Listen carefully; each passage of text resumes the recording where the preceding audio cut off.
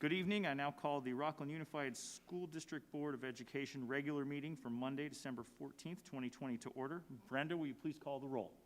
Julie Hupp. Rick Miller. Rochelle Price. Here. Tiffany Sathoff. Derek Counter. Here. And then, are any public comments regarding closed session items? No, seeing no. The board will now adjourn to closed session regarding the items listed on the agenda. The board will resume open session at 6:30 p.m.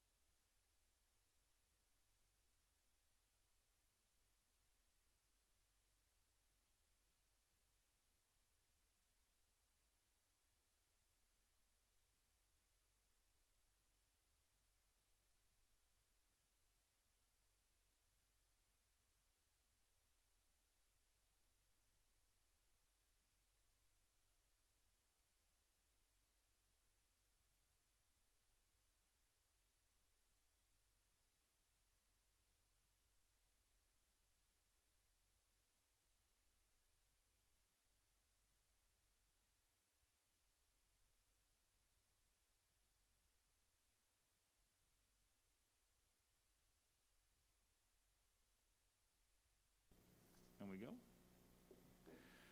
So good evening. The meeting is now reconvened to open session. The board previously met for closed session. We want to remind the public watching and this meeting is being held pursuant to procedures established in Executive Order N-2920, issued by California Governor Gavin Newsom on March 17th, 2020, in response to COVID-19. The public may view the meeting through RUSD's YouTube channel live stream and provide public comment through the links on the RUSD website as well as the board agenda under item 2.1. Per board bylaw 9323, the meeting procedures and allow the community opportunity to participate in the meeting and hear board discussion, deliberations, and the voting on items. Verbal public comments during the virtual meetings will be limited to 10 people and 3 minutes each, or roughly 30 minutes total comments on one agenda item. This will allow the public a chance to hear the board discussions and the vote at a reasonable time. Please allow all written public comments submitted to be read silently during the meeting by the board. We'll do that. So no action was taken by the board in closed session.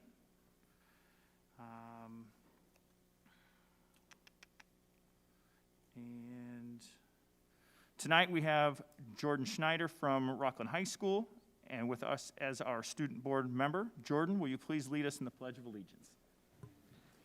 Could everyone please rise for the pledge? Salute, pledge. I pledge allegiance To the flag of the United States of America and to the republic for which it stands, one nation, under God, indivisible, with liberty and justice for all. Thank you.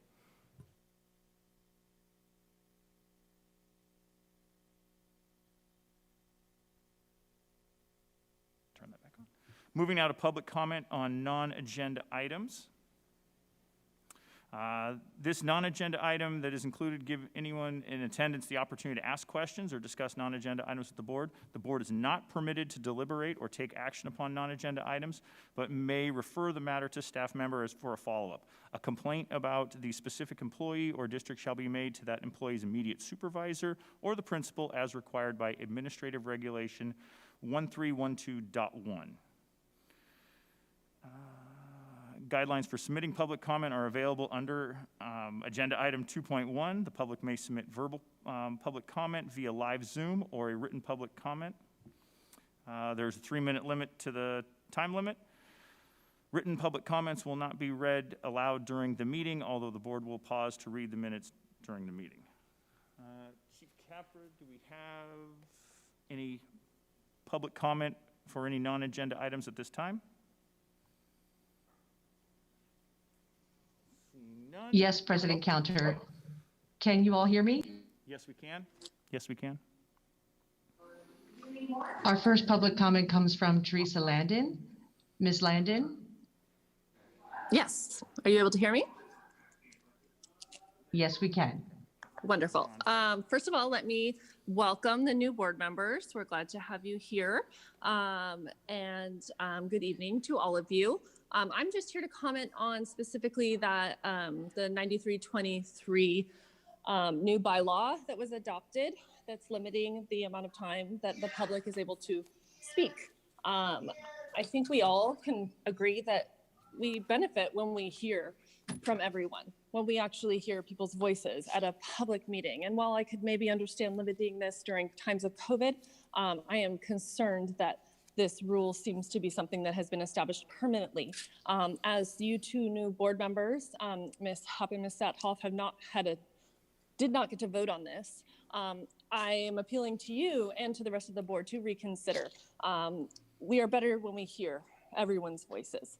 We are better when we are able to really listen and connect to people, not just read words on a page. So that's the first thing I wanted to bring up. The second one is just related to RVC. My kids are in that option, and I know you're making decisions tonight. I chose RVC because I didn't want to have disruption to my kids' education. So I hope that you realize that RVC parents come from that perspective of that's part of why we chose our course for the year, and that whatever decisions you make tonight, you make sure that they are not going to cause disruption to these groups of families that have really chosen to not want to have different teachers and things shift for them. And then last but not least, I just hope that you could consider that K-6 is very, very different than middle school and high school. And as you contemplate the different things that are brought before you tonight, I really, really hope that you would maybe not use a one-size-fits-all approach. We shouldn't use that in education because of developmental differences, because of different needs academically and socially. And when we're considering different things that are later on the agenda, I would really hope that maybe you try and get creative and, you know, try and maybe tackle different age groups with different solutions. That is all. Thank you so much.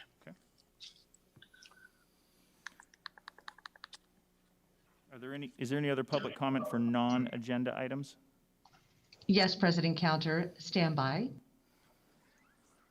Hello. Thank you. Go ahead. Yes, we can hear you. As a student of one of the schools within Rocklin Unified School District, I've noticed that some of the procedures taken during day-to-day school life hasn't been really noticed and acknowledged, and I wanted to speak on how bad it is.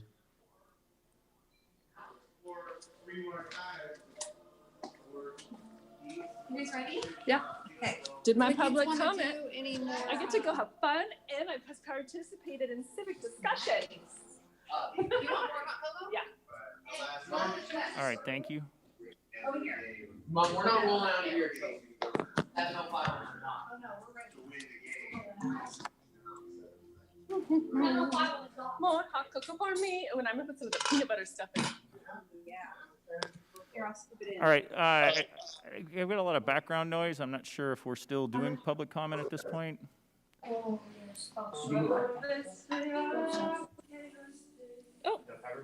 they can hear me talking.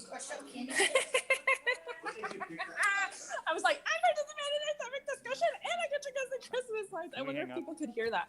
That would be really, really funny. Because then it's the host's fault for not muting me. Excuse me. We all can hear I'm you. still We're on? hoping, yes, you are. And we're hoping possible? you can mute I'm yourself. muted. We're trying. I'm going to see Christmas lights. And it's going to be so fun. Do it.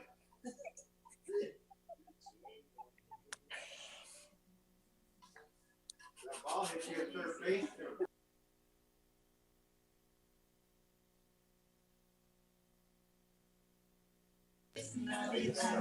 Prospero año y felicidad.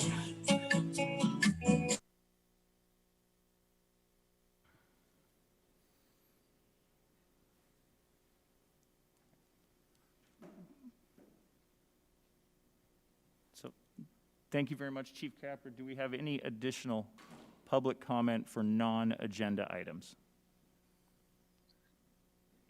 We have one more. Casey Corliss, you had yourself identified for this item. Would you still like to speak? Yes, please. I would like to speak. Like the last caller was discussing, the limitation on public comment to 10 individuals this evening seems unconscionable, considering that you have a historic precedent of allowing open public comment without limit for many, many, many years. It is my understanding that this bylaw has been on the books for a couple years, but it has never been enforced, to my knowledge, other than recently following our last board meeting in September that went very long on this same agenda item. You have now chosen to limit the duration and number of people that get to speak. And I urge you to reconsider that. I agree there is value in hearing what people have to say, hearing the emotions, hearing the rationale, and I doubt your ability to understand that by simply reading your spreadsheet of Google documents by God knows how many people, concerned citizens. Concerned citizens have a right to be heard at the meeting, and limiting the comment does not do that. So I urge you to reconsider that. All right, thank you, Casey. Chief Capper, do we have any more public comment on non-agenda items?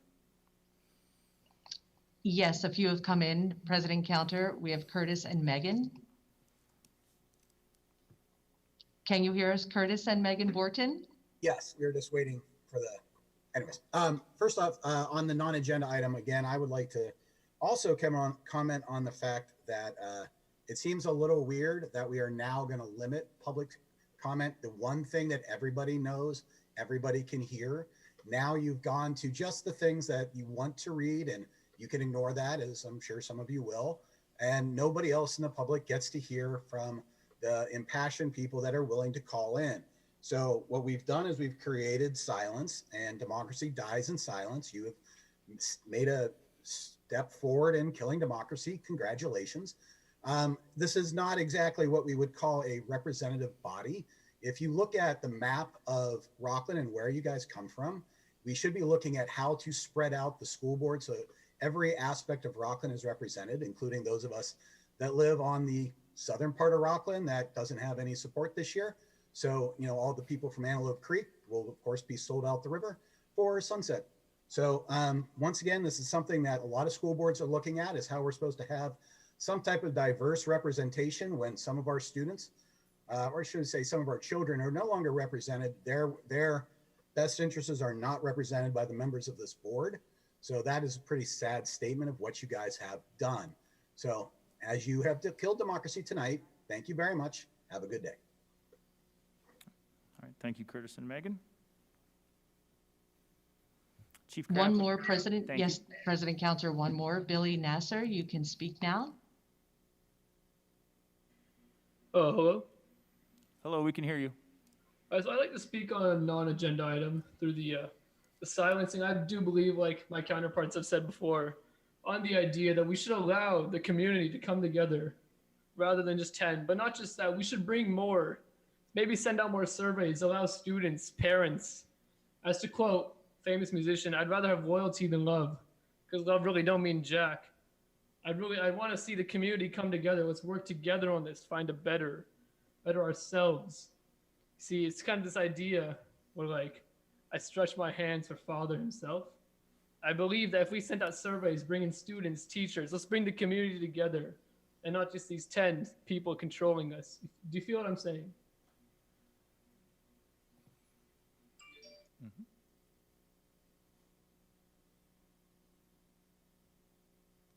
All right. Thank you. President Counselor, we have no more public comment. All right. Seeing that we have no more comment.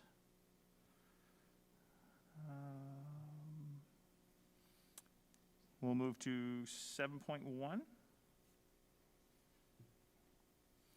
Moving to our employee organizations report, Travis Moget, the RTPA president, joins us. Oh, excellent. He's here and not on Zoom. It has you on Zoom here, so thank you very much, Travis.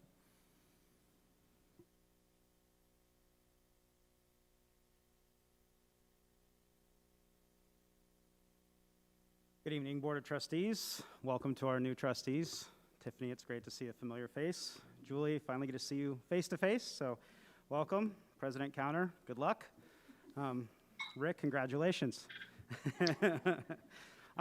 So obviously there's a big discussion, big decision, and lots to be shared tonight. I do want to start off with echoing the same comments and concern from the community about limiting public comment, and I fully understand why that policy is in place, and in past context, why it was helpful. If I remember right, and I might misquote you, Rick, but I apologize. But when we discussed that change of policy at a recent meeting, it was really trying to help the community be more literally awake when those decisions and your dialogue was happening after public comment. Truly appreciate that, but I think there's been a loud enough concern about the lack of the ability to voice their comments through our community tonight. So I hope that we can reconsider removing that or extending it. I don't know if we can get to everybody. Just looking in the comments already, there's well over 100 just in the written stuff. So I think we've all planned for a long meeting no matter what. But I think we owe it to ourselves and to our community so I'm going to ask on behalf of them, myself, anybody that's reached out to me, as well as I'm sure many of you guys throughout the day, to hopefully extend that. But back on topic, I come to you tonight with a lot of concern, a lot of anxiety, a lot of worry, fear, excitement, kind of literally every emotion under the sun. Before I kind of dive into things locally, though, I've asked one of our CTA board members, Mike Patterson. He's one of our state board members for CTA. And Mike specifically oversees our area here in Placer County, as well as many others throughout the state. So I asked Mike to join us via Zoom tonight so he can share a little different perspective. Mike has a great handle on that 30,000-foot view. When we really think about our decisions here, and a lot of times we look at them like we should from that 10,000 or even that 10-foot view. But I think Mike's perspective can help all of us look at what isn't working, and what we can do to learn from those successes and failures around the state, and specifically even just around our immediate local area. So, Mike, can you hear us? Are you with us yet? I believe I am. Can you hear me? Yeah, I can, Mike. I'm going to turn things over to you for the next few minutes. All right. Well, Travis, thank you for the introduction. And I just want to thank everybody for all of their time and effort they're putting in for students around the state, but particularly tonight. They're in Rocklin. I would be remiss if I didn't congratulate one of my state council members from District D, Julie Huff, on her election to the school board. So it's good to see you virtually, Julie. So I have been spending a lot of time either speaking at school board meetings in Placer County or sending in written comments that are probably being read right now at other school board meetings. Your teachers are scared. Your students are scared. Many members of the community are scared. As we see these COVID numbers just explode in a lot of the counties that I represent 23 counties in Northern California, about 17,000 CTA members. Nowhere are they exploding like they are in Placer County.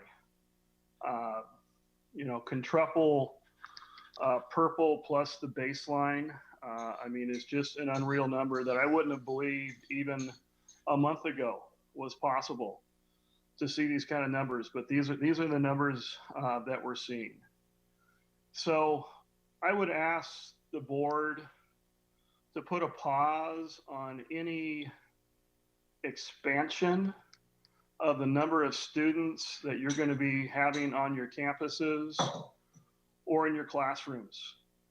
It is not safe to even consider expanding the number of contacts that my CTA members have, your teachers have with students.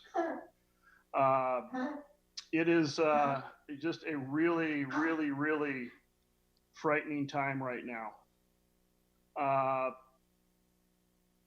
When we look at the numbers in Placer County, and we all know what the numbers are. And then I talk to school leaders from other parts of the state. They're in disbelief when I tell them that I am speaking at several Placer County school board meetings this week because I have school districts and school boards that are considering expanding the current school situations for schools that are reopened. Other places in the state just can't believe that that is actually happening when we need to do everything we can to keep our students and our community safe. And so I know that it's really easy when you're surrounded by other boards that are looking at taking the same action to think, well, that's maybe the right action to take, and we want to be first, we want to lead the way. But as school board members, your number one responsibility is to protect the students of your school district and your school employees. And if you expand the number of students that are on campus, the number of contacts that your teachers have, you are putting their lives at risk. And I urge you not to do that. COVID is real. Children do transmit COVID. It's true that children are less likely to become, terminally ill than adults are, but it's real, and we need to do everything we can to make sure that school districts and schools are following the state guidelines, and we're keeping our 6 feet social distancing, we're keeping our masking protocols, we're keeping the hand sanitation, we're doing the contact tracing, We're doing the checks before students and staff come to school. As school board members, you have to make sure all of that is happening. And COVID is transmitted in schools. I know that some people are saying it is not. I teach in El Dorado County. I probably should have told you who I am. I'm been teaching auto shop at South Tahoe High School for the last 33 years, and I'm lucky enough to currently still have that job, but be serving on the board of directors for the California Teachers Association. And Nancy Williams, the public health officer in El Dorado County, said there are at least 6 confirmed cases of school transmission of COVID in El Dorado County. And so people are getting sick because they're being exposed at schools. So please don't think that they're not. We all know that the current hybrid model that we're under is less than ideal for teaching and learning. I mean, there's nobody probably listening to this meeting that, thinks that this is a great model for delivering instruction for students to learn. But our decision really needs to be, is it safe to expand what you're doing? And I would argue that it is absolutely not safe. And as board members, your number one responsibility is the safety of your students and your staff. We had a terrible situation here recently, and you probably all heard about it, but in Woodville and Tulare County, one of our CTA members had a meeting with another member, just came by right before Thanksgiving break to say hello. The next day, that CTA member had COVID symptoms. 10 days later, he died. The member he went and visited is now COVID positive and very ill. It is not safe to return to school or be on campuses right now. The position of the California Teachers Association has always been, since COVID started, we should return to school when it is safe and not before it's safe. And when you're in the purple tier and your county's under a stay-at-home order and you're 5 times the numbers of the purple tier, it is not safe. And Travis and I are not asking you to go back to distance learning tonight. We know that is not something the district is interested in doing. What we are asking you is not to go to, I think it's phase 4 under your plan, and bring more students on campus and put more students in teachers' classrooms and increase the number of contacts our teachers have with the students. I know it's not an easy decision. I know that in your area, you're probably getting lots of pressure from parents that want their kids back in school. We want their kids back in school too. We just want them back in school when it's safe, and it is not safe right now. And with that, I'll turn it back over to Travis, and I'll stay on. I don't know if there's a opportunity for board members to ask questions, but if there is, and that's appropriate, I would welcome any questions anybody might have. Thank you. Thanks, Mike. So Mike hit the nail on the head. I'm not going to sit here and ask and try to paint the picture of we should all jump back to distance learning. Well, I think that is probably a great option. I don't think that's fair to ask of you guys as board members. I know that as teachers, that's not a majority request or decision. And realistically, that's too much change for students right now. As much as all of the change we're considering with 5 days a week, I think jumping back to distance learning is also change not in the right direction. Just want to share some numbers with you, and I really appreciate the caller. It was one of our last callers there in the general public comment. Mentioned just including more in the conversation, more voices, more opinions, more input, something I think we can always continue to work on and get better at.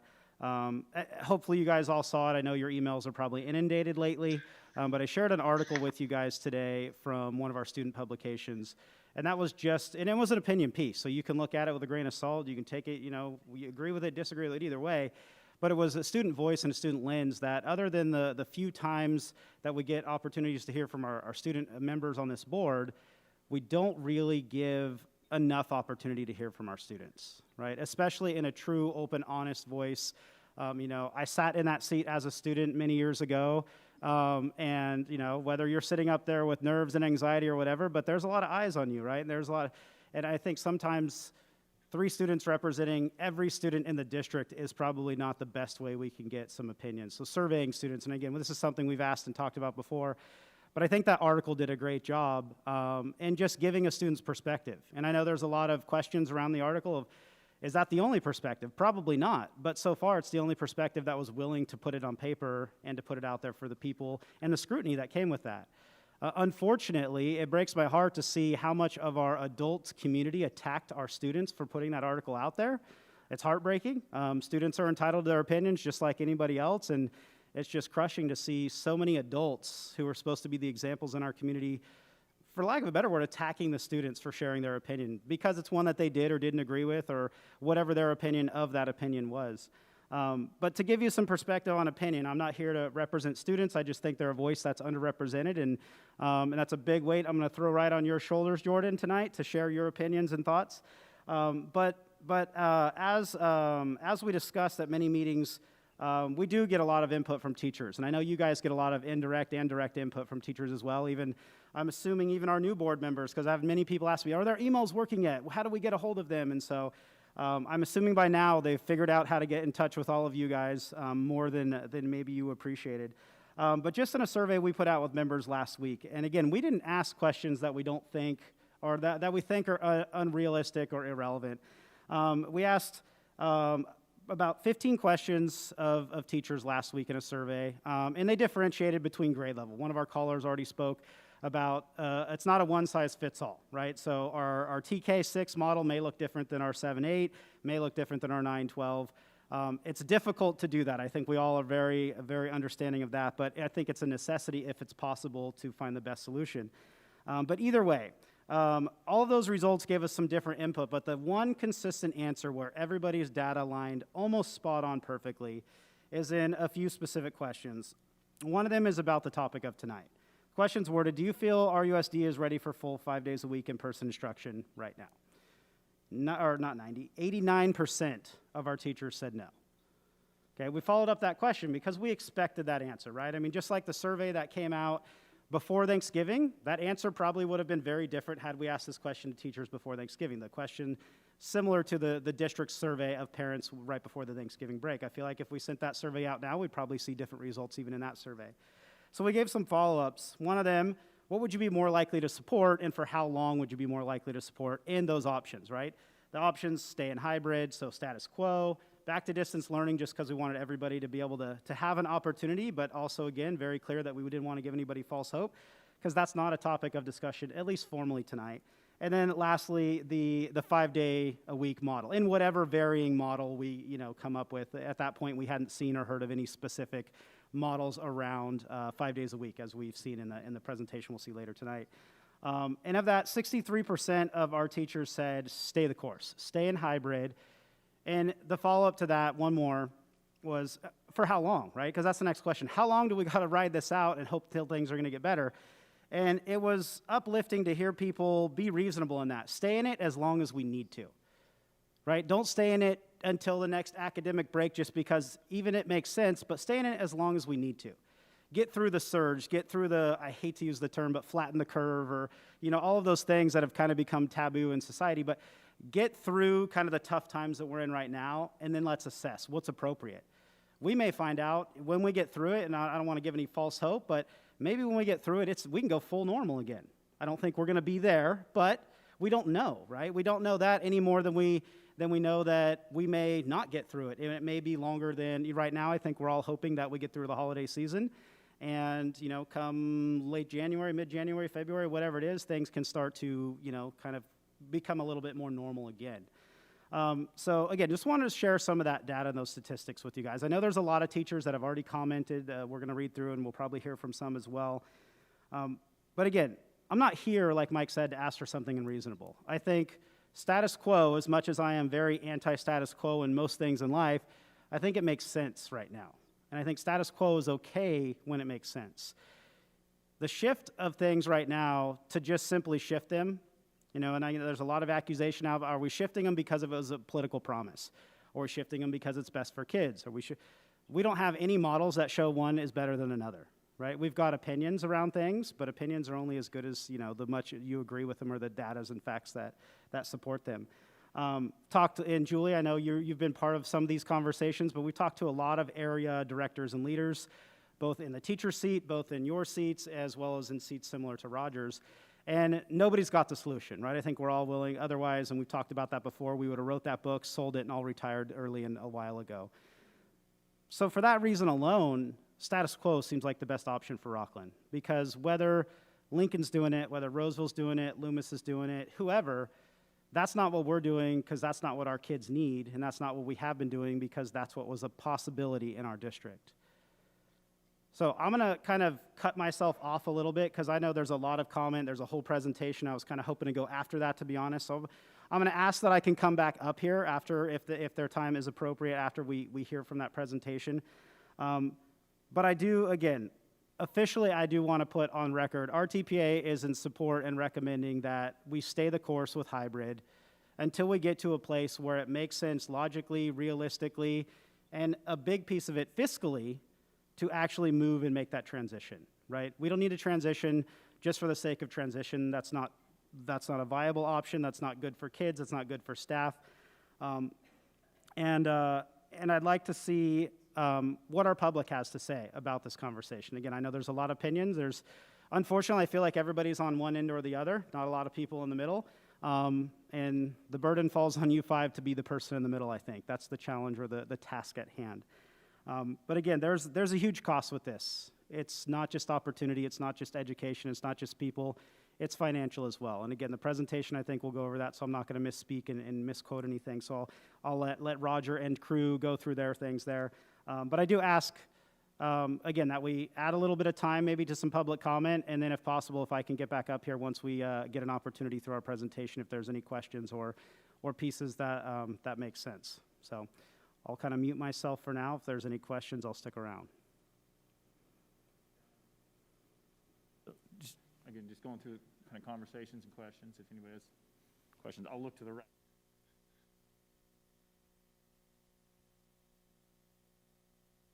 Actually, Travis, I'm glad that you're talking about all these things. It's really important. I'm glad to hear the teacher's perspective in Rocklin.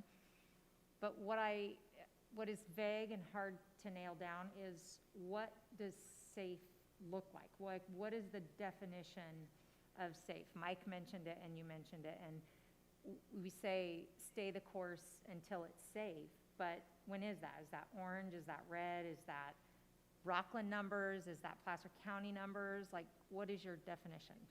So I hate to reference the colored tiered system just because I'm fearful that it will be around when we actually get to that point. But for lack of that's the data we have right now, I think that's a great starting point. And Julie, I don't mean to throw you under the bus, but I know you guys have great language in Loomis that specifically ties to kind of what your benchmarks of safe look like. We're more than willing to, and I say we are TPA, to look at that path of how do we define safe and what does that look like. The concern is until we get there, though, our conversations around safety right now have had to unfortunately come in the form of many grievances, even some, and we talked about it before you board members joined us, an unfair labor practice filing. And that's because teachers and protocols are not following, at least in a consistent, safe manner, are not following the MOU and the agreement we have now.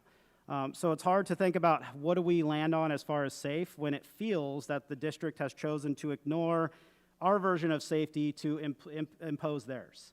So I would love to see some metrics that are tangible. I think for the starters, Rocklin is leading the way in COVID numbers, and that's not a good thing. So I think seeing our numbers stabilize and drop down. To give you perspective, if you haven't seen the numbers, recently posted, we had 17 staff and 35 students report positive COVID just last week. Just last week. We know of districts that shut down when like 7 kids in their entire district tested positive. Right? And I know there's a lot of conversation and comments around this isn't happening in school, but it's happening in our school because those 17 cases match up And maybe it's not a direct correlation, but we had 49 staff members and 321 kids excluded because of exposure last week. I know of at least over 100 of those that were tied to one case at one campus. One staff member took out 109 students because of exposure at one site. That's not safe. So until we can get that under control, I think we need to keep revisiting this conversation and find out what it's going to do to stay safe and then hopefully build on safety to move into a more or less restrictive model. Okay, so on that note, and actually that's where I was going with this, if one staff member has a positive test and takes out all of those people, then that would lead to one staff member means not safe. And I'm wondering, when do we say this, it's going to happen sometimes, and when do we say one staff member means not safe? Do you see what I'm saying? Sure. I don't have an answer because I don't know the specifics of, I don't know what the staff member was doing would be deemed safe or unsafe according to our protocols. My understanding is nobody was doing anything that was outside of those protocols. It was, and I don't want to quote him, but somebody sitting behind me in the room, it was the perfect storm. But, you know, it is what it is because, again, that still took out many people that are now forced into some sort of distance learning or whatever substitute, whatever the situation is. I genuinely appreciate the district has really made an effort to allow teachers that are home and willing and able to continue teaching with their students, even if that means having a sub in the room just to be an adult legal body while students are in there doing distance learning. I think that's a huge step in the right direction, something we wanted a while ago, and I think fortunately / unfortunately, the shortage of subs forced that to become more of a reality, as well as the reality that distance or not, your teacher is better than a substitute teacher teaching that lesson. Rick, and I know you've been out there, so you've right. And no offense to you, but I think you yourself would be willing to admit that the teacher that is assigned to that classroom is highly qualified in a way that you just, as much as you want to be, can't be. Thank you. Mm-hmm. I have a question for point of clarification. Travis, thank you. Thank you for making yourself available to allow us to really collaborate and really ask each other questions. I think this is helpful. It's helpful for me. Just for a point of clarification that people might be wondering, when we say 109 students are taken out, that's because of our quarantine protocols. Is that correct? Yes and no. So yes, the other piece is the sub piece. There are elements where students, we have another site, a kinder situation, and it was a sub shortage that took, and takeout's probably the wrong word. That's not very. Okay. No, and I'm truly trying to understand because I want to make sure that we're looking at this real data.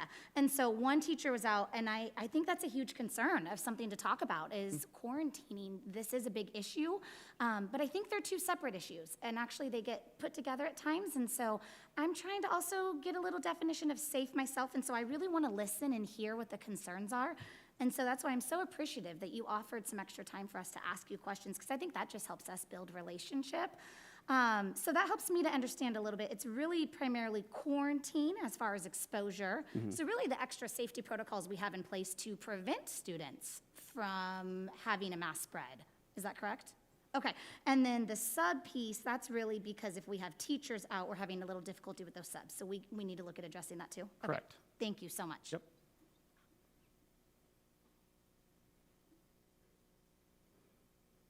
That was my question. You still going? Oh, that was my question. Yeah. So thank you, Travis. Thanks for the feedback. I can, I think, without belaboring the point, I think the challenge for every one of us up here, and I think everyone in the general Rocklin community, is when, right? So without, and I think the public, yourself, teachers, administrators, we're all looking at, somebody needs to have a definitive answer of when. So is it a date in time? Is it a color code on a scale? Is it a metric that you can tie to cases or positivity or something like that? And that is always the challenge. And I know from a public standpoint, in general, it's easy to say, hey, I want everyone to be safe. I think everyone across the board wants everyone to be safe. I don't think anybody is looking to cause danger or harm anywhere. The challenge for us up here is to come up with that answer to when, and having something definitive, because I want to have a, logical, you had realistic. I mean, those are all subjective type things. I mean, at some point, is it a date and time? And you threw out a couple things, hey, is it mid-January? Is it mid-February? Is it late August? I'm just picking dates and times. I do know, and I think, and I don't want to cut into Superintendent Stock's presentation, whatever decision we make tonight something that will go into effect in mid-January. So whatever we're doing right now is not tomorrow when Ryan Miller shows up to school tomorrow, it doesn't change. So whatever we're talking about, we're still going to be in the hybrid scenario at least through mid-January. What we're talking about tonight is making a decision for mid-January and beyond. So, and again, as we all know with COVID, data and things and codes and whatever change on a daily basis. I'm sure, like you said, having this conversation before November or having it back in a Halloween timeframe, numbers and data were different than they are now, right? And no one knows, and if somebody does, please tell me, but nobody knows what the numbers and the case rates and the positivity and whatever is going to be next week and the week after and the week after, and essentially the 5 weeks between now and that mid-January timeframe. So I love the conversation, and I encourage having that conversation. I think for everyone, it's really just getting to a when, not a, and specifically. So is it a metric for you from an RTPA standpoint, or from a teacher standpoint? Is it a color code metric? Is it a data point on a graph? Or is it truly a date and time that we can say, hey, at this point, I'm going to be more comfortable? And that's, I'm looking at you, and I'm hoping you have something that you want to add to that. But yeah, that's where we're actually, all looking. I have, again, back to that survey, I have some, I'd say yes to all three. So, and it was almost split down the middle on these, is it a metric? And we use the term COVID surge, so let's, go back to the color tiered, or the biggest piece with the when was what we heard was when, we can't say when because of a lot of factors, and if we want to put an arbitrary date on it, it's probably going to be one that's more cautious than more risky. At the same time, we can say when not to. Right now, we're in a stay-at-home order. As Mike said, we're in purple 6 times over, 5 times over. Now is not the time. And again, I know we're not talking about a decision that's changing tomorrow, but by the time we get to a holiday break, by the time we see the impact of that holiday vacation time, as we were now seeing from Thanksgiving, the decision will be going into effect, that mid-January date. So if I were to give you what our members and what our TPAs, it's the academic break. I don't think anybody wants to wait. I think the next academic break is March-ish. I think the elementary and secondary ones actually line up around late February, early March. But again, that's the textbook answer of like, if we need to put a definitive date on it, that's the date. But I think we had the same conversation back in the early fall when we were talking about coming back into any version of in-person, right? Was it going to be a date? Was it? And I think there's some advantage of waiting. First of all, now we have a target, right? We have that deadline. As humans, we're all guilty of, until we get a deadline, we're going to maybe not put the effort in as much as we should or need to. But at the same time, and I understand this is the balance, is that if we say March, there's going to be a lot of people that hope, right, and that promise of kind of just deflated, right? Whether it's students, whether it's teachers, because just like our staff, just like our students, just like our community, our teachers are all over the place on the spectrum as well, right?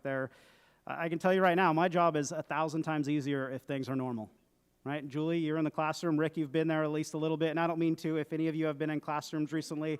Rick's the only one I know confirmation-wise, and Julie, but, we all want to be there, but the feeling right now of making a decision, even though it's not going to happen in January, it feels like it's happening tomorrow. And it just feels like such a big decision with such an impact and potentially such a negative outcome. And again, I have to look at things from a more risk-adverse standpoint, just seems irresponsible. I would love to say, let's just hit the pause button. We'll come back, the week after the holiday break. Let's have this conversation and let's see what the numbers truly did while we're in the stay-at-home order, while we're coming off the surge of Thanksgiving, and do we see another surge from the winter break holidays, or do we not? You know, I would love to come back and be like, wow, okay, Thanksgiving, we learned our lesson. People shut it down over those 2 weeks of the winter break, and, you know, and here we are, and things have trended in the right direction. But it's hard to give a definitive answer on that other than saying it's not right now and it's not anytime soon, because every day the numbers just seem to continually go in the wrong direction, right? I think the county reported it was over 300 over 600 new cases since Friday. Now, mind you, there's a couple days in there. It's not one day to the next. There's the weekend and things. But that's still a number that we can't just ignore and overlook, right? Last weekend, the number over the weekend was over 1,000. So we're moving in the right direction. But as those numbers have surged over the last week or so, right, that's what's forced us into this stay-at-home order, this ICU and the hospitalization. We have you know, people that have reached out to us, medical experts, people that are working in our hospitals, and straight up advice is like, don't get sick, don't need the hospital right now, because it's not a good place to be. There's not a lot of resources, right? And it's scary to hear that, because it seems to be the people that aren't the ones that are on the data points that, oh, of course, Rick Miller's unhealthy, he's older, he should be in the hospital. It made sense, he statistically should be there, but it seems more and more we're hearing it's the anomalies, right? It's the Derek Counters that are younger and fit, and it's a total hypothetical, by the way, okay? But it's you know, it's that random anomaly, right? And how many times do we hear that, you know, somebody brought COVID into the house, the whole household was unaffected? Other times, nobody knows who brought it to the house, but everybody's laid up in bed, right? There's so many unanswered and science pieces that none of us are probably ever going to understand. But until we can get a grasp on what that looks like and how we're going to impact it, it just doesn't seem like a responsible or reasonable idea to put more people together in one setting. Because that's one thing we do know. We know that masks work, right? Whether they're as effective as we want them to be or not, but take the human error out. If we wear our masks appropriately, things get better. If we keep ourselves in a reasonable distance from each other, things don't get worse, right? Whether we want to agree that that's better or not, they at least don't get worse. How do we bring everybody together and still keep those things in place, right? I don't think masks are, I know there's a lot of concern, masks are not going away. In whatever model we're looking at right now. So I think the community should be comfortable knowing that. That's a state mandate that we can't change if we want to. But everything else that says the more you get together, the more you get together, the more you get together, the worse it's going to be. And we're talking about doing that in our schools. So again, the metric to me, if we need to put academic data is what our members said. I think it makes sense for students. For families, I don't think any of this makes sense, because this is the impossible situation for every family. And for scientific data and measures, I think we have to look at things like our stay-at-home order, when that expires, and kind of the metrics around that, or if we want to fall back to that tiered system, which is going to be a little bit more specific, at least to our county, where the regional pieces may be a little bit bigger of a spectrum. Oh, yeah, sorry, go ahead. No, do you have another one? Okay. Yeah. Yeah. Thank you. I'm just curious, in your survey, did you guys ask how we can better support and address students' needs on asynchronous days? Not in this survey. We covered that in the survey a while ago. And it's the constant answer is it's a work in progress, right? Because literally every situation is Rochelle specific, Derek specific, Rick specific. And making ourselves more available to students, and that more available means literally like every creative solution you can come up with that on the table, as far as what works in your classroom won't work in mine.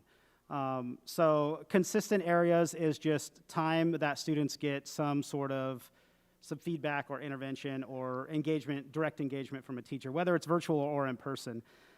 So that's been the most consistent piece there is. But as ironic or counterproductive as it is, it's probably 50-50 of people that are like, mine's working. My kids are engaged, you know, my classroom, my subject, my whatever. The most consistent piece that I think our survey, as well as the district, that work group that worked together and survey around that showed, was that student motivation is the biggest challenge, right? How do I get Travis Mojet to get on the computer, to get his work done when he's at home and mom and dad are at work, right? That challenge is going to vary based off the age of the household, right, and many dynamics that are completely out of the control of the school district. But so there's no perfect answer for that. I think we've seen, we've looked at models around the area of, I know there's been interest from the board from day one about adding cameras and live Zoom things to the room. Keep in mind, we're doing that. And Ryan, and I'm going to throw Ryan under the bus as he's sitting back there and probably stressing enough about this meeting as it is, but he's done a great job with a lot of piloting programs and technology in our classrooms and really enabling people that want to do that live Zooming or trying different things, right? One of those many things in the spectrum. But I don't know that, and again, this is just because I haven't heard, I don't know that we've seen like, oh, that fixed it. Check, like apply that everywhere and it worked everywhere. I don't think that's the case. I think that application might be a little bit more like, yes, that worked in high school. Maybe it helped in middle school, probably not in elementary, right? And vice versa. So I don't know what the solution is there, but I know that adding more to the classroom and taking away prep time, which some of these schedules that we're going to see tonight potentially do, or planning or work time with that, is not going to move in the right direction of helping with that asynchronous. Because all the models, the way I understand them, don't eliminate the asynchronous time, right? Some of them take it from calling it asynchronous to calling it homework, but nonetheless, there's still thought and lesson planning and things that need to go into that time at home. So I don't have the perfect solution. Again, business model, open up a private tutoring thing, find a way to charge, but make it free to parents, and there you go, you've made your millions, so. If only, right? Yeah. Yeah, I continue to just reiterate my concern for our asynchronous learning.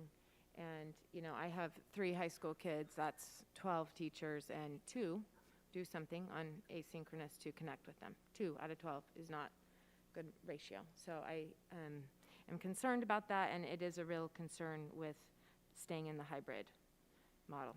So I was just curious, thank you. Yeah, and that one area where we have the same concern is if we move to a 5-day model, and then we have to exclude more kids because of that, right? So more kids are exposed, and the asynchronous problem's still there, it's just potentially more impacted. And whether we fix it in hybrid or we fix it in 5-day or, I don't want to, it sounds like it's broken, but we improve our work to find better solutions there. I think it's a challenge. No matter what model we're in, we got to keep working to address. Yeah.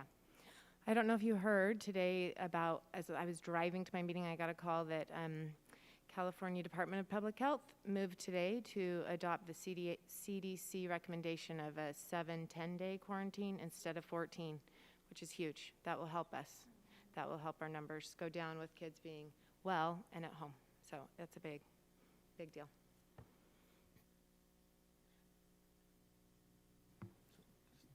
Looking again, and again, and thank you, Travis. I think, just to reiterate, the asynchronous, the time in which a kid is not in class and physically in Mr. Mojet's class interacting with you is always going to be a challenge. It's great to hear that we went, hopefully, from all that, we can incorporate that here. We can reduce the amount of time that kids are away so that they can have the true interaction with the teachers, which I think everyone wants. It is always going to be a challenge figuring out the when, and I appreciate the feedback on having the academic break or something. So at least I think it's a definitive date in time that we can all look at, and I think that's nice.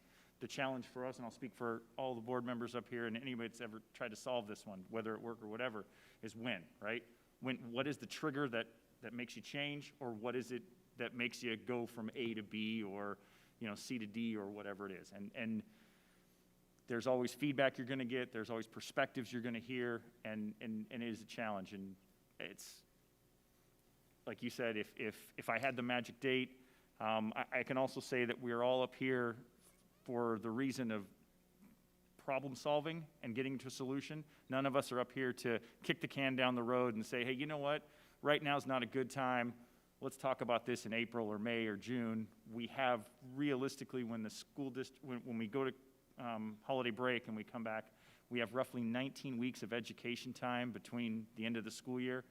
And I know, as you know, most of those kids, whether it be at Whitney or at Rocklin High School, and Justin down there, you've only got so much time left in your school year. So the longer it takes for us to get to a traditional school experience for kids, the longer that's the more the time that they lose. So anything faster is better, knowing that you're trying to balance out all the different parameters of COVID and all the different stuff associated with it. So Thank you very much, Travis. And again, just for everyone's consensus or everyone's knowledge, the reason why we invite Travis, the reason why you're on the meeting is to have, and on the agenda, is to have these kind of conversations. And I think all of us love to have the back and forth, the feedback, the talk, because that's where more heads, as Roger said multiple times, you get more people around a problem, you get more people with a solution mindset, the better the outcome will always be. So thank you very much for your time, Travis. Yep. We now welcome Chuck Haddix, CSEA President via Zoom for the CSEA report. So welcome, Chuck. Good evening, President Counter. Can you hear me? Yes, we can, Chuck. Thank you. Thank you, sir. President Counter, Board of Trustees, and Superintendent Stock, good evening and happy holidays to you all. First off, I'd like to give a shout out to member Roy Van Kempen for completing his Union Stewart 3 classes. So congratulations, Roy. That's great that you did that. The classified members and myself don't believe that we are or will be ready for a full opening until we get a few more people hired in key departments like transportation, custodial, nutrition, office aides, and some more subs. But what makes sense is if we keep running in the hybrid model that we are currently in now, it's working. Members are worried that if we jump in too soon after the holidays, there's going to be a lot of people catching COVID. We've still been seeing positive cases popping up at our sites, and we are also still in the purple tier. If we open up to a full opening, we could have the possibility of being shut down. And it wouldn't be a question of if and when. When growing up, I was always taught, if it's not broke, don't fix it. Even though we can all see the effects of the system being broke due to COVID, we're making it work. So the members of Chapter 773 say, keep it running in the hybrid model that we're in now. It's working. Please don't try to fix it yet. Then on the news tonight, it was said that teachers would be getting in the group 1B is what they described it as, to get the vaccinations. But it didn't say anything about when or if this was going to happen. I didn't hear anything on the school's custodians, bus drivers, nutrition workers, office aides, or any other classified staff, just teachers. So even though we're all right in the middle of being at the center of this, we don't feel like we're all being thought of equally. We shouldn't be in such a rush to open up to a full opening. It would be wise to see how well this new vaccination is going to be before we take that next step away from the hybrid and into a full opening. So we're taking steps forward, not backwards.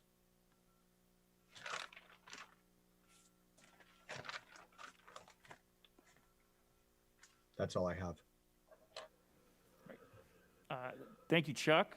I'll just look down if we have any comments for Chuck or CSEA. I have a question. Actually, it's not Chuck. It's good to talk to you. It's actually not for you. It's for Roger, based on what Chuck said. It's a really good point I hadn't thought of. At one point, we haven't talked at all about vaccines, and I don't know the order that they're coming out, but it would be nice at one point when we have definitivity around it to have a briefing on how that works, and specifically Chuck's point around when we say educators, do we mean bus drivers and cafeteria workers and janitors and all of our educators? Do we just mean class? Do we mean special ed? Do we mean, I'm going to say speech pathologists, just as an example? So what are those? It'll be great to hear that as soon as we know. Great. Thanks, Chuck. Yeah, we'll bring that back when we have that information, but we do consider all of our employees as frontline workers. No, I know we do, but right. it doesn't really matter what we think. It matters what the state thinks. Absolutely. Yeah, So we'll bring that back when we have it. Thanks. And in the same regard, just as a follow-up question, is that the state that is dictating priority level? That's my understanding. My understanding is the CDC makes recommendations, but ultimately the state makes the decision on priority So level that's for us. Correct. Gavin Newsom and that, okay. EDP, California Department of Public Health. Okay, thank you.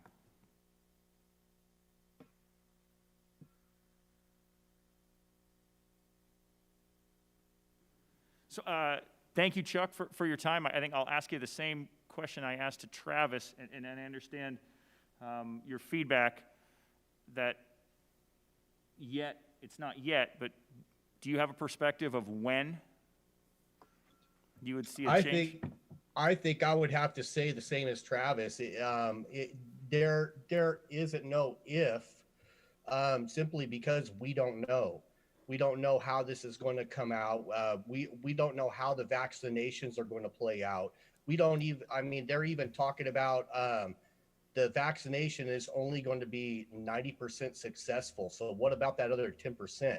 And what about people getting allergic reactions to the vaccinations? That's also a big question too. So, I mean, this is all something new that with the vaccinations coming out, and we're basically guinea pigs on this.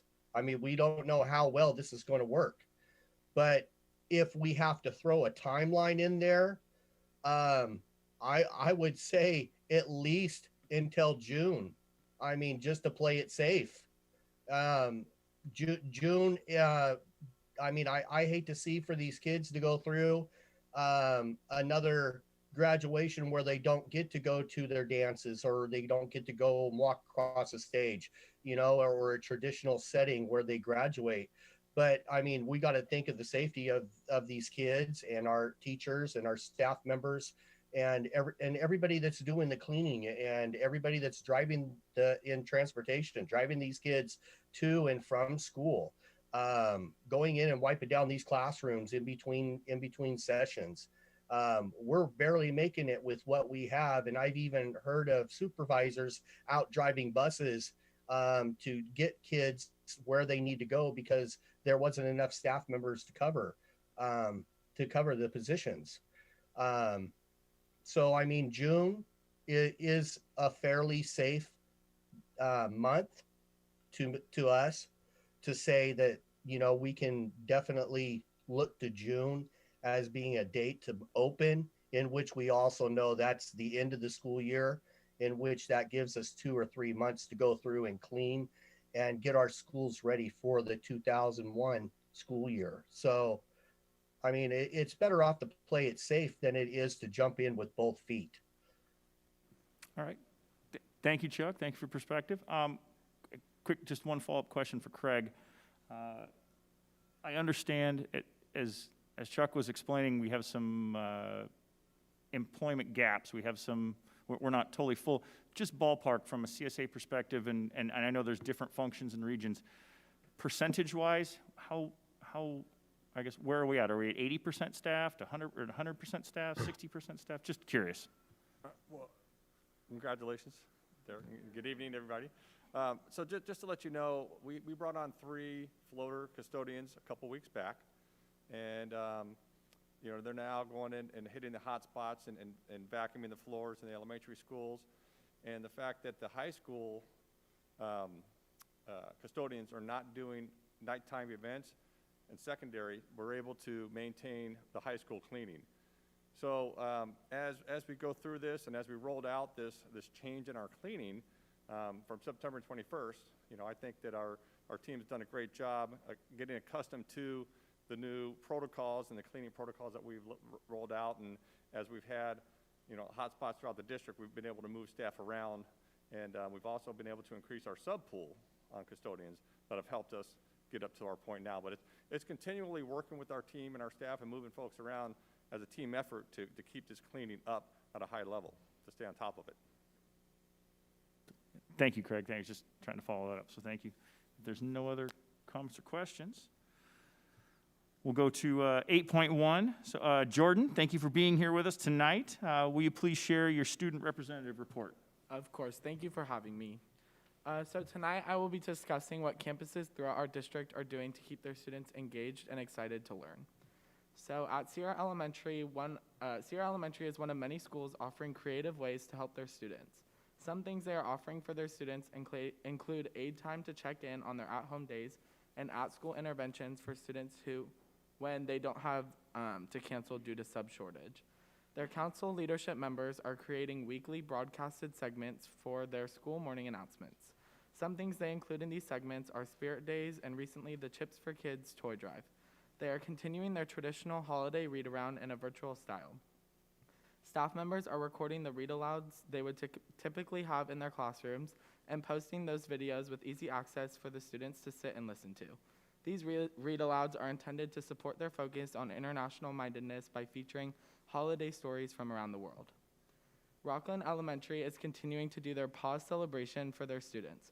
Although they have to do these celebrations online in a virtual style due to COVID, students are still working hard and are eager to win their Bulldog dog tags. They plan on doing their second celebration this upcoming Thursday and Friday to end off the first term. At Parker Whitney, students and staff are wrapping up their first annual Panthers Helping Panthers food drive. This is an at-school drive intended to help other Panther families who may be in need of food over this upcoming winter break. The Panther families have already collected over 1,000 items so far to help support others in the community. Sunset Ranch Elementary students are continuing to create and share a virtual assembly school-wide to help promote the canned food drive to support local families in need. The SRES recently enjoyed student-planned PJ days and are currently sporting ugly sweaters to celebrate the holiday season. RVC is continuing to keep their students engaged in learning. Before the Thanksgiving holiday break, the RVC program held a school-wide virtual scavenger hunt, with the winners being awarded to one classroom. Teachers at RVC also participated in the Winter Book Read Aloud, where they recorded the videos of themselves reading winter books to students, with links being shared to all RVC elementary students. They are preparing to participate in the January Cardboard Challenge as another virtual event open to all grade levels TK through 12. Whitney High School is continuing to stay dedicated to keeping their students involved and in a positive spirit. They just concluded their Winter Spirit Week that included competitions to increase student involvement, as well as some giveaways to spread some positive spirit. Due to COVID, Whitney had to postpone their annual coffee house event until the spring. Students are now able to purchase new spiritware online and in person to help increase their Maroon Friday participation. They are continuing to use their X Factor student Instagram account to feature different athletes and continue to do their Teacher of the Month awards in a different manner than normal due to COVID guidelines. And finally, at Rocklin High School, we are doing as much as we can to create a positive and engaging campus for all of our students. Some things we are currently doing in our student leadership class include weekly spirit weeks, as well as fun games and activities to keep students wanting to learn at home and on our campuses as well. We are planning things such as trivia games with prizes for winners, bracket voting on our Instagram stories with choices relating to the Spirit Week that week, and much more. Some other things include school clubs meeting over Zoom to continue their club activities and meet on a regular basis to stay connected during these times. In the future, with the possibility of things clearing up, our school plans to continue Spirit Weeks through the second term, as well as to start things up like Spirit Fridays and other fun activities to keep our students engaged and safe. Thank you all for your time tonight, and a special thank you to everyone in our district and at our schools for trying their hardest to keep school entertaining and enjoyable for everyone. Thank you. Thank you, Jordan. Trustees, do you have any comments you'd like to share tonight? I think this is more just a general comment, not necessarily tied to any one agenda item. Okay, we'll start with new one. All right. I just want to say I'm really, really excited to be here. As I said when I was campaigning, Rocklin is my heart. I love RUSD. And the more I'm here and the more I spend time on campuses and the more I spend time with district staff, I just love it all the more. It is amazing. And the people who work in this district are incredible. The schools are amazing. And from a teacher's perspective, I want to say that I know it's well known in Rocklin. I know it's well known by parents and by the public that teachers are working 10 times harder than they've ever worked before. And I know not everything is working out the way we would want it, and I have to say that having spoken to elementary school teachers, junior high teachers, high school teachers, and parents at every level, there are as many opinions as there are people. And it's going to be absolutely impossible to make everyone happy. It's going to be impossible for us to do that. It's impossible for the district staff to do that, and it's impossible for the teachers to do that. And I hope that as we move forward, regardless of what is decided or not decided, we remember that the teachers are the heart of the district, and their hearts are broken right now. And we need to care for them and love them and know that they are doing absolutely everything they can in their power to do what's best for the kids. They're working under extreme circumstances with constant fear and a lot of complaints, but all the while doing the best they can. And some of the main reports I've heard and see for my own self is teachers working until 10 or 11 or 12 o'clock at night and then getting up at 5 a.m. and going right back at it. Asynchronous, though it's not everywhere going well, is one of the most difficult things I ever had to do as a teacher. Teaching, we know how to do. We know how to get up in front of our kids. We know how to entertain them and teach them and help them learn math and science and language arts. Asynchronous was a whole different ballgame. Taking our curriculum and transitioning it into just written and then hoping kids understand it and are able to do it independently is mostly impossible. And so though we want things to go better in some areas with asynchronous, let's remember how hard it is. And teachers aren't doing it because they want to. They're doing it because they have to, and they know it's the children need it. But it takes a lot of extra hours of work and a lot of extra hours of energy. And I just want to say from this seat how much I appreciate the teachers of Rocklin and how I know how very, very hard you're working. And I hear it from other teachers. I hear it from parents. I hear it from our community. And I hope that our community can continue to support our teachers and give them lots of love.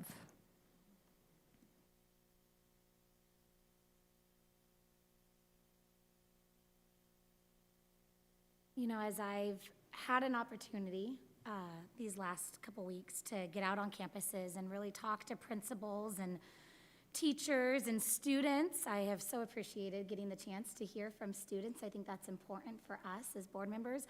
And also talk to members of our community, our parents. Board, it is clear that there are different levels of anxiety. And I think it's important that we start tonight by recognizing that, acknowledging that. COVID is so personal. I wish this was something that we had, metrics that we can say right now, X, Y, Z, and as those play out, this is what we will do. But unfortunately, nobody has a blueprint for what we're about to really discuss and talk about. And so I really just felt I wanted to take a moment to just say thank you to all of those principals I've talked with and teachers of the work that you're doing out there. I know that you have continued to pivot. And I can only imagine that another board meeting brings more anxiety. It brings more anxiety, I think, for our entire community. But I think we also have a really important opportunity tonight, and I wanted to build on actually a word, Travis, I heard you say, and it was how. And I think that's critical, because I think we need to expand on the when, and tonight really look at how.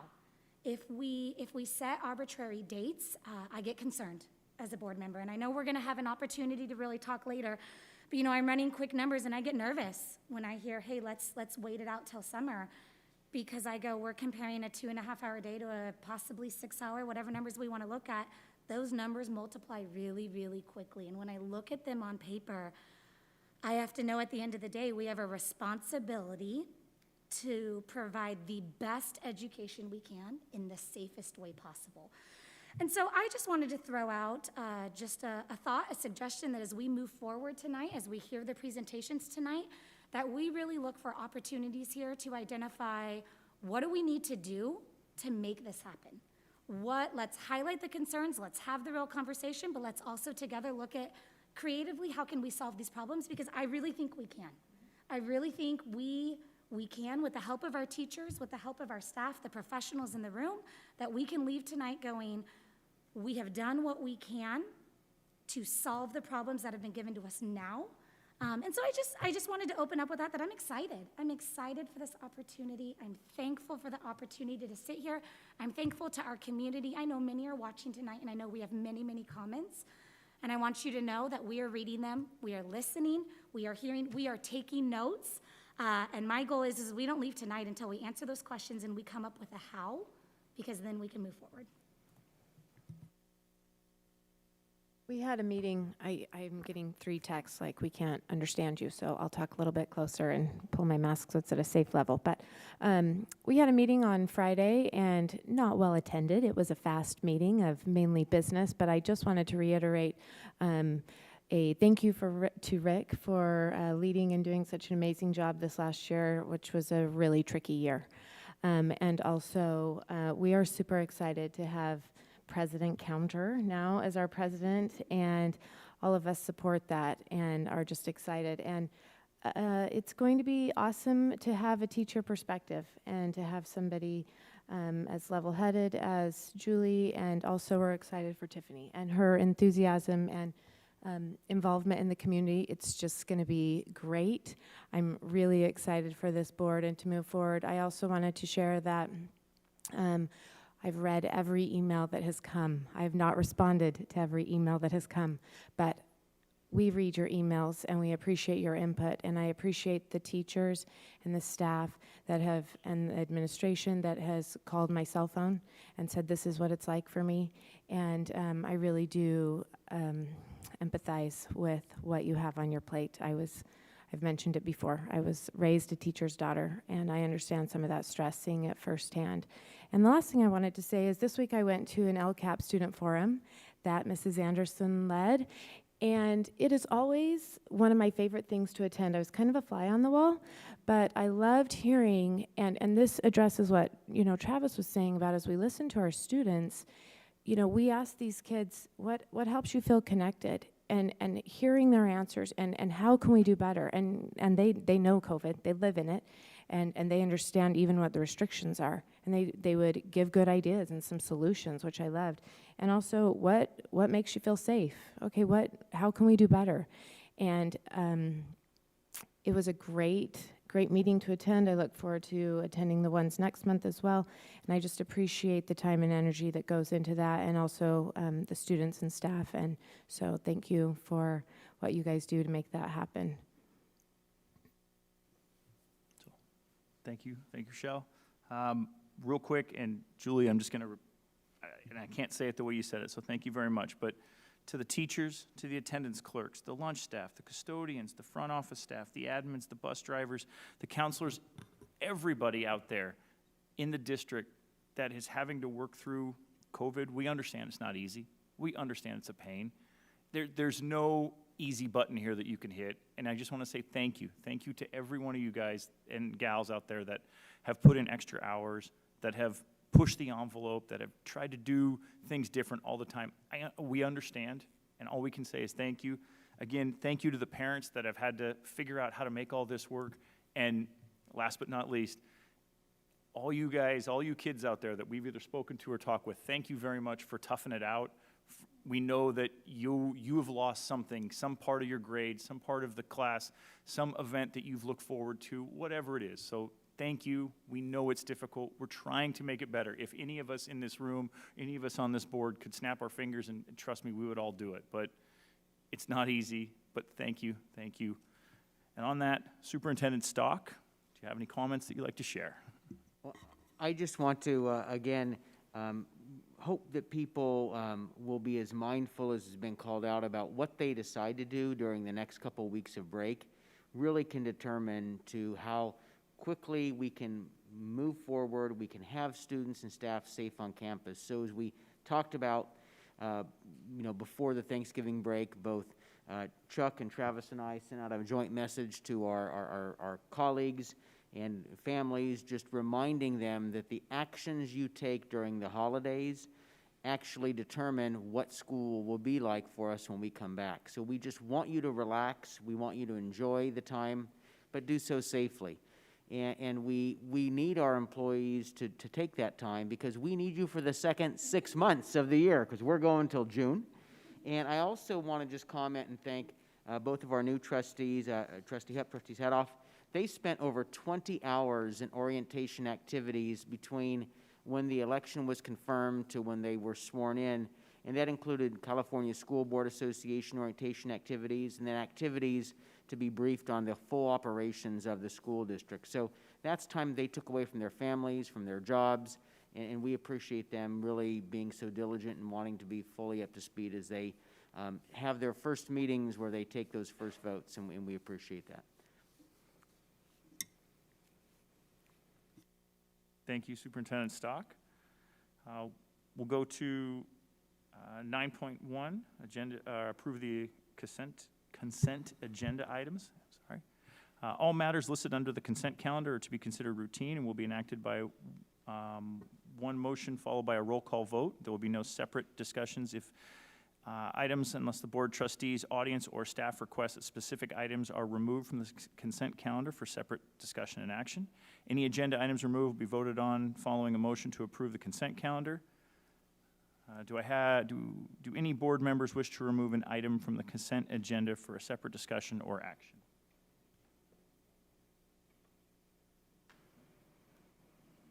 Okay. So is there a motion to approve the So moved. I move the consent calendar. Excellent. Trying to help you out. Is there a second? Second. All right. Moved by Rick, second. Excellent. All right. Brenda, will you please call the roll? Jordan Schneider, Yes. Julie Hupp, Yes. Rick Miller, Yes. Rochelle Price, Yes. Tiffany Sathoff, Yes. Derek Counter. Yes. Motion passes.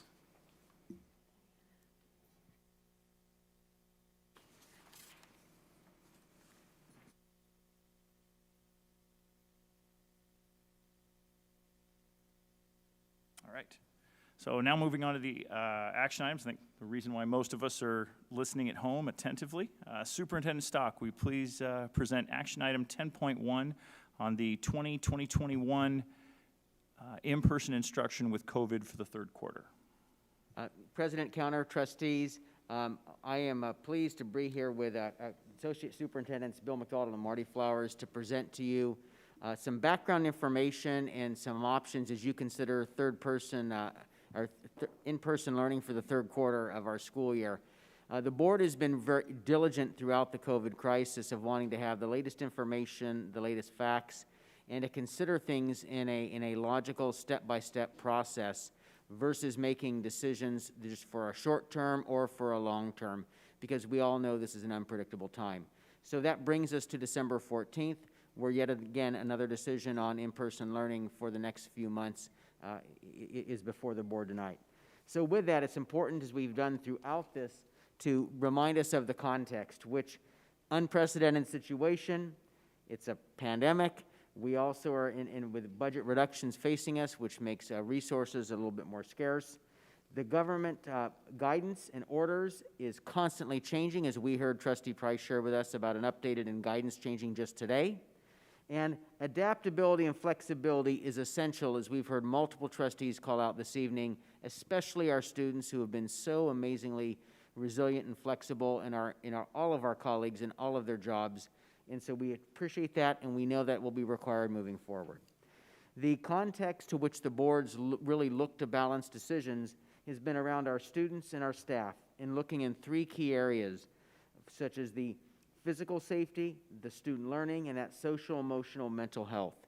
And that's been the guiding pieces, is the context that the board has looked to make the decisions.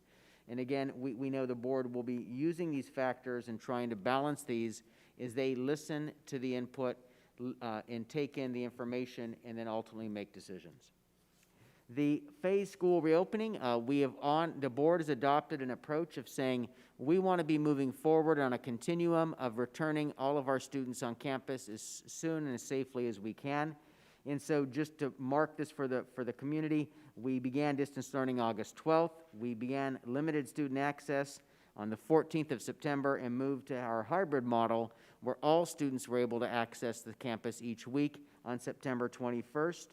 And then the next piece on our continuum is at stage 4, which is having all students on campus 5 days a week with modifications. The next slide shows that there's been some conversation around where are different districts, what is that impact? And so wanted to just update the board that, as you can see on this chart, this is districts in our area of Placer County and also the Sacramento region. And it looks at the number of days that schools have been open for in-person learning. And you'll see that Rocklin Unified has been open 81 days. This is our 13th week where we've allowed all students on campus each week for in-person learning and support. And we're very proud that we were one of the very first in the region and frankly in the state to return to having students be able to be on campus each week for that learning and support and all the needs that have been outlined. And so we may not have been be the first to have all students back on campus each day, but we have been consistently the first in having students have access to learning and support in our campuses. And we're very proud of the hard work that's gone into that at this time. The next slide just does reference that we've heard much talk about colored tiers and about stay-home orders. And what we want to just acknowledge first is that that regional stay-home order that the governor announced going into effect, and Placer County is one of the counties in that stay-home order for the next several weeks, does not have an impact on schools. So the governor was very clear, Department of Public Health very clear, that they did not include schools in that order. However, also the purple tier piece that we're in does not have an impact on schools being open. So those things do not put a legal requirement on the board's decision about school reopening or closure. However, the purple tier is called widespread, and what that means is that there's a level of disease spread in the community that necessitates that tier and other actions that public health may choose to take. So we, public health officials, have said publicly multiple times at the local, state, and even national level that transmission occurring in schools is very low.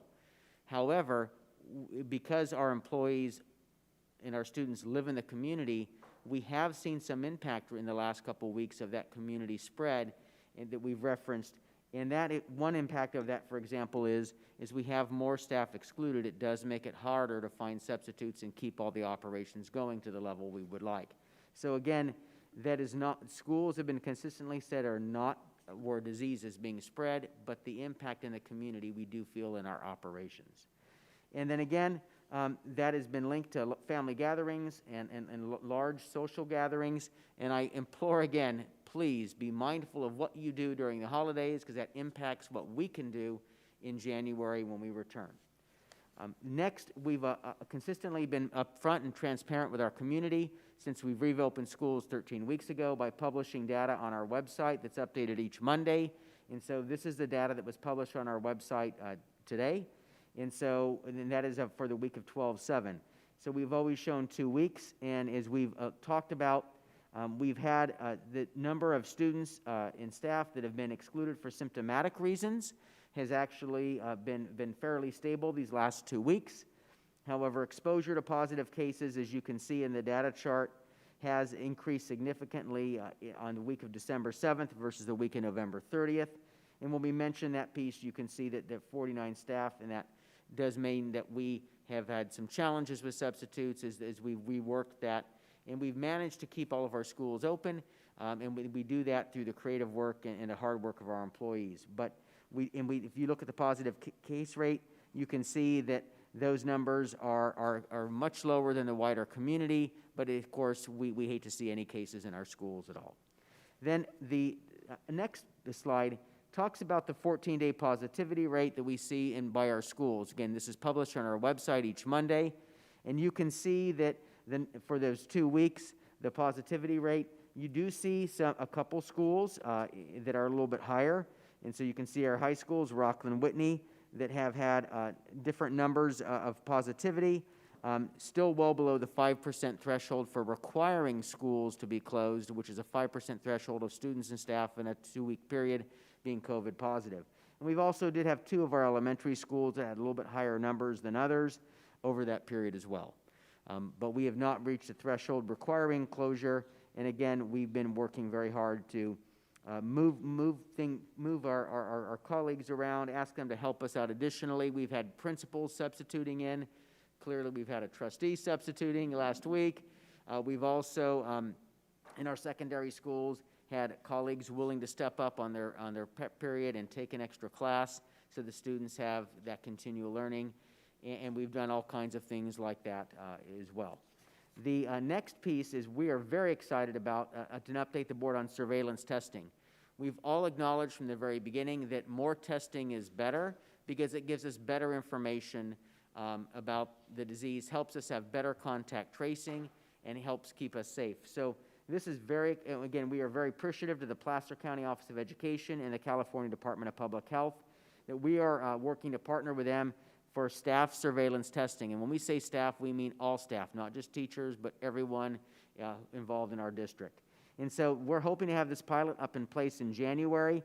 And the idea is that we'll be able to have testing occur at the sites where employees work, so it's accessible, it's easier to get to, and the goal is being able to provide that surveillance testing for 25% of the staff every 2 weeks. But that accessibility, I don't have to leave my workplace, is what's key. The state will pay for the cost of tests and test processing, which we deeply appreciate, and we would have to pay for the cost of transporting those samples and the staff needed to administer the program. And testing would be voluntary for employees in this capacity as well. And we've continued to update the board in these presentations around what are other districts doing, what's going on around the region, if you will. And so, if you know, Rocklin Unified has been in a hybrid model since September 21st. Our 14-day positivity rate over the 2 weeks would be a 0.40, so a 0.4. And then, of course, the board will be deciding the next move tonight. And then as you look through this, you do see that many other schools are considering different options. Dry Creek is looking at a move to a 5-day on campus January 19th. And then Eureka School District is currently in a 5-day all students on campus with a modified schedule. And that modification is a shortened day and no lunch on campus. And then Loomis, next door to us, is they are in a current hybrid model, and they will be shifting once the county hits red tier for 2 weeks to bring all students back on campus. And then you can look through and see that, Placer Union is looking to give families an option to be on campus 4 days a week or stay home beginning January 19th. And then Roseville City is in 5 days currently, again, modified with a shorter day and no lunch on campus. And Roseville Joint, their board is meeting right now. I'm not sure if they've made a decision, but they are looking at what their next move will be as well for them. And they're currently in a hybrid model where students have the choice to come to school or stay at home and stream. And in both the high school districts report large numbers of students actually staying home and not coming on campus, and which presents challenges for them. And then Western Placer has been in a 5-day-a-week model. Again, a reduced schedule, no lunch on campus, and they are planning to stay in that model. And then Folsom Cordova, which is probably the closest Sac County school towards us, has had their elementary students open since November 12th. So, and then we've put the positivity data rate. This was pulled from their websites Friday, December 11th, and it reports what numbers they had up publicly. Because we've had some inquiries of, well, is there a difference if you are in 5 days, if you're not, with positivity rate? Some of those, and so that's what we can show you is we were a 0.4, and then you can see the ranges in numbers vary by district. The current opportunities and challenges, and these are no surprise given all the comments you've heard so far, and these have not changed significantly since I last updated the board in November, but sometimes the degree has changed. And so, again, those opportunities, having our kids on campus for learning and social emotional support is huge. And we know that that's more important than ever. That access to learning for students that are disconnected. All of our elementary schools have created learning pods where they bring in students that have struggled to connect on those asynchronous days to bring them in for on-person support. However, as we've had more and more need for substitutes, there's occasions where we have to close that down to make sure we can have substitutes in our classrooms. And then this clearly, by having kids on campus, removes the expectation from our parents that they are the facilitators of daily learning. And I think this is what necessitates the high degree of support for teachers, is that they realize how hard that is, especially for the youngest learners.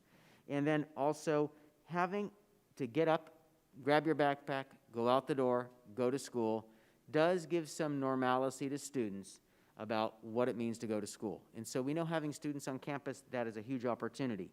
There are challenges we are currently facing, and again, these are degrees have gotten more challenging. As I mentioned, substitutes is increasingly difficult. There have been times when we've had a couple times in the last month where we've had to not cover all the bus routes because we just frankly didn't have all the bus drivers, and even with the director and the supervisor driving, that just was a challenge. And that's not been something that's been more than a couple days, but it just shows that there is that challenge does become more acute. And then we've shared some of the issues we're doing to make sure we can cover all the classrooms as we've had increasing numbers of staff have to be quarantined. When students are quarantined, unless their teachers are willing to do the distance learning piece, when we've had a whole like elementary cohort quarantined, then students are really in a model where they're working much more independently. And we know that's not good. So we are very excited to hear the new CDPH guidance that reduces the number of days that occurs. But as more students are quarantined, then that means more students are in that kind of independent model, which is a challenge for them, and it also is a challenge for their teachers to coordinate all of those pieces.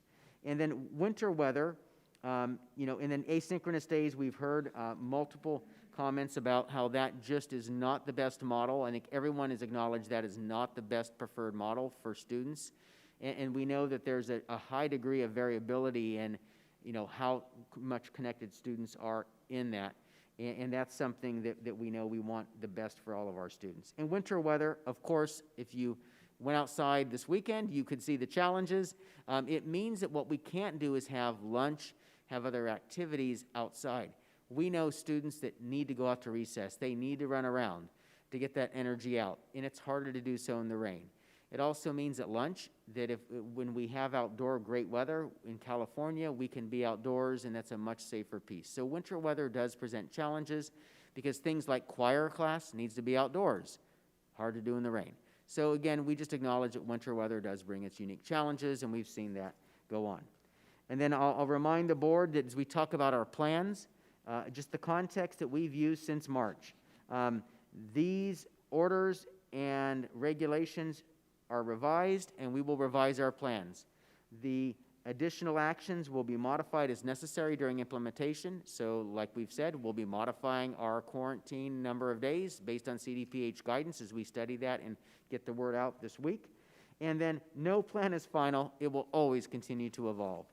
And so we also want to remark is that we've been consistently providing the board each decision point a 15-page document side by side on how we would apply the guidance to the different options. We have updated this on December 10th. Clearly, we'll be updating it again with the CDPH guidance that came out today. But we just want to remind the community, the board, this document is there. It's posted as part of the packet. And that this covers the whole range from transportation to instructional programs to nutrition services, if you're looking for more details. And then the next slide on instructional model options. As it was acknowledged by President Counter, we will not be able, if the board decides to move us to a different model for the third quarter, we will not be able to implement that till January 19th. And the reason for that is, one, we want to make sure that our schools can collaborate to make sure they have be able to implement any changes to their procedures. And with the only a few days left in the winter break, and in our middle schools, they're taking their finals. We also know there's a lot of other pieces going on that we don't have additional collaboration days because today's the Monday for that, and staff meetings, that we want to make sure schools have an opportunity to implement, to gear up for the model successfully. We'd rather do it right than just do it fast, so those extra couple of weeks when we get back help us do that. And then also gives families time to make their adjustments. We know that families have had to rearrange childcare, rearrange how they're supporting distance learning, and do all those things again and again. So we know the extra time really helps them make their plans and care for their families. And then based on what decision the board makes, there may be more increase in Rocklin Virtual Campus. We don't know. And so we want to allow time to work through that. And our initial survey that was done, that closed November 15th, which we were in a purple status then, though we weren't under the stay-home order. So the data is about a month old. But at that time, we had about 74% of our families say they would stay on campus for a 5-day option, not knowing what that actual option was. And that we did have a significant number at that time indicate an interest in Rocklin Virtual Campus. And that number ranges, in that 800-900 range. Now, again, we don't know what that would be. No families were asked to make a firm commitment, but there was, again, a lot of students that would stay on the campus, but we had a lot look at virtual. So depending on what model the board chooses and what actual parent interest is, it may take a little bit additional time when we come back to accomplish putting student staff where they need to be.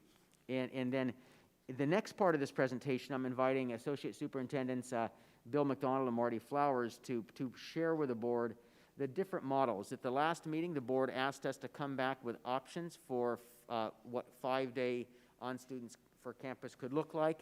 And so the options we're laying out for the board is, of course, here's our current model, and we will work through pros and cons and what that looks like, and then to come up with a couple 5-day options that staff has worked on, which is an AM/PM model for students, all students on campus, portions of the day, and then another model which has students on campus all at one time in a shortened schedule and with no lunch as well for this time. So I'm going to turn it over to Dr. McDonald and Mr. Flowers for the rest of the presentation until we get to the end. Thank you, Superintendent Stock. Good evening, President Counter, Board of Trustees. As Superintendent Stock indicated, we're going to be sharing 3 different potential options with you this evening. We're going to walk you through the models and the pros and cons of each, and then we'll share a sample schedule for each of the models as well. So me and my partner, Mr. Flowers, will tag team on this back and forth. The first model we're going to share is the hybrid model. You know it, you may or may not love it, but it is here, and that's what we're currently doing. You know that in the hybrid model, students come every other day to school, and then they alternate Mondays, so they get basically over a 2-week period, get 5 days, 5 almost full days. It's an hour short at elementary in school. It averages out to about 11 and a quarter hours weekly. Students are in school. The pros of this model, of course, and the reason we implemented it is that half of the students are on campus at a time, which means we can fully implement physical distancing protocols that are demanded by California Department of Health and keep our staff and students as safe as possible. Other pros involve that teachers have widely reported having these smaller cohorts in their classroom in elementary has been very beneficial. They enjoy having limited students. It's completely solved many behavior problems. In fact, I think our PBIS data is going to be suspect this year because we have so few referrals to put into our system. And teachers also feel like they're moving through content pretty quickly. Because of the small class size, they can actually give one-to-one instruction with students, so that small group instruction. The other pro is that it's a current model. It's familiar to parents and students. This is our 13th week in this model. Parents are used to it, teachers are used to it, and there's that familiarity. Cons is that limit to in-person instruction. So it averages out to about 2.25 hours per day of instruction over a 2-week period. We know that half of the students on any given day are at home in that asynchronous time, and that particularly for early elementary schools, but across the board, there's challenges with that. There's challenges with motivation and assignments and access to teachers, and it's difficult for many students. Parents have some difficulty with the schedules in terms of having kids on alternating days.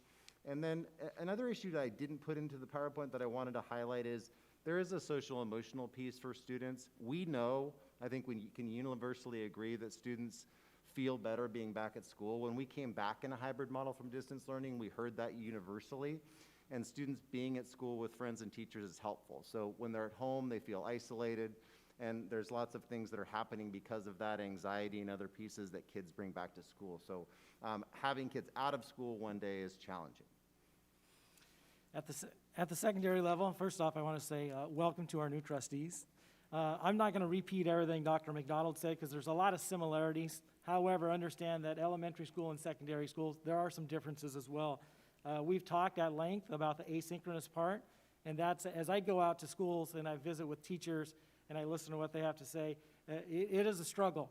If you only have a kid for a certain amount of time and they didn't do the work the day before, now you feel obligated to go back and get them up to the same level, and then you move forward. So you're already struggling with loss of instructional time, and if kids aren't doing the work at home to prepare, it's even more frustrating. So that's a little bit. as far as our current model, middle school kids are there on average for about 12 hours and 10 minutes, and then our high school kids are there for a little over 13 hours each week. But again, the pros and cons very similar to what Dr. McDonald already shared, so I won't repeat that. The second model we want to look at is a AM/PM model. So I will be talking about the elementary AM/PM model. This would be a model where we would have half students come in an AM situation, and then the other half of the students come in the PM, but they would come to school every single day, 5 days a week. I want to skip ahead just to the schedule so you can see what this looks like. This is a very general schedule. So this is by no means like, this is it, because I think there's some things we can talk about and we can shift the times, but generally students would come for 2 hours and 45 minutes in the morning. We'd have an hour of transition for classroom cleaning and eating lunch, and then we'd have the other group come in the PM. So one of the issues with this model that you'll see as I show you the schedule is it doesn't entirely eliminate the need for asynchronous learning. So California Department of Ed has minimum requirements for all grade levels. What I've written in that white spot below there is how much time would need to be made up outside of the instructional day. For example, kindergarten needs to be in school 3 hours a day, so they only have 15 minutes. But other grade levels have 65 minutes or 75 minutes daily that would need to be at home. And that could be in the form of homework or, they prefer what we call it independent work, but it would still exist. Going back to this schedule, it would, for TK, the hours actually, well, the other thing we know about this model is currently our TK through first grades are actually in this model, so we have learned a few things. So for them, the minutes would not change. For K6, though, we would be increasing hours by about 2 hours per week. We'd go to 13.25 hours. The good news is we'd have students on campus every day, and the teachers I've talked to feel like this would be a big benefit. They would love to be able to at least connect with students and give them feedback and give them assignments and be able to instruct them daily. We know that daily contact with the teacher is important, and it increases all those opportunities for learning. There's still a small group, which we like, and small group instruction. And even in that intermediate portion, there's actually an opportunity for intervention where students could stay after their AM session or come before their PM session and get extra help if they were struggling. Half the students on campus still allows for those social distancing protocols to be put in place, so we can still implement all the things we're doing now. And because of that, we would have, hopefully, theoretically have less students quarantined when a cohort has exposure to COVID or a positive student or staff.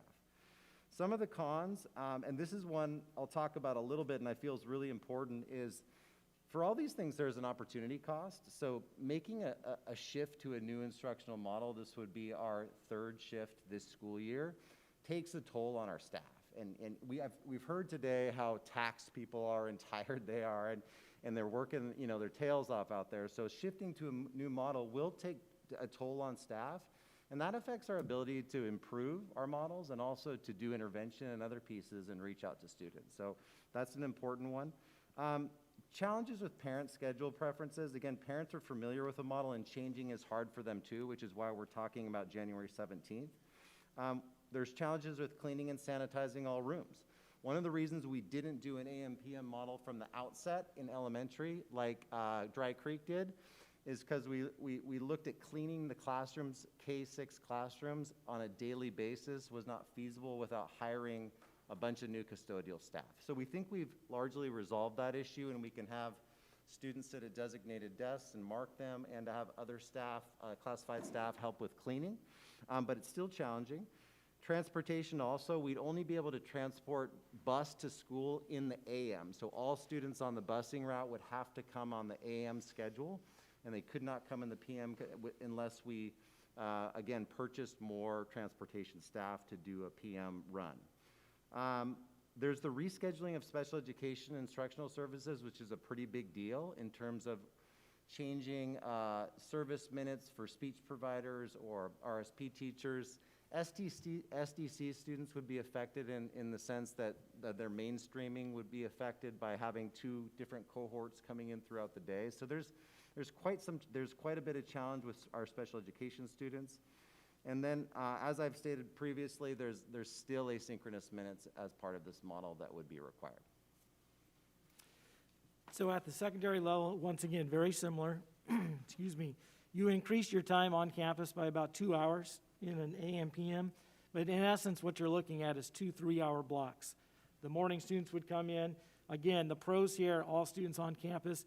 Teachers truly want to have students on campus. It's so important to build those relationships, and they have already been able to establish that. However, it's every other day.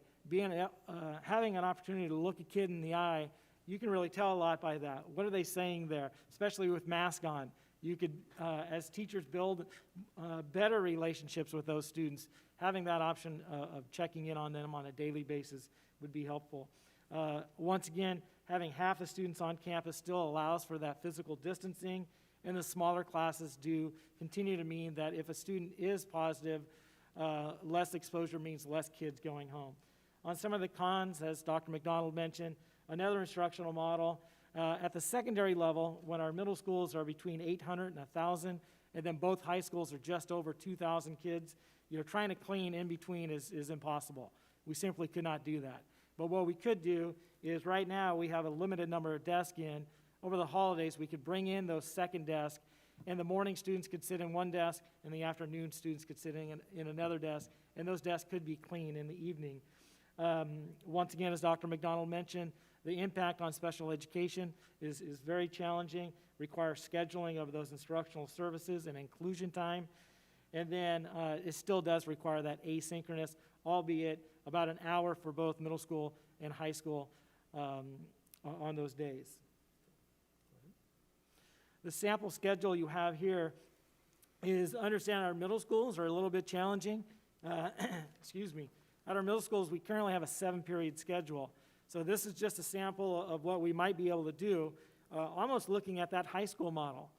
That if we could look at this, and instead of only going through 7 classes and literally for 20, 30 minutes, extend those periods to 45-minute blocks, and a possibility could be periods 1, 3, 7.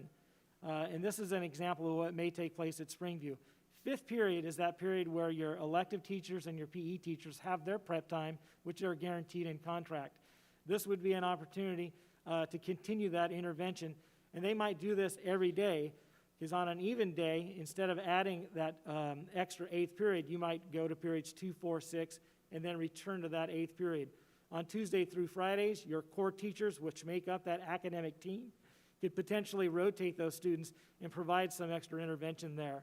Students would then grab and go, your PM students would come in, and simply your teachers would repeat that in the afternoon. And you can see there that that would make up 174 minutes on those days. Granite Oaks does things slightly different, albeit their start and end times are the same. They have their intervention period mixed throughout the day. So in working with Principal Holmes there, what he thought is instead of having that 5th period, they would just add an 8th period. And traditionally, we do have a 10-minute homeroom where students report in. They would just make that homeroom similar to an intervention. And once again, because the academy is made up of those core teachers, they can consider rotating those and getting creative to potentially even provide more intervention time for those students. Going to the high school, again, looking at a couple different models, we can get creative. This is just a sample of actually seeing all your students every day. If you think about our current model, we have we've transitioned to a 4-period day, and those are 80 minutes long. But in this case, in an AM, PM, we would split that in half to where you would see all your students for 40 minutes.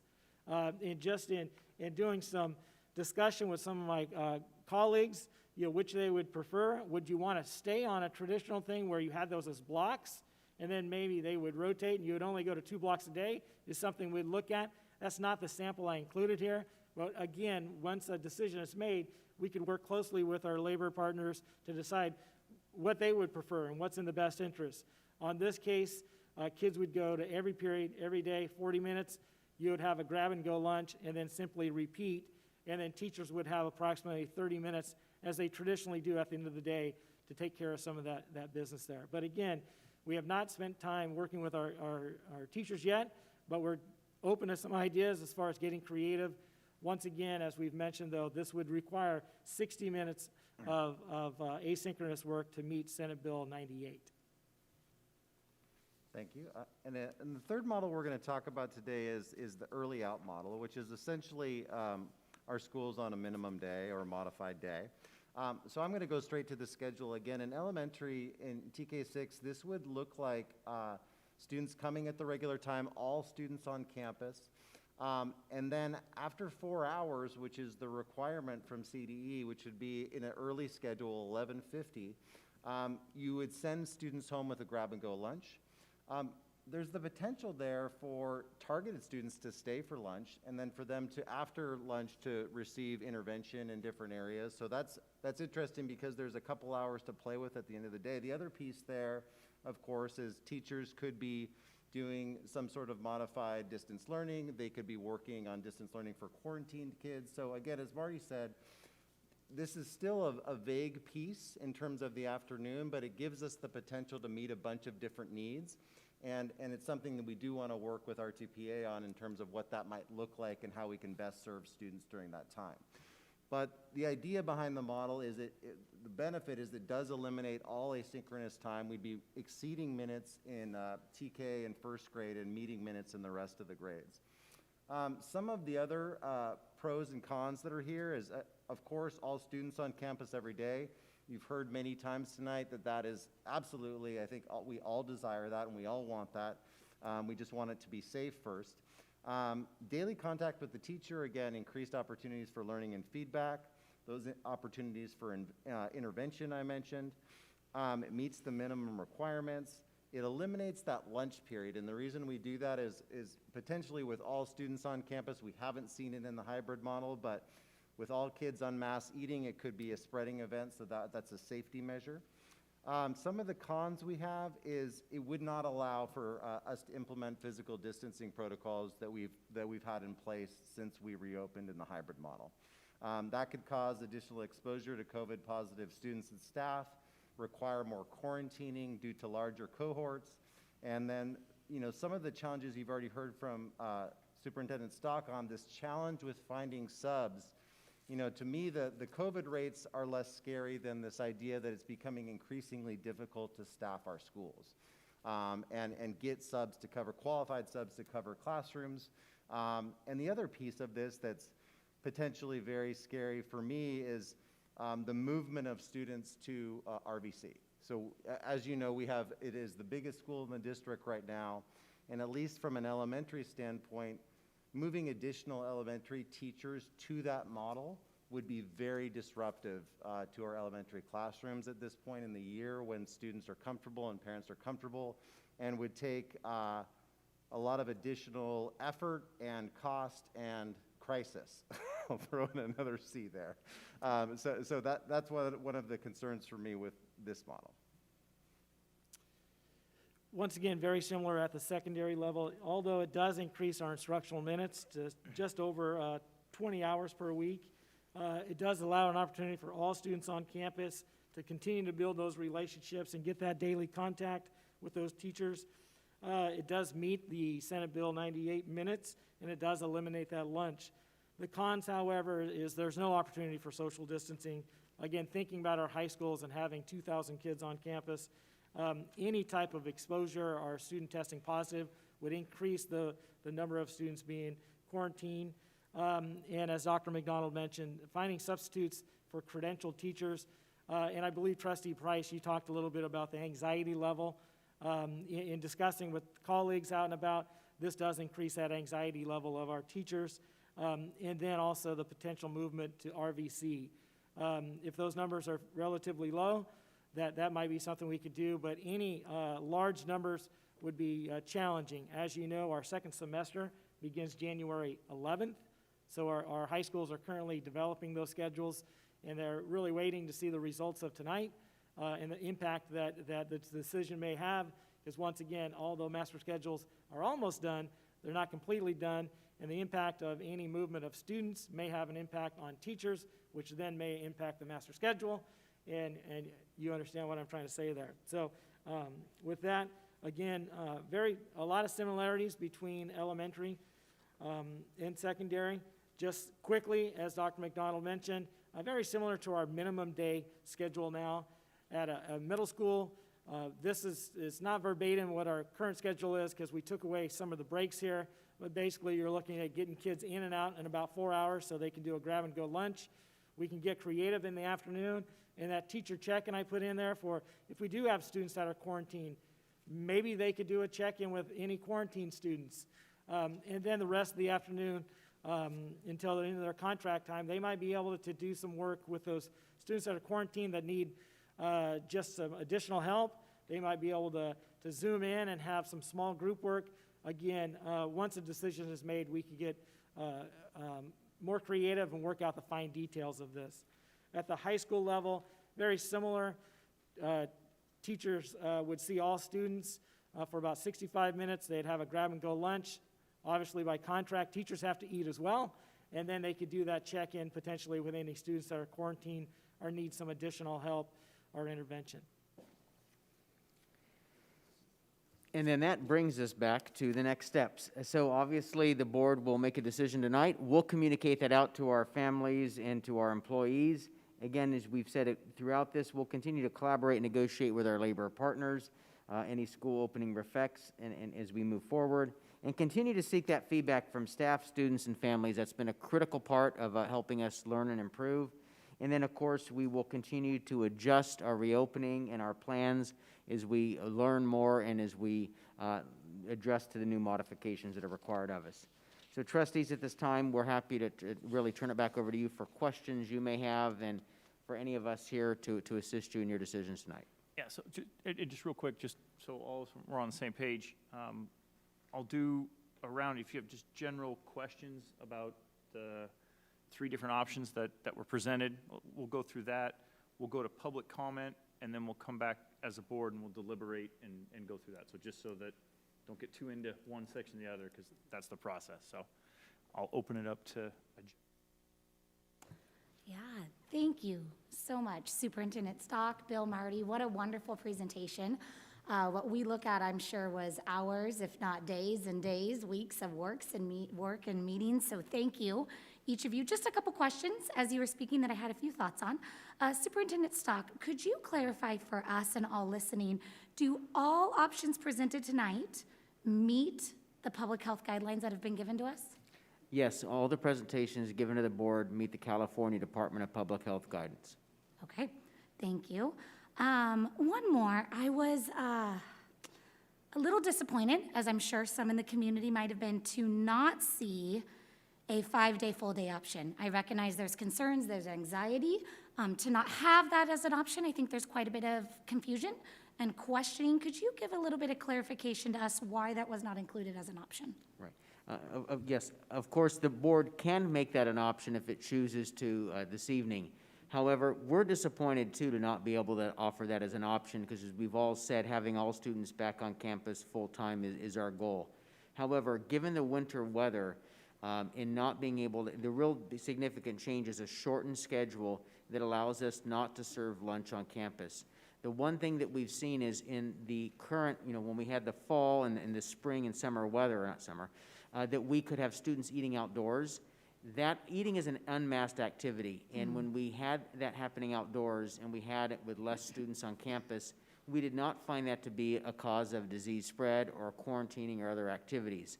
However, with the winter weather and having all the students back on campus, and since eating is a unmasked activity, it would mean we'd have full capacity of students indoors, unmasked eating, and we just felt that activity could be likely to cause increased disease spread during those winter months. So we did not include that in the recommendation. However, we would hope that as we get better weather and as things move forward, that we could change that as we go through the year. But at this point, we just didn't feel that was a viable option to present to the board for those reasons. And that's consistent with what neighboring districts are looking at and have shown, they've proven that their numbers are similar, and part of the reason they feel that that's been successful for them is not having lunch on campus during this time. Okay, thank you. That's helpful. My final one, and it may be you or Bill or Marty, I know there's been many questions already given to me about the schedules presented. I heard mention, but I just want to highlight, is it true and accurate that the sample schedules are just sample schedules, that there may still be some wiggle room in specific if we wanted to enter breaks, longer periods, the hours of the day. Is there wiggle room there as we talk later? Yes, the sample schedules are exactly as you said. They're samples. They're meant to illustrate, here's what the model could look like. We would, of course, sit down with our labor partners, work out the effects of that. We'd also want to hear from, we've been successful in bringing together groups of teachers to give us their thoughts, their thinking on this, because it isn't a one-size-fits-all. And so we would use that to work out the details. We'll, of course, comply with any requirements we have, such as if we need to give staff, a break, so, so many hours in the day so they can, take care of, needs they have. We would do that. So these are samples. It was meant to illustrate. But the key is kind of that begin and end. What might that look like? How long is a child at school? How long are parents, how much is parents responsible for the learning? But within the end and start time, that is very variable. And we would, again, want to let the practitioners look. You've heard 2 different middle school models, which makes sense because we have 2 different middle school schedules. And so we would allow that flexibility as much as we can while still trying to provide district-wide services like transportation and nutrition services. So transportation does have an impact on the start and end piece. So those are not as fluid, but within that, they can be very much worked with staff. That's helpful. Thank you. As you can imagine, I think many have comments on some of those pieces. It's good to know that there's flexibility within those timeframes. Question. I appreciate what you shared about the schedules. Can you share with us the feedback that you've gotten? I'm especially concerned about these middle school students' schedules. So I understand, and what I've heard from the high school, so please give me more what you've heard, is that high school teachers are feeling, for some of them, the 40 to 45 minutes is fantastic because they're literally going to be connecting and face-to-face with their students. For some, it's going to be really challenging. If you've got a lab to do, that's going to be tight, right? But am I right in hearing that the high school teachers still felt overwhelming, that they'd rather see their students every day? Of the ones I spoke to, I would say yes. They want to see their kids every day. In regards to labs, obviously someone that I deal with, quite frankly, a lot is a science Your teacher. wife? Yeah. And, so you could explain that and go over the details one day, and then as soon as the kids come in the next day, the lab starts. So there's not a whole lot of wasted time there. I smile a little bit because going through my student teaching back in the day, it was all 47-minute periods. And at middle school, they're 47 minutes. And so even at a high school level, frequently teachers kind of break a class up. 80 minutes is a long time. So you might do a lecture and an activity for 40 minutes and then do another activity for the last 40 minutes. And this is simply a way of looking at that. Okay, thank you. So tell me about what your feel is on the middle school teachers. 32 minutes, that's short. Was there any discussion on, okay, then maybe they do something similar to what the high schools do and do half and half? And that's really what we kind of talked about as far as why we thought about, okay, well, if we add one period like at Granite Oaks and make it an 8-period day, Right. you'd see half one day and half another. You're still seeing kids every day, but it's just that short period of time. By the time you get middle school kids in, you take roll, they settle down. Now that 32 minutes is gone. Right, okay. Thank you. Okay, so as we talk about this and as we deliberate, is there a possibility, because I've heard the comments, not necessarily one size fits all, is there a possibility that we could go one way with the elementary kids and another way with the secondary? Yes, and we would, depending on what the board's interest was, we'd want to, discuss that. But we did look at transportation, and as you know, transportation drives a lot of how schools operate or when they operate. And we could look to incorporate, if the board chose to do one with secondary, one with elementary, and we can answer specific questions. But we do believe that option would exist for the board. Okay, thank you. And then Superintendent Stock, we looked at numbers for positive case rates, and we looked at numbers for quarantining. And obviously, for obvious reasons, we don't report this publicly, but can you share with your contact tracing was there a significant amount of those cases that were contracted on school campuses? We have had a couple cases where we can definitively say were caused at school, but the vast majority have not been caused by transmission at school. It's been in the community, and that's consistent with what state and local public health officials have shared. Okay, thank you. And then Roger or Bill, I'm sorry, I said Roger, Marty or Bill. The mental health issues, you mentioned the social emotional is a concern. How are we tracking that? Is it, I mean, it's really hard to track that, obviously, but are we doing anything in the way of tracking that? So once again, we do have referrals to Wellness Together, and we can get that information and put that into a form of a BC for you at a later time. As teachers build those relationships, they're getting to know these kids better. Our counselors are extremely busy, both at the middle and high school. And then Wellness Together is also filling up those numbers that they have slots available. Are there any trends, recognizable trends that we know of so far? I'm not sure I can go into those details, but I do know increase in depression and anxiety, I would say, is the one that's going off the charts right now.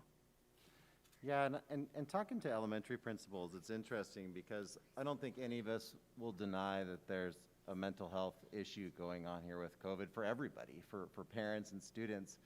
But it's pretty complex because on one hand you have students struggling at home, feeling isolated, being on, video and computer too much. Or on the other hand, you have a whole group of students who are scared to come back to school and have tons of anxiety about returning. So my daughter is in Eureka. She just went back 3 weeks ago, and today she came out because her anxiety was such in hearing about positive cases, it wasn't sustainable for her. So it's a really complex issue, and like Marty said, we're tracking it through referrals to Wellness Together and the social emotional lessons we're having teachers put out with students and the curriculum we're using.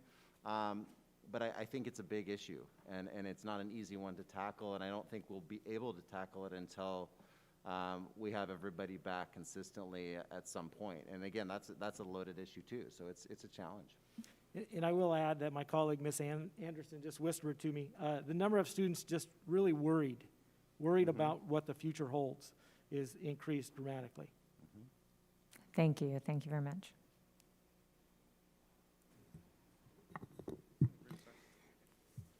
Hey, Bill, you mentioned sort of pace in that you understood that some teachers felt like they were making progress through the curriculum. And I'm curious, do we have any information other than anecdotal around scope and what I've heard the same thing as I talk to teachers. The people are pleasantly surprised how far they're getting, and in fact, feel like they're on pace to make it through the entire curriculum, which is really important and huge. So what do we know about that? And do we know if that's true? Systemically, to the extent other than anecdotally. I think I hear more about it. I'll speak to primary grades who are in an AMPM model. I think I hear it the most there. Just universally. You mean the TK1? I'm sorry, yeah, TK1. Okay. Teachers are feeling like, wow, this is actually, I didn't expect to, but I'm making a lot of progress with these students and I'm able to move them forward almost just as fast as I did before. I think the quantitative piece we saw, which was, I thought, well, it was interesting and surprising, was the map data we just got, which showed us, and I saw an article that you were quoted in, so I know you know this, because you saw the same thing I saw, which is that through elementary, kids largely in reading were doing pretty well and consistent with prior years, but in upper grades, elementary and mathematics, there was some drop-off. So we saw kind of a slide there. Which is interesting in terms of reading at home and math at home and what's easier for parents to handle and how teachers handled that. So I think that piece of data speaks to teachers being able to make progress in certain areas, especially in the early grades, and then the challenges with more complex subject matter in the upper grades. Yeah. Marty, same for you in secondary? Yeah, the challenge right now that I hear from teachers is sometimes they feel like they take 2 steps forward and 1 step back. Right. Again, that asynchronous impact. But what COVID has really required is teachers to look at the curriculum and decide what is truly essential. Right. And as I spoke with a number of people, do we have essential questions and essential skills out there that maybe we don't necessarily need? So really looking at prioritizing. And that's what our high schools are going to be looking at. What is some of the curriculum they've taken away? And once we do get back to normal, will we keep that away, and what will we add back? Yeah. The other thing is the intervention time Yeah. is just a struggle, because especially in the 9th and 10th grades, Right. where when kids are on campus, you can grab them, you can require them to be in intervention, and you could force them to sit down. Simply not having them there is a struggle at the lower grades. And that kind of leads me to next. So I will say that's because I know we also had a board workshop where we had, again, it's a single issue, but we had an AP teacher who said he felt pretty confident he was going to get through and have kids ready to take the assessment, right? So he'll have a year's worth of learning in a year that puts us in a pretty good place. And so understanding that, especially understanding how that impacts each model we're looking at today, our likelihood to make it through the remainder of the curriculum with high quality, given the different measures, the more we know about that, the more helpful it would be. I also think you mentioned the asynchronous day. So the asynchronous day is really difficult and really not working, but multiple ways. It is not working in the sense that we're inconsistent across classrooms in terms of the work kids are getting at home. It's also equally problematic in the work not being done at home. There's some teachers doing some high quality lessons sending home, and it's just not coming back.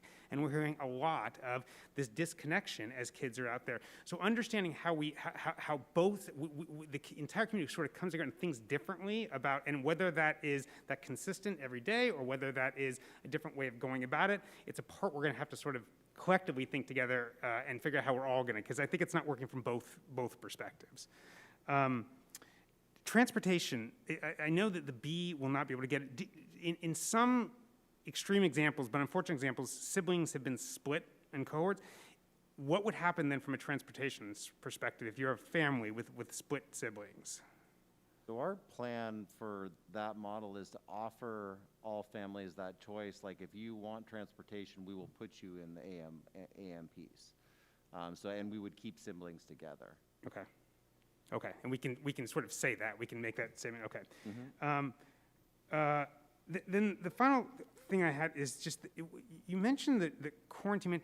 Does CD mandate quarantine hours? I actually don't know. How does that work? If you're quarantined, are you expected to get the same amount of hours as you are if you're in school under CD mandate? Oh, for instructional? Correct. Technically, they would consider it distance learning, so you would need to meet the distance learning requirements, which would be the same hours as what we're using in school, yes. And CD, I don't remember, they don't distinguish between synchronous and asynchronous. They just say instructional hours. So homework, in a sense, could be instructional hours. And so independent study in this case actually would be instructional hours in a quarantine. Okay, all right, thank you. What did we getting the hook? Oh, okay. Yep, sorry, they couldn't hear me. Were you calling a friend? Oh, okay. So thank you, and thank you both. I had a quick question, and thanks for the intervention part, because just to how we understand, or with the different options in there, is one better, worse, or are they all the same from an intervention standpoint, and then the same thing from a sub standpoint? So for a sub standpoint, I'll bite off that one first. I'm concerned about the all students back just because of the potential for more teachers being out. And so that could be worse. I think that will be worse. I think the AM/PM model would be similar to what we're dealing with now, because we're really actually not increasing exposure at all. And your second question was about intervention. Mm-hmm. The intervention in an AM/PM is interesting in elementary because you have to compact the AM intervention and the PM intervention into 1 hour, which is also a lunch hour. And then there's the busing issue, right? So if you're an AM kid and you need a bus, can you stay for intervention? Not without transportation. So it would require in many cases in that model for parents to transport. if they want their students to be getting intervention if they're bust students, or to bring their students early to school if they're a PM student, or pick them up late. In the early out model, to me, it's a little more continuous. Students are on campus. We can give them a socially distanced lunch. We have teachers and staff on campus. I feel pretty confident that if they stayed to the end of a traditional day, we could provide busing for them potentially. So to me, that model looks better in elementary in terms of serving students. I don't love that we have intervention at the end of the day. And I was talking to a teacher today who suggested maybe we move it to the beginning and have some students come later. So there's, like we said, there's some room within the school day to maybe make those changes. But yeah, definitely, I think more potential for strong, solid intervention in the early out model. I would say, again, at the middle school and high school, you're looking at an AM, PM, you got 2 3-hour blocks. So you can get creative. The example I gave at Springview, you know, that 5th period kind of serves as that intervention, and you'd have that every day. And at Granite Oaks, they simply create an 8th period that could become an intervention period every other day. At the high school, you know, right now just a tremendous amount of credit goes out to our teachers because very few of them, there's no such thing as a staff room. I mean, we have them on campus, but most teachers are in their classroom supporting kids, helping them to get over that finish line. You know, that would be a challenge because teachers do have to eat as well because they're going to turn right around and do it again. And then after school, would they be available? Our teachers are doing that now. So yeah, intervention is a challenge, but in that 3-hour block, we can get creative. And then the early out model is where, you know, if kids are out in 4 hours, what are teachers doing in the afternoon? That could be where you might be able to do some small group. You might have students staying after, like Dr. McDonald said. It could be a challenge for any student that rides the bus. But that might also be an opportunity where we might be able to Zoom and schedule some appointments. So there's room for creativity there, definitely.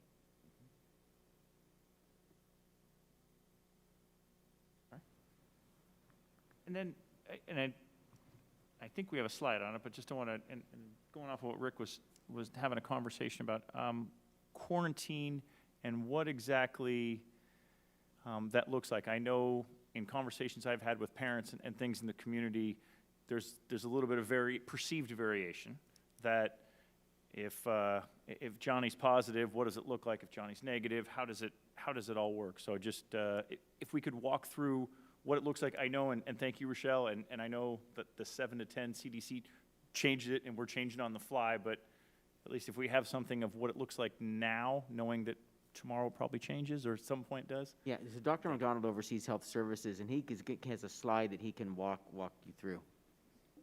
Yeah, so thank you, and thank you, Trustee Price, for you know, things move at the speed of text these days. So I appreciate the new guidance that we got, you know, about an hour ago, and I'll throw that in here where it comes. So this is I tried to simplify this as much as possible. As you can imagine, it's extremely complex, and there's lots of different timelines, but it looks like this. So the first thing is someone who's symptomatic for COVID-19, which means they're coughing, they have a cold, they have a fever.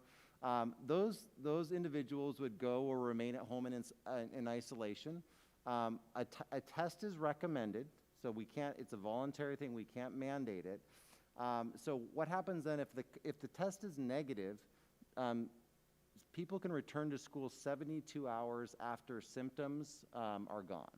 So if you have a negative test, you can return 72 hours later. So theoretically, you could go home with symptoms on one day. The next day, you could take a test. It was negative. You had no symptoms, and you could come back in 72 hours. So you might be back as soon as 4 days if you did rapid testing. So the second part of this is an exposure to, and if you don't get tested, if you say, I don't like tests, I don't like that thing in my nose, it's uncomfortable, it's a minimum of 10 days. You need to be out for 10 days, even if you're symptom-free. And that's 10 calendar days. So we're talking weekends and all that stuff. That's a 10. These are all 10 calendar days. Yep. So the second part is the exposure to a positive case. So the guidance has always been, and if you're exposed to a positive case, if you're a student in your class is positive, if someone in your family is positive, you would have to quarantine for 14 days, whether or not you're symptomatic or not, because We've believed that that's the course of the illness. So you can catch this up to 14 days. You could catch it on day 1, you could catch it on day 14. So, 14 days, no matter, if you get a test and it's negative, you are still 14 days. So that test helps us. It doesn't help you much in coming back to school or work. So the new guidance that we got an hour ago now says that 10 days is okay.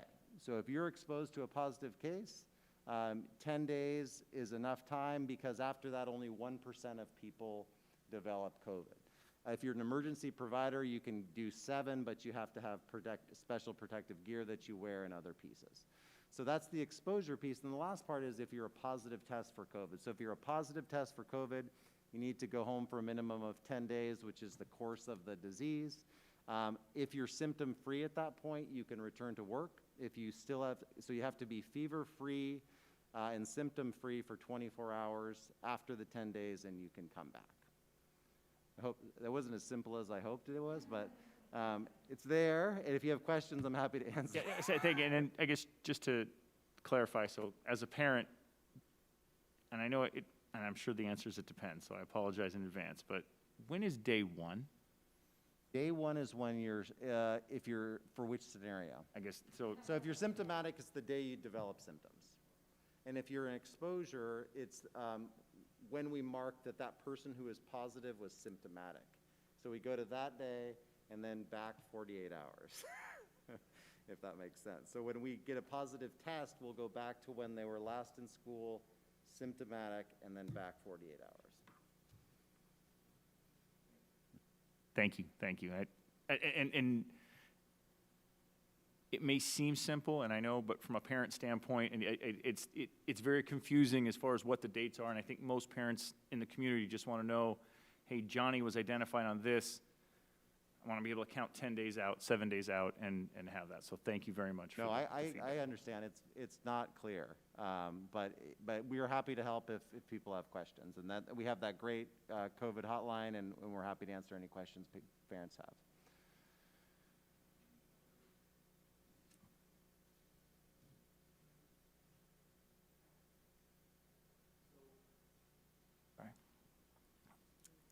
Yeah, and I got to hang on.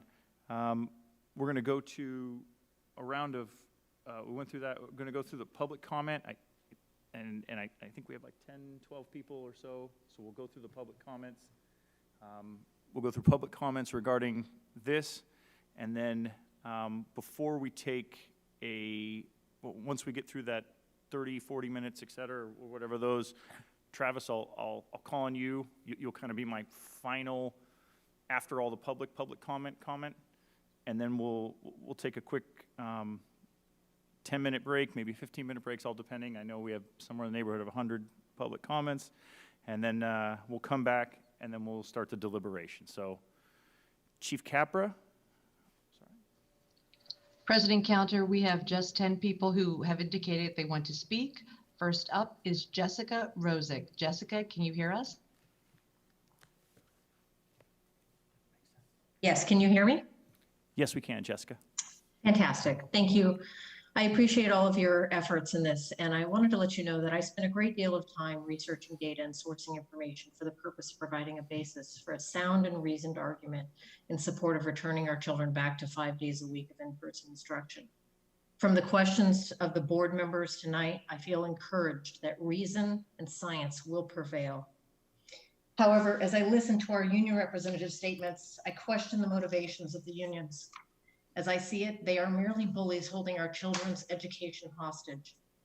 You know, Travis was asked by one of the board members how you define safety.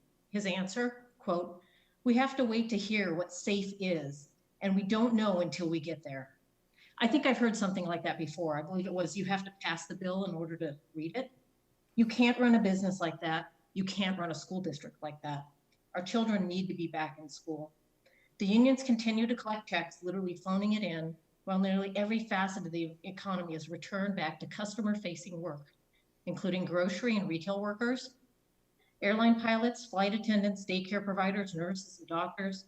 Many of our charter schools in the area, as well as private schools, have all returned to private 5-day-a-week instruction successfully with mitigating measures.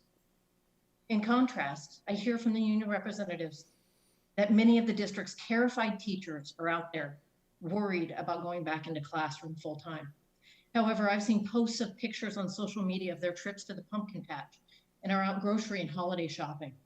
But if these heroes end up with a virus, they have only our children to blame, not their own actions. I certainly hope that none of these are science teachers, or I hope that we reevaluate credentialing. If there's ever an affirmation for school choice, that is now. Educational funding should follow the student, not the zip code. With the RTPA's kabuki theater of fear-mongering and misguiding their members to the sole benefit of their agenda, it is not for the teachers, it's not for our students, and it is not for our community. So I strongly urge the board to side with the scientific data, side with the medical experts from around the world and in our own backyard, side with the CDC, the American Academy of Pediatrics, the WHO, who all advocate for the return of children to the classroom. Our children's education is essential. The teachers are essential. The union and unions are not. Lastly, I'd like to make a comment on the current lawsuit filed by the union against our district. So here we are, after years of complaining about lack of funding for education, the union is suing our district. Thanks, Travis. How noble of you. So not only do you rob our children of the education for the last 9 months, they feel obligated to pillage the coffers of our educational funds by litigating their false narratives. Remember when they demand increases to salaries and pensions and benefit contributions and other entitlements going forward.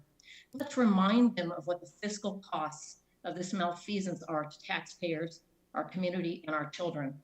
As a parent of a high schooler who was struggling and failing early in this year, when he returned 5 days a week, he is actually a B student now.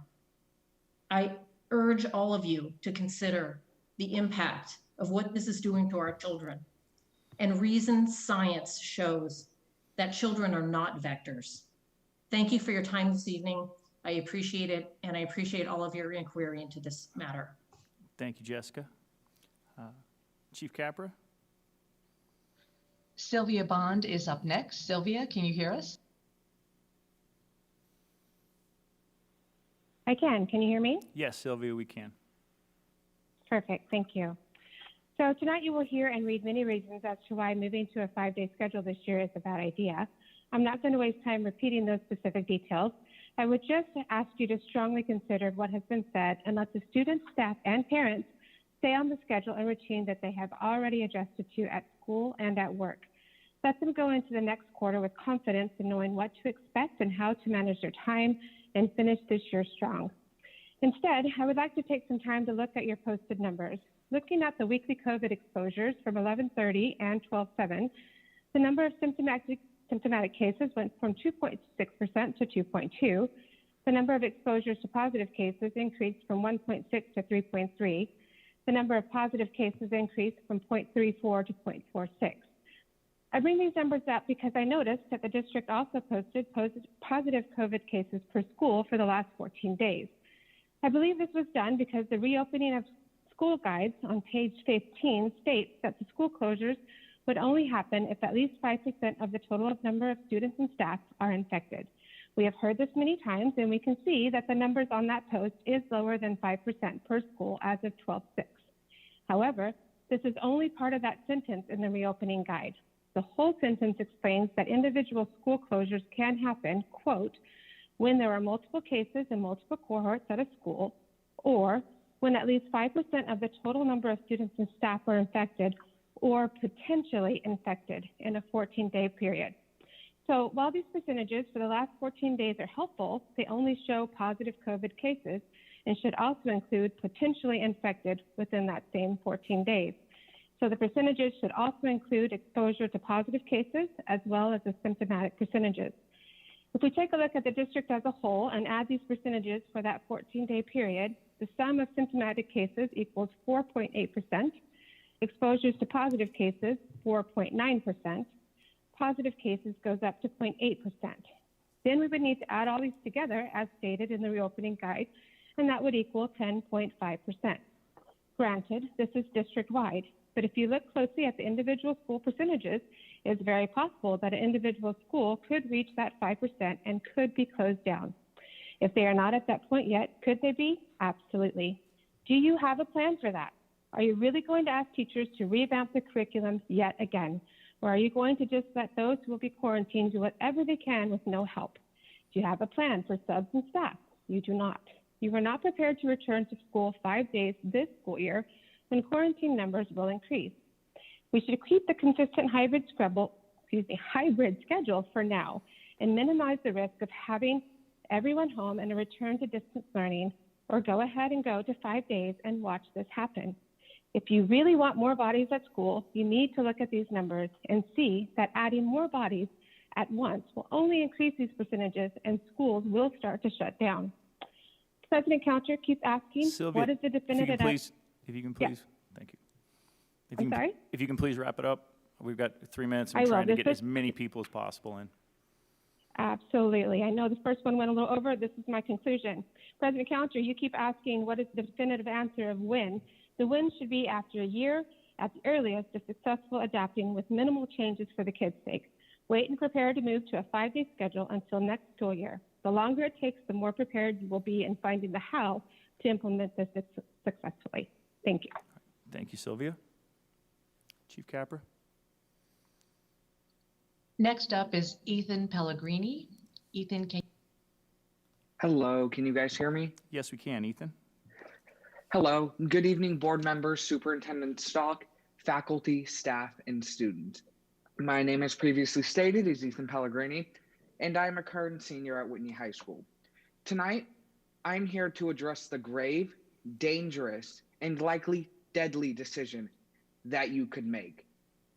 I know many of you may be making this decision based on political preference, but might I remind you, political preference and ideology should not come before our lives or those of the people who staff our schools. The science speaks for itself. COVID-19 is a highly contagious respiratory disease, and opening schools to all students every day jeopardizes those who have to report to our campuses. Currently in Placer County, ICUs are overpopulated with rooms meant for one person becoming a 2-person rooms and rooms meant for 2 people becoming a 3-person room. What if this was you, your child, mother, father, or other close family member or relative? This is a reality for some, and you should not make it a reality for more families in our community. Further, a full reopening risks a substitute teacher shortage, more students in quarantine, and the potential of liability for the district to be sued when somebody inevitably dies from this disease after catching it on campus. You have the power now, the power to educate, the power to save lives, or the power to take lives. I urge you to choose wisely and maintain a hybrid schedule or distance learning for the spring semester. I would like to add that RVC is an option, but it is not a viable and valid option. For instance, dual enrollment is a great educational opportunity offered by our district, and it is now limited, a limitation that will hinder many students from both Rocklin High School and Whitney High School. As you are parents, you want the best educational opportunity for them, don't you? After taking these classes, dual enrollment classes to be precise, I feel I am qualified to say that they have greatly changed my outlook and educational opportunities. Opportunities I would not have if I was on RVC, or in RVC, I should say. I myself am asthmatic, and as such am at risk. However, this year I had to prioritize my education and what would help me get into the esteemed educational institutions that I want to. RVC would hinder this. RVC limits educational opportunity and limits their full potential. Offer different alternatives for dual enrollments in other courses, alternatives that will help students, such as hybrid, in class where others are on campus, or just go back to distance learning. I implore you not to go to the 5-day system. Thank you, board members, and Roger Stock. Right. Thank you, Ethan. Chief Capra. Thank you. Shannon Catanella is up next.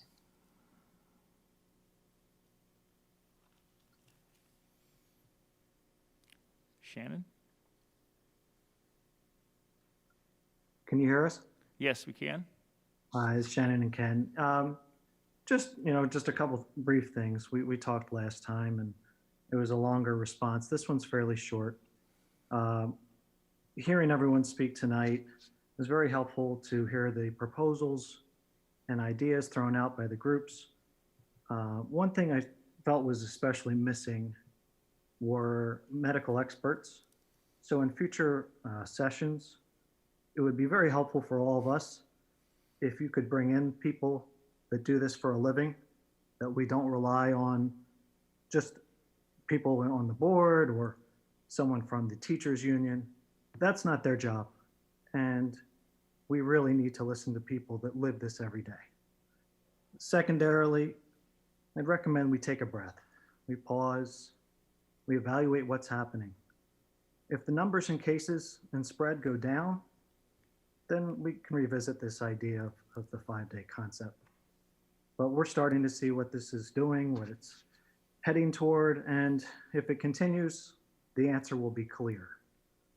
So I also ask you, when you look at the written responses, you're only hearing a few of the oral responses. Not only take time to listen and read them, but literally count them.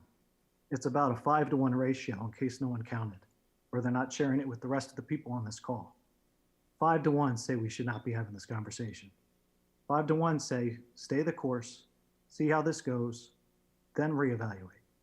Please listen to your constituents and to the experts. Thank you. Thank you, Shannon. Chief Capra?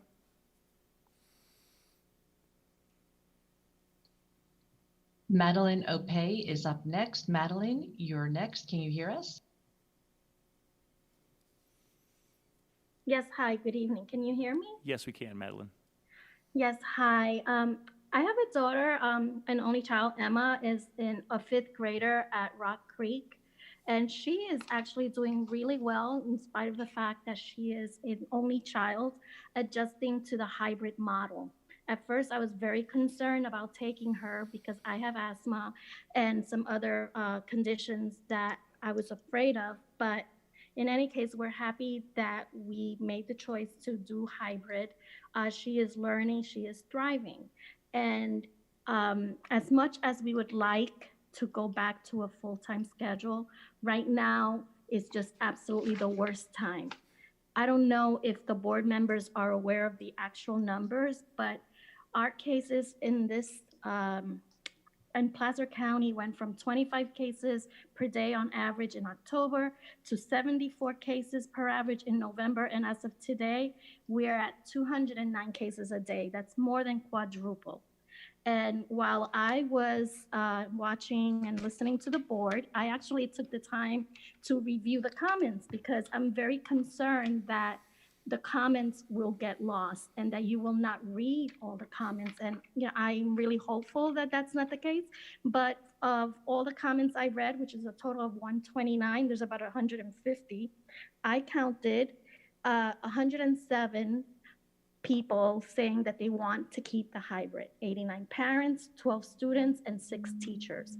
I also counted the people that want to stay 5 days, 22 parents and 2 students. So I want to make sure that there's a record of this because I am really hoping and I'm trusting that the board members are going to take our voices into account because I feel that we were silenced by you guys changing the meeting requirements and not allowing our voices to be heard. But I'd like to believe the best in people. And as for the new board members, I couldn't believe one of them just said, should we go back to full time? I think it was Tiffany. I know you guys ran on a certain platform, but I would hope that you would put your political preferences or ideologies aside and consider the safety of the children first, because mental health is important. But to quote a student from the comments that I read, students can't learn if they are dead. I hope you realize the magnitude of your decision. As important as it is to go back to full time, the health and safety of the children must come first. I also have a question because I'm wondering why another option hasn't been considered in that if we do go back to 5 days, isn't there an option for those families that do not feel comfortable with that to learn synchronously with the teacher online.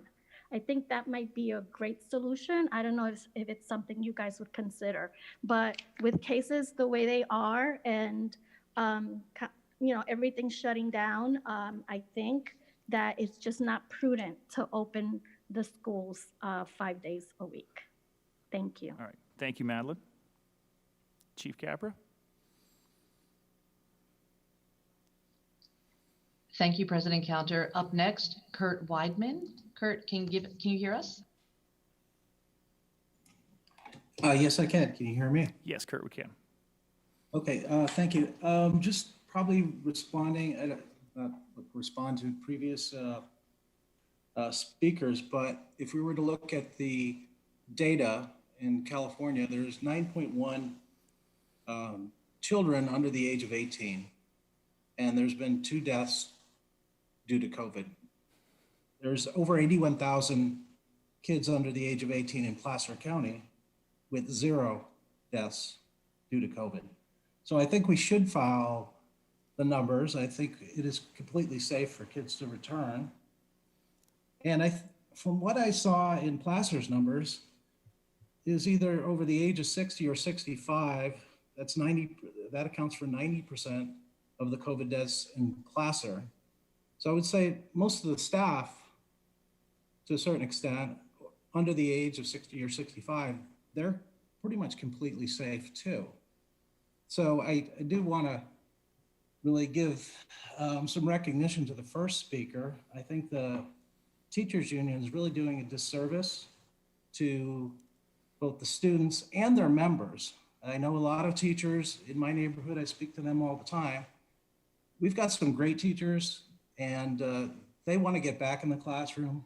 They really do not appreciate having to, balance all these different scenarios and phase 1s and 2s and 3s and hybrids and A's and B's. And they just want to get back in there and teach. And I think we can keep them safe. Roger's going to get all the PPE. He'll get the money for that. We could probably make sure everybody's protected and get our kids back in school. And because of the social, emotional cost to students is really pretty well documented at this point. There's a JAMA study on it. And obviously people have heard about the student in Lodi who on a Zoom call for school, it took his own life. So I think there's a lot of risk to not having kids in school. And so I'd like the board to consider that aspect of it and really do what's probably best for the kids to get them in school. That's all. Thanks. All right. Thank you, Kurt. Chief Capra? Up next is Reese Campos. Reese, you're up next. Hi, can you hear me? Yeah, Reese, we can. Thank you for spending the time tonight to address a lot of concerns. I know my family personally has them, as many of the parents you've already heard. One thing I'd like to point out that I feel like you haven't heard much of is the students at the elementary level. It's wonderful that the high schoolers feel empowered, that they can call in and express their opinions, because that's what they are. But I would also like you to consider somebody younger. And I think that their voices are very valid to this decision as well. So today, I would like to introduce you to my 5th grader. She is a 5th grade student at Sierra, and she is also a member of the student council at Sierra Elementary. So please, if you mind, this is Kaylin. Kaylin, would you like to address the school board? Hi, I'm Kaylin, and I propose an idea of going back to school full time because I think my class and my school is doing really well in our situation, and I think we can just step it up a level to do like better and have more choices of being school and what we're comfortable in. Kaylin, can you tell the school board if you feel safe going back to school? Yes, I do feel safe because we have a lot of like hand sanitizer and all this stuff, that keeps us safe and social distance from others. So. Thank you, Caitlin. Thank you, guys. Continue your good work. All right. Thank you, Reese. Thank you, Caitlin. Chief Capper? Up next is Carissa Keene. Carissa, go ahead. Can you hear me? Yes, we can, Carissa. Okay. So I'm Carissa Keene. I teach anatomy at Whitney High School. It's late and I'm tired and have to teach in the morning, so I'm going to try to make this quick. Okay. So if we as a district claim to care for the mental health of our students and our staff, then we must deeply consider the excessive strain, stress, and work yet another schedule change places on students and their teachers, especially one scheduled so soon. Mid-January is kind of a horrible time to change things up. Cold and flu season is ramping up. We will most likely see another COVID surge after the winter break and New Year's. Both of these will lead to an increased number of students and staff absent and in isolation. Additionally, we are ending one term the first week back, then turning around on Monday and starting a whole new term. This means new classes, new teachers, new students, new preps for teachers to teach. Now to add a whole new schedule change on top of all of these changes after we've only had them for a week, that is an unprecedented level of stress. For the high school level, this would actually be the fourth change for us, coming after we have just changed courses and schedules at semester or at the term, because many of us teach entirely different courses in the spring term than we do in the fall. We are already overwhelmed and exhausted, and this proposed change occurring so soon does not help. Right. Additionally, I just want to look at the reality of what we're proposing. I will speak to what I know, which is high school. Current studies show that teenagers are twice as likely to be diagnosed with COVID than children under the age of 12.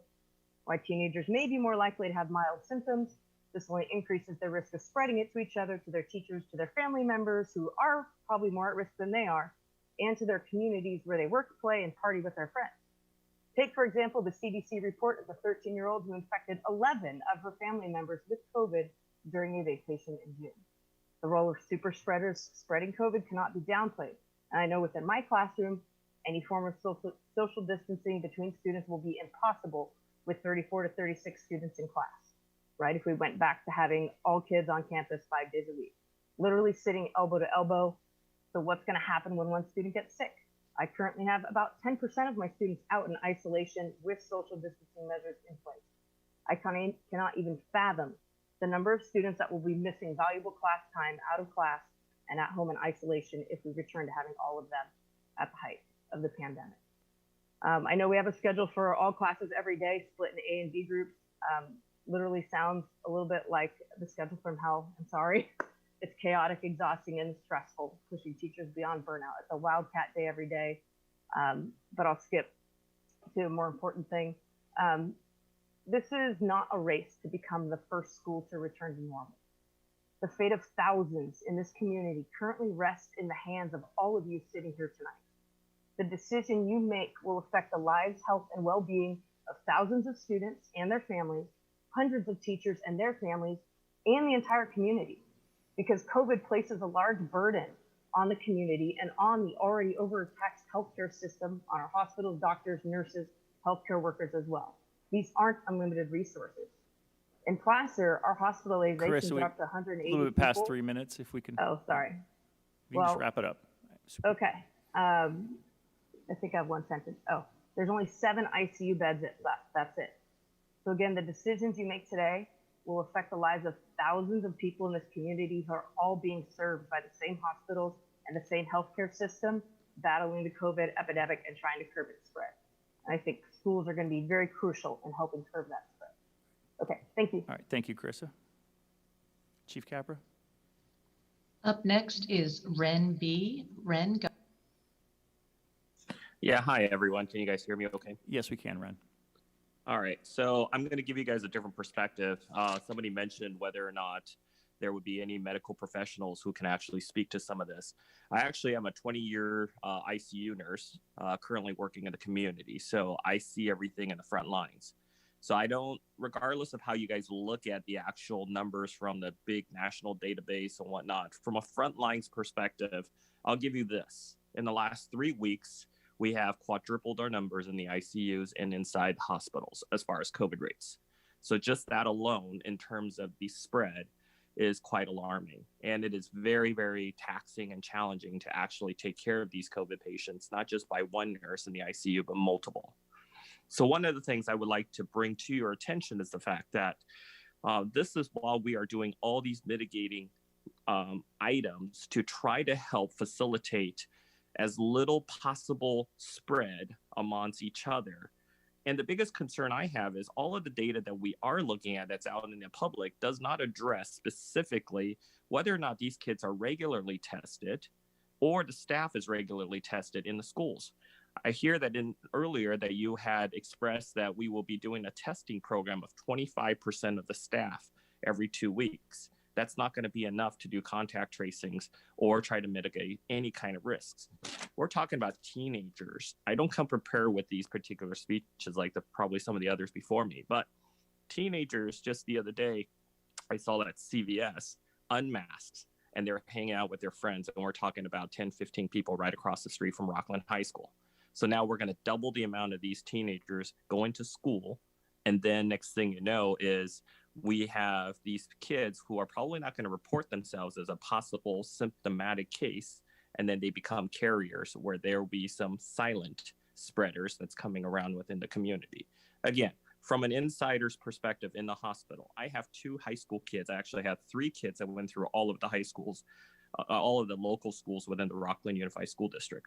So I only plead this only because on a medical professional side of things, I do see that as we have done a better job of I have no political qualms about this whole process of shutting down versus not shutting down. All I see is as people are observant of the recommendations from the CDCs or other agencies, we see a smaller amount of percentages of people having COVID. And then when we opened up more interactions, we have more people getting positive rates.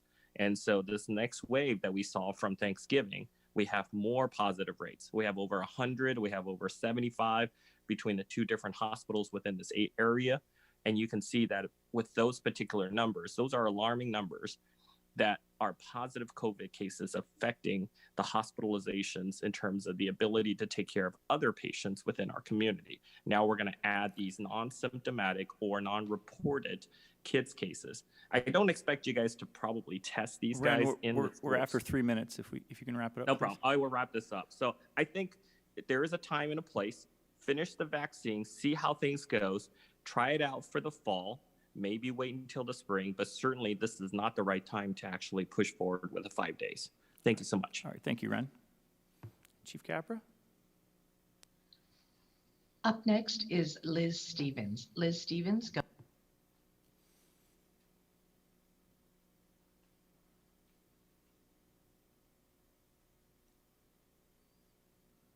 Liz Stevens, we can't hear you.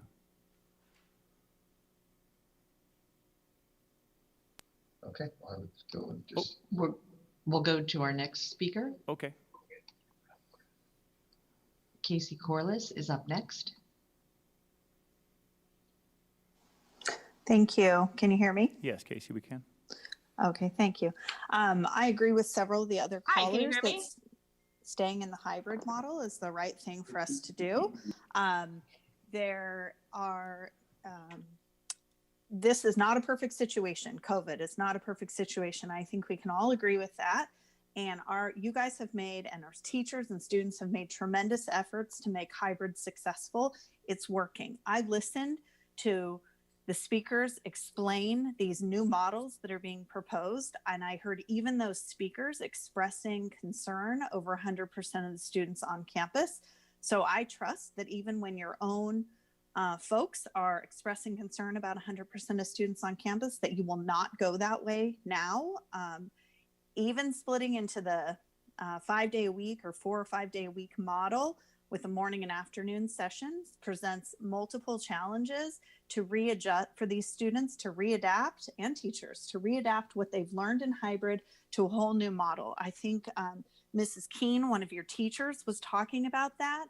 Why fix what's not broke? It's not a perfect situation. You guys have done a great job making hybrid as successful as it can be. And now you want to switch it all up. It doesn't make any sense at all. Let us stick with hybrid. Let us continue this. I urge you to pause this decision again. I commend you for doing it in September and pausing it to now. I appreciate you hearing all the comments tonight. And I urge you to pause this decision further and revisit this after this holiday season is behind us and we understand what the COVID numbers look like, because like the nurse was just pointing out, it's not good right now in our community. It's not good. And these kids are spreaders, all of them, at 5, at 15, and at 25. And they're out in the community bringing that home. And it's not all about the death rate. It's about the illness rate in this pandemic. And we don't need to debate the semantics of that, because I know people are all over the board on that. But, you know, I urge you to pause this until February or March and come back and revisit whether it's an appropriate time to implement a new learning model. But to continually change up the learning model in an already difficult environment for our teachers and students and families is not a smart thing to do. And I urge you to just stick with what we have for now. Thank you. All right, thank you, Casey. I think Chief Capper, if we can go back to, I think it was Liz Stevens. Yes, Liz, you're up next. Can you hear us now?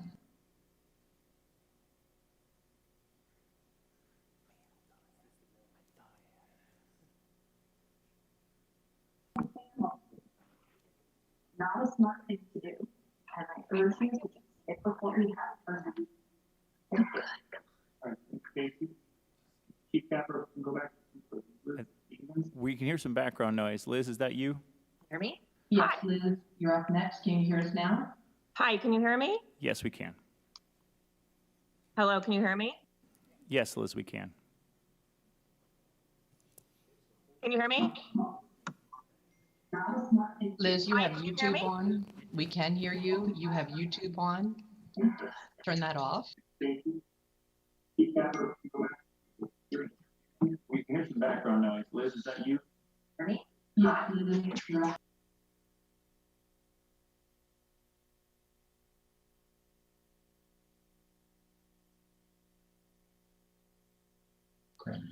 We'll message Liz to see if we can get her back. Up next is Rob Cram. Rob, can you hear us?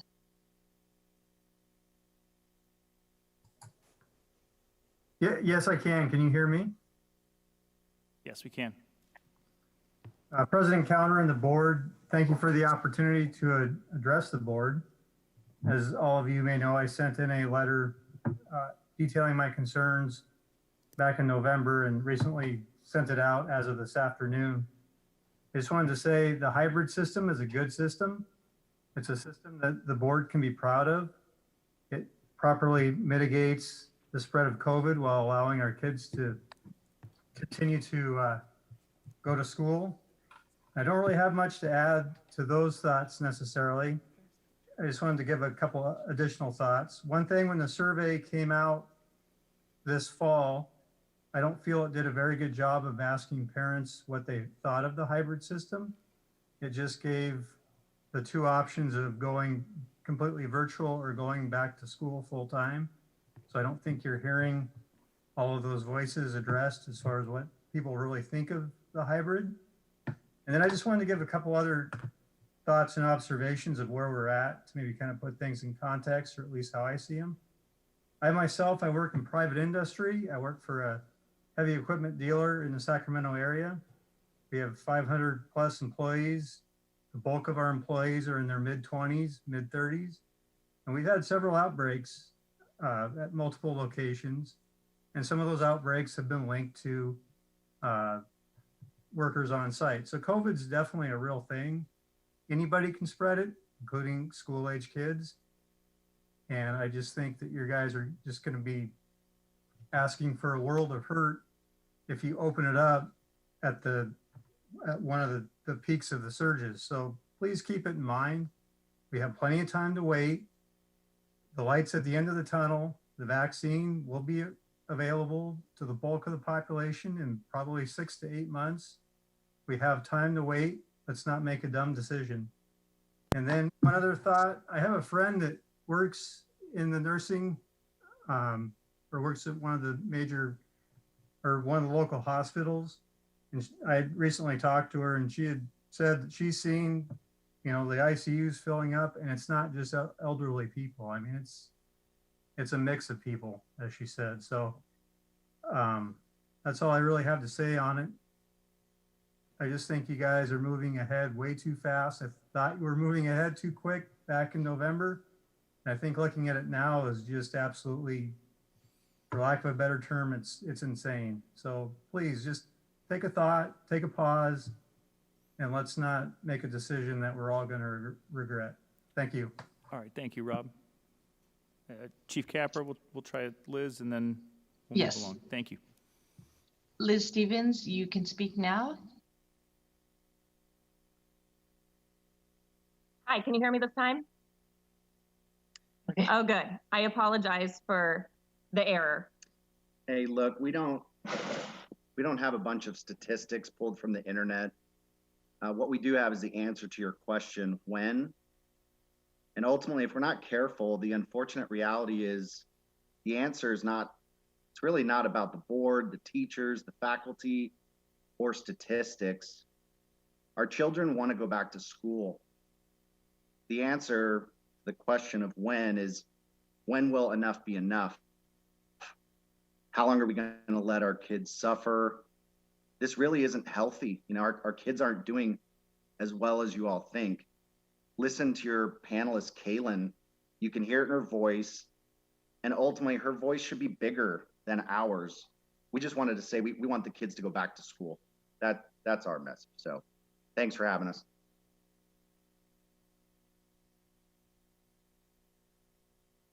All right. Thank you, Liz. Let's see. So Travis, you come up. You'll finish it off, and then we're going to take about probably a 15-minute break, and we'll come back at 10 after we read all the comments. But Travis, give you 3 minutes. Yeah. So I have a couple questions actually from the presentation. So I'm sorry to come in kind of as the public comment piece, but. Superintendent Stock, you mentioned earlier that a graphic that showed our numbers broke down by school sites, by district, the last couple weeks, those kinds of things. One question for clarity, do those numbers include RVC students at any of those individual sites? For example, Sierra Elementary, does that 510 students, and I'm paraphrasing here, does that include Sierra students that are attending RVC or only Sierra students that attend Sierra? And I'm going to look at Dr. McDonald as I to verify. Those students I do not believe do include RVC. Dr. McDonald, can you verify? I'll have to verify. I'll have to go back and double check the numbers and get back to you on that. Okay, I think that's pertinent information because we claim that those numbers are calculated out of total students in the district, and that spreadsheet adds up to over 11,000, which I believe is all students in the district, including RVC. I think that would potentially skew the data that we see for any school site, especially a site like Sierra Elementary that we know has been very impacted by COVID and both positive and exclusions in general this past week specifically.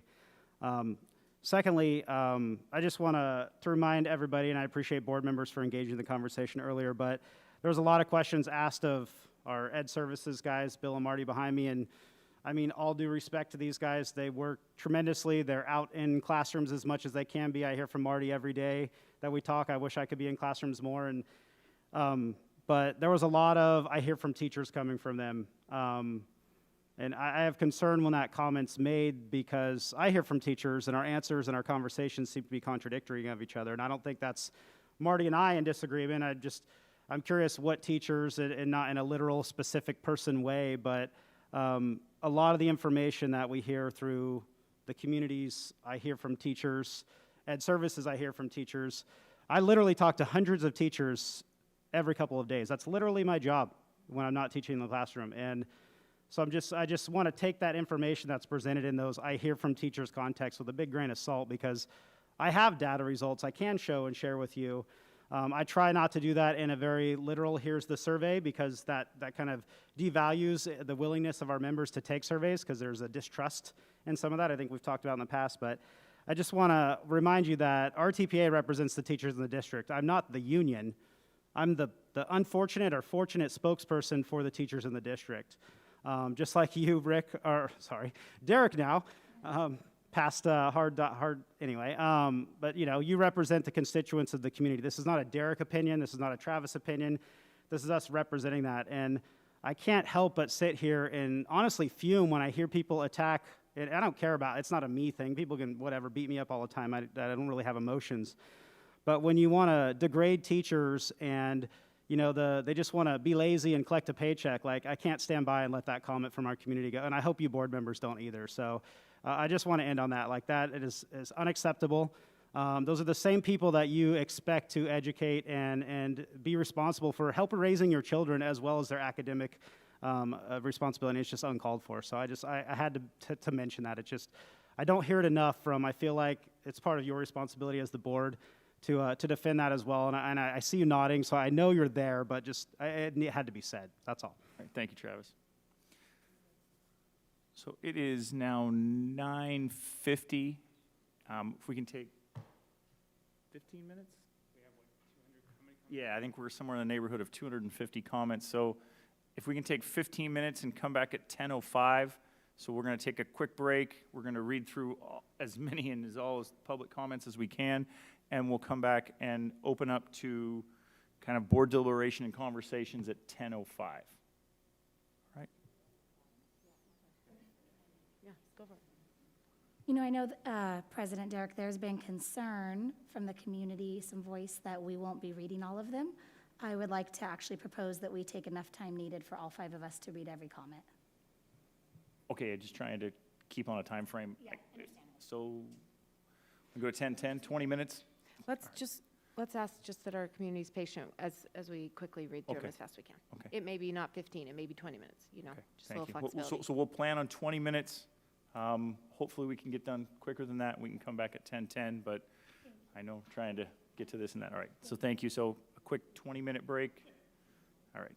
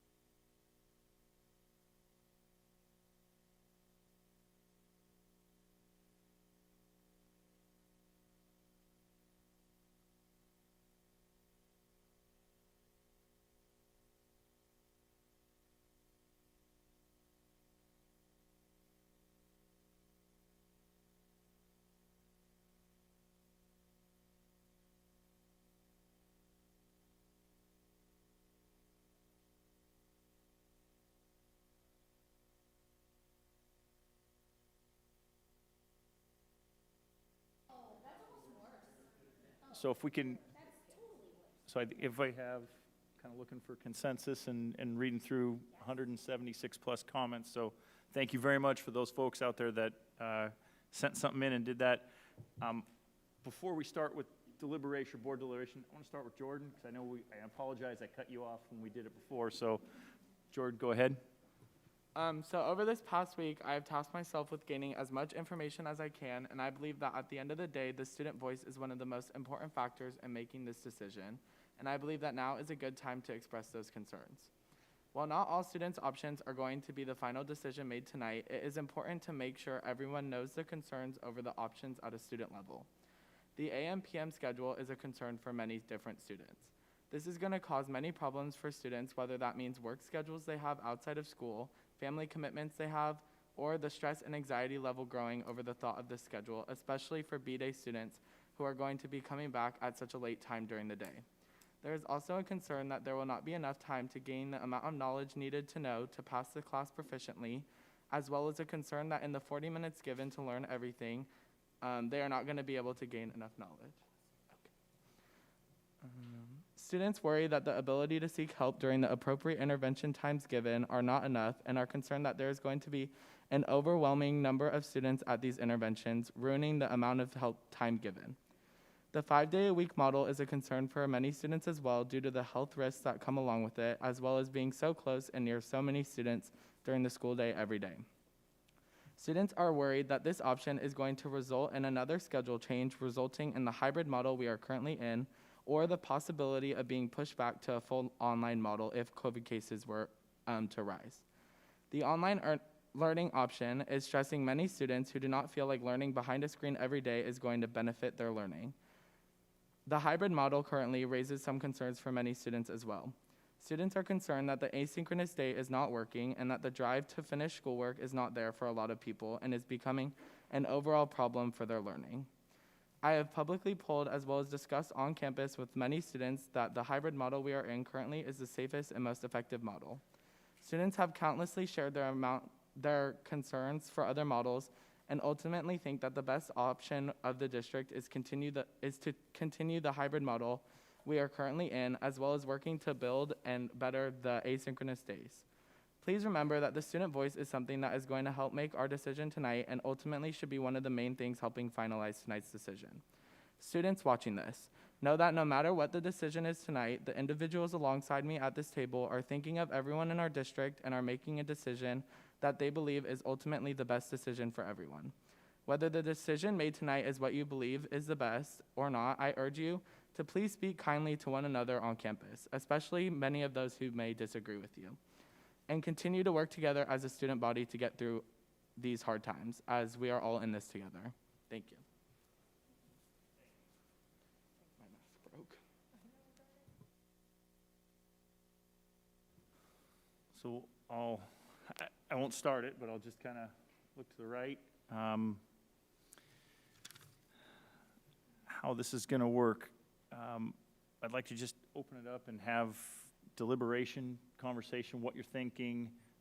If there's any other questions you have, if there's anything you want to address and discuss.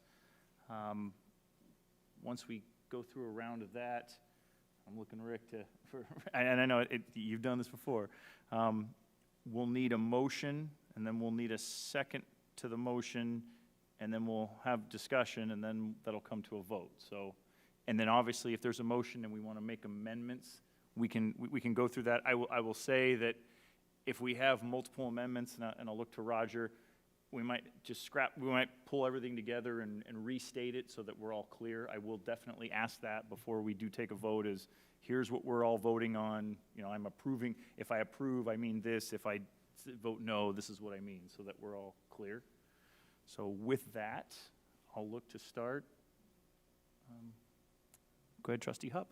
Okay, I'll just start with some small things and get the ball rolling, but I think after having talked to multiple teachers, multiple students, multiple parents, some of the reasons, I think I should say too, academics was a small part of the reason that many parents wanted their kids back 5 days. it was definitely a part, especially in looking at the asynchronous days and feeling that their child's education was getting severely truncated. But I think a bigger reason that I heard stated very strongly to me, and on many, many occasions stated through tears and just agonized delivery, was their child's mental health. I spoke to so many parents whose children were suffering depression and anxiety at levels that they had never seen before. Many parents whose children were seeming to do fine in school until all of this happened, and now they are failing. And many, many parents, especially single parents, have sought me out to talk about the hardship of not being able to be home with their student. If they don't go to work, they don't pay the bills, they don't feed their family. I've had so many conversations with parents that fall in that category.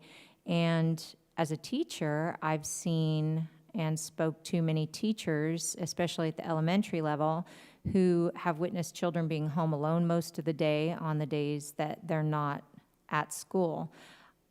I worry a lot about the safety of the children, the safety, physical safety, and mental and emotional safety. And I think, though I understand the hybrid model does work for some learners, and it does work for some families. And I hear families say, or parents say, the hybrid model is working, why change it? But I need them to know they're very fortunate if it's working for them, and their children are very fortunate if it's working for them, because I have been approached by many that it's not working for, and the ones that it's not working for, it's an agonizing situation for them. I look at the 5-day as an opportunity to have, whether it's the shortened day or the AM/PM, I see it as an opportunity for the children to have somewhere safe to go every day, someone checking on them every day, someone making sure that they're eating, that they're getting out of bed, that they're getting dressed and brushing their teeth, and they have somewhere to go. I see it as an opportunity to provide hope for kids who've lost hope. And I see that. I see a lot of kids who've lost hope, and they're very apathetic. They don't seem to even care about what comes next. Children need routine, and they need structure, and we need to increase the learning, the student learning and engagement. This isn't about politics. This isn't about what other people think of us as a board. It's about worrying about kids and about families and about what's best for our community. And I know we're going to talk about COVID a lot going forward, but I wanted to just start out with why this is on the agenda and why we're having this conversation.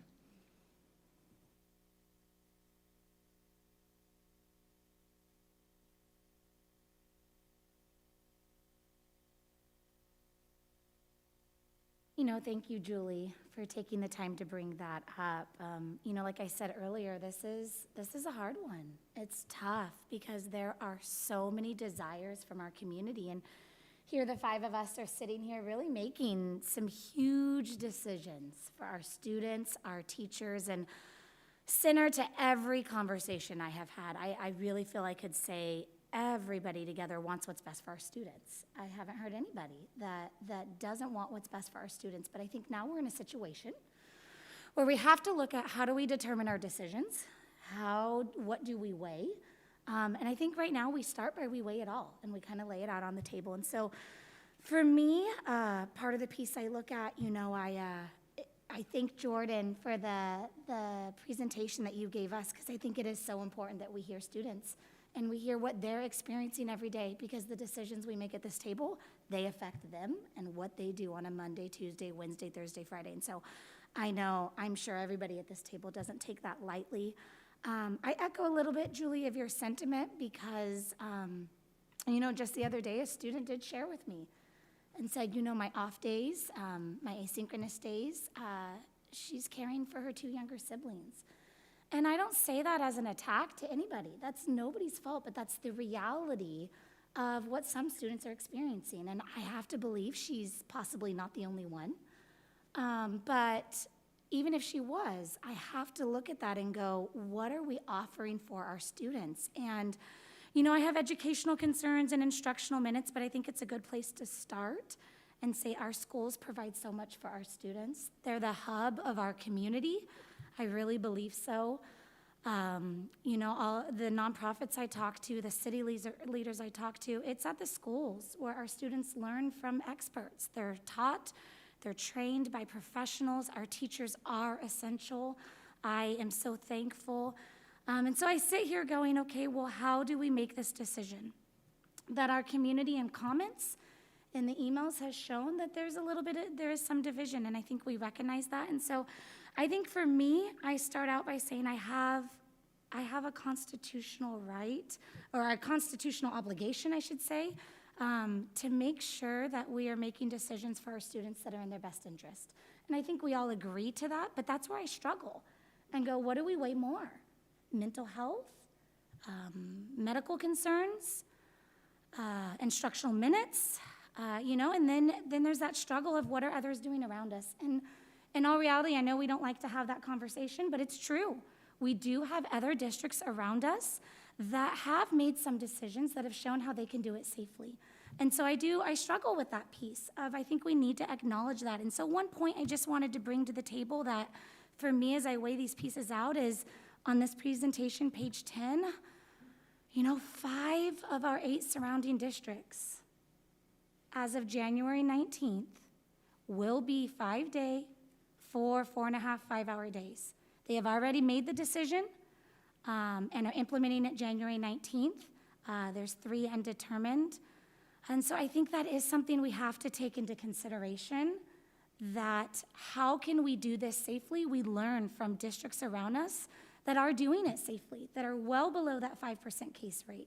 So I know there's many, many factors. I have pages of notes, but I want my community to hear, I want you as a board to hear. My heart is that we take some time tonight to really look at what can we do to help our students, but do it safely. And I really think we can do some of these things safely, and I think we talk about that.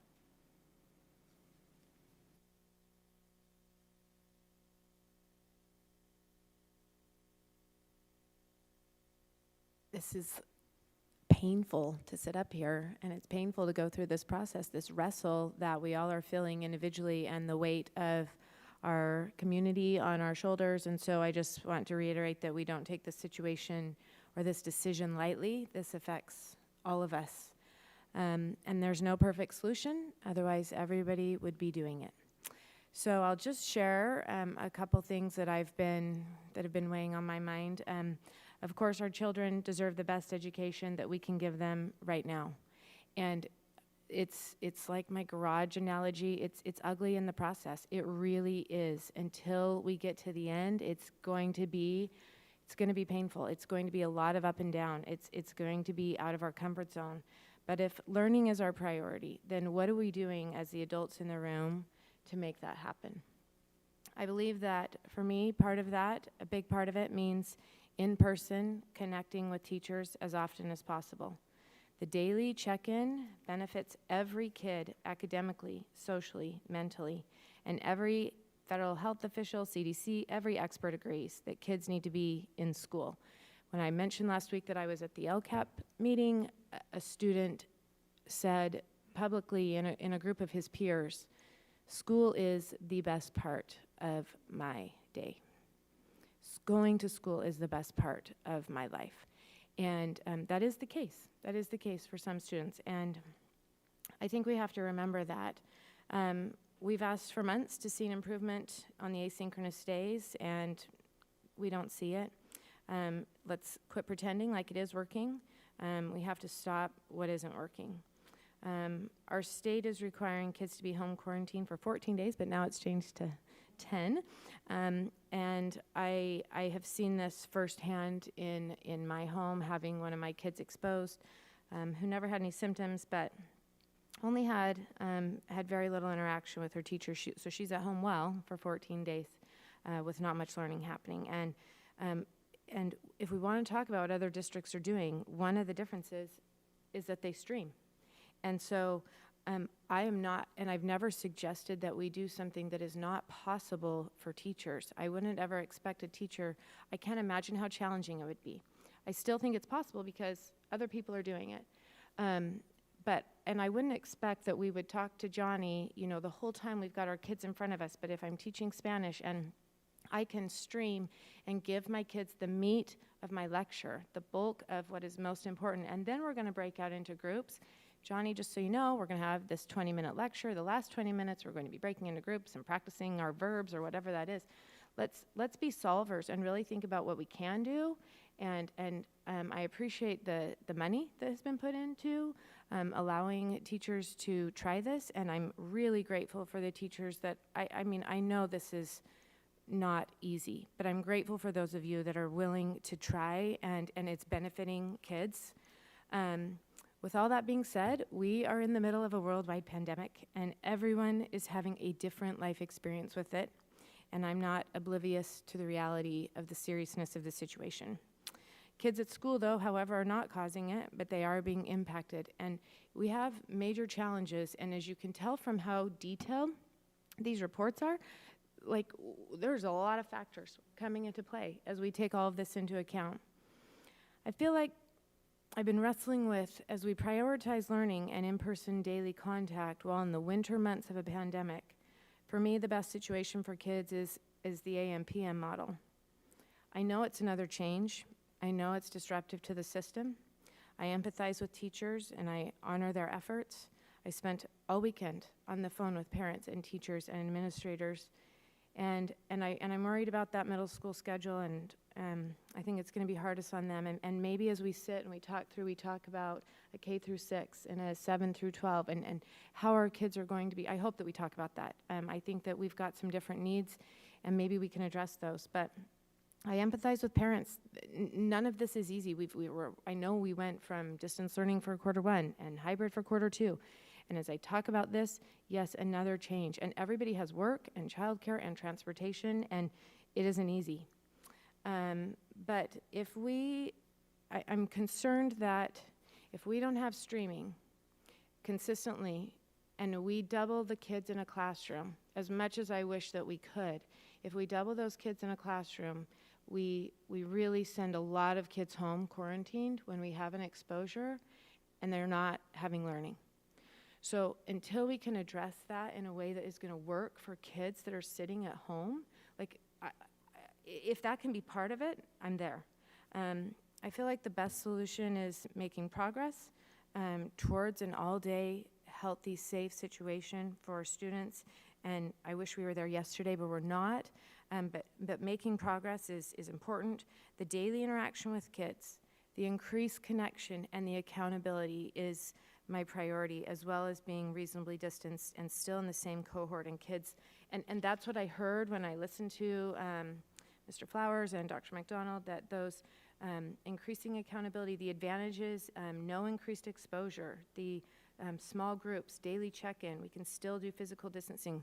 Those are huge advantages. And so that's what I've been wrestling with. That's where I'm at with my thoughts. I'm grateful for your opinions. I respect and value your opinions, and just look forward to the rest of the conversation. Great. Well, I really appreciate that. I'm actually going to take off a little bit, Rochelle, where you ended, although from a little bit of a different perspective. So I think that one thing more than anything that I've heard as I've talked to folks, and mostly teachers and students, and actually that's not true, and parents as well, is if there's one word I hear more than anything, it's consistency. It is the real struggle with the inconsistency and constantly changing and constantly having to do something different. So I'm really trying to keep that front and center. The other thing is my goal for tonight, my dream for tonight, would be that we could somehow as a board make a decision that would take us to the end of the school year. and that we would lay out a consistent map. We may have different ways where we're going to start where that map would go, but that we actually sort of try to map out what the whole year looks like. So people understand, they can bank on it, they can move it. Things might change, but they can have an understanding of where we're trying to go and what we're attempting to do. I would say that from my perspective, it has always been our goal. From day one, we've said we want to be back 5 days. We know and believe that's better, and that's where we want to go.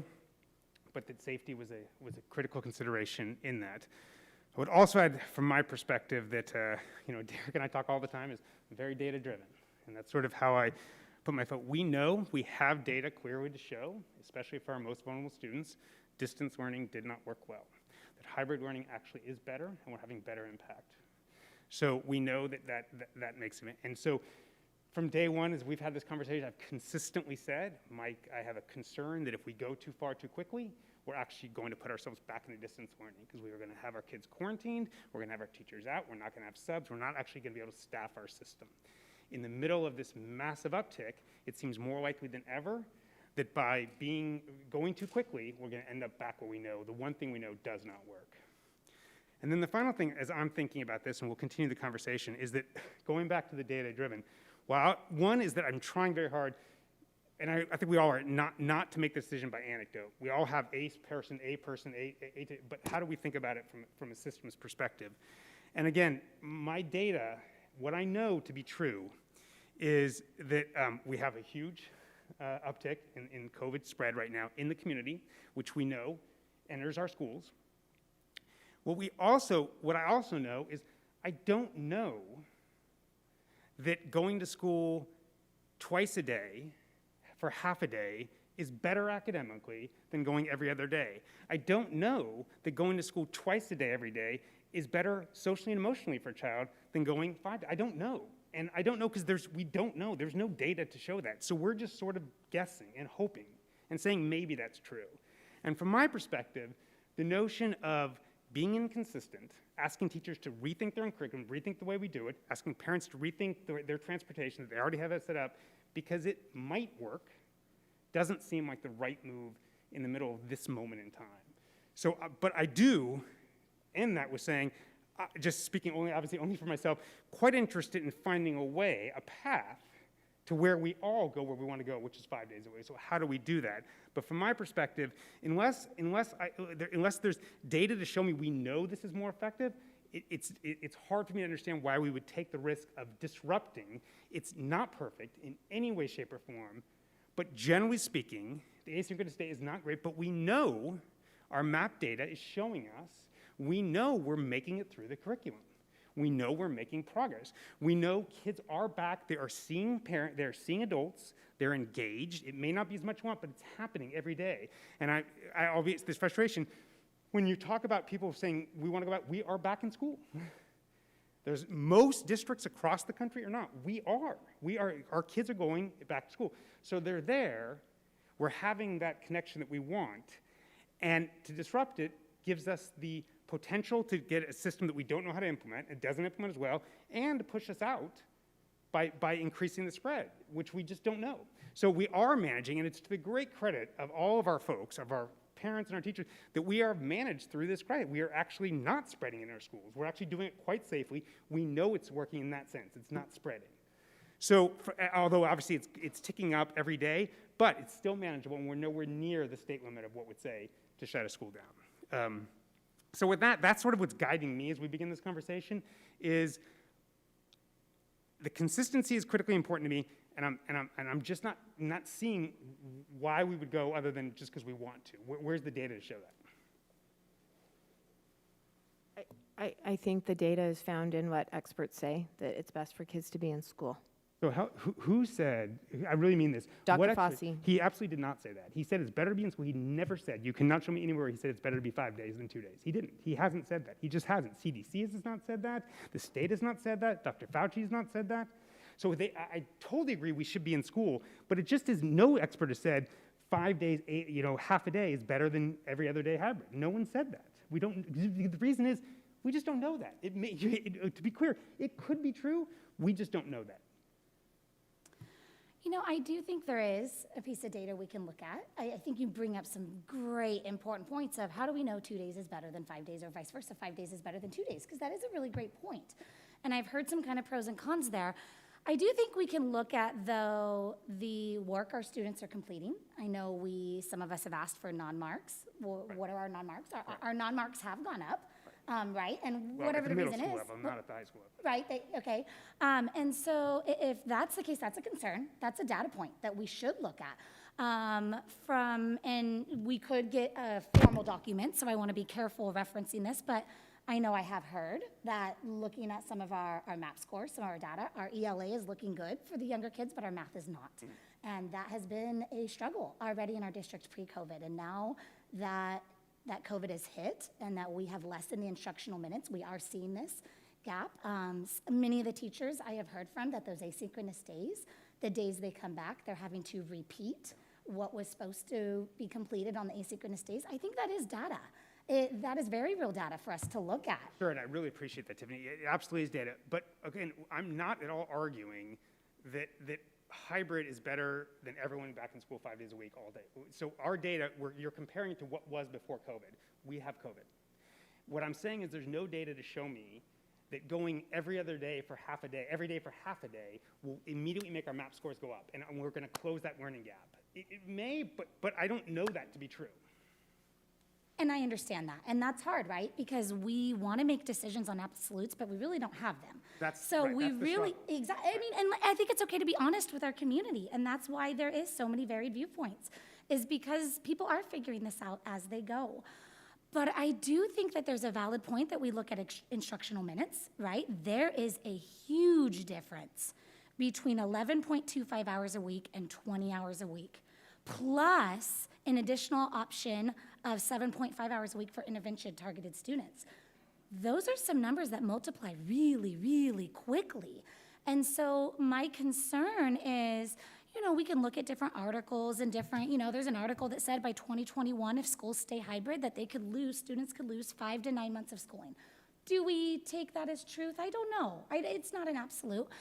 But I do know that when I look at instructional minutes and I do the math, if we stayed in hybrid, and this is my rough math, if we stay in hybrid at, let's give it 2.5 hours a day, because the hybrid models vary a little bit, our students were robbing them of every month 70 hours. After 5 months, that's basically 350 hours, approximately 58 days in one semester. That's a concern to me.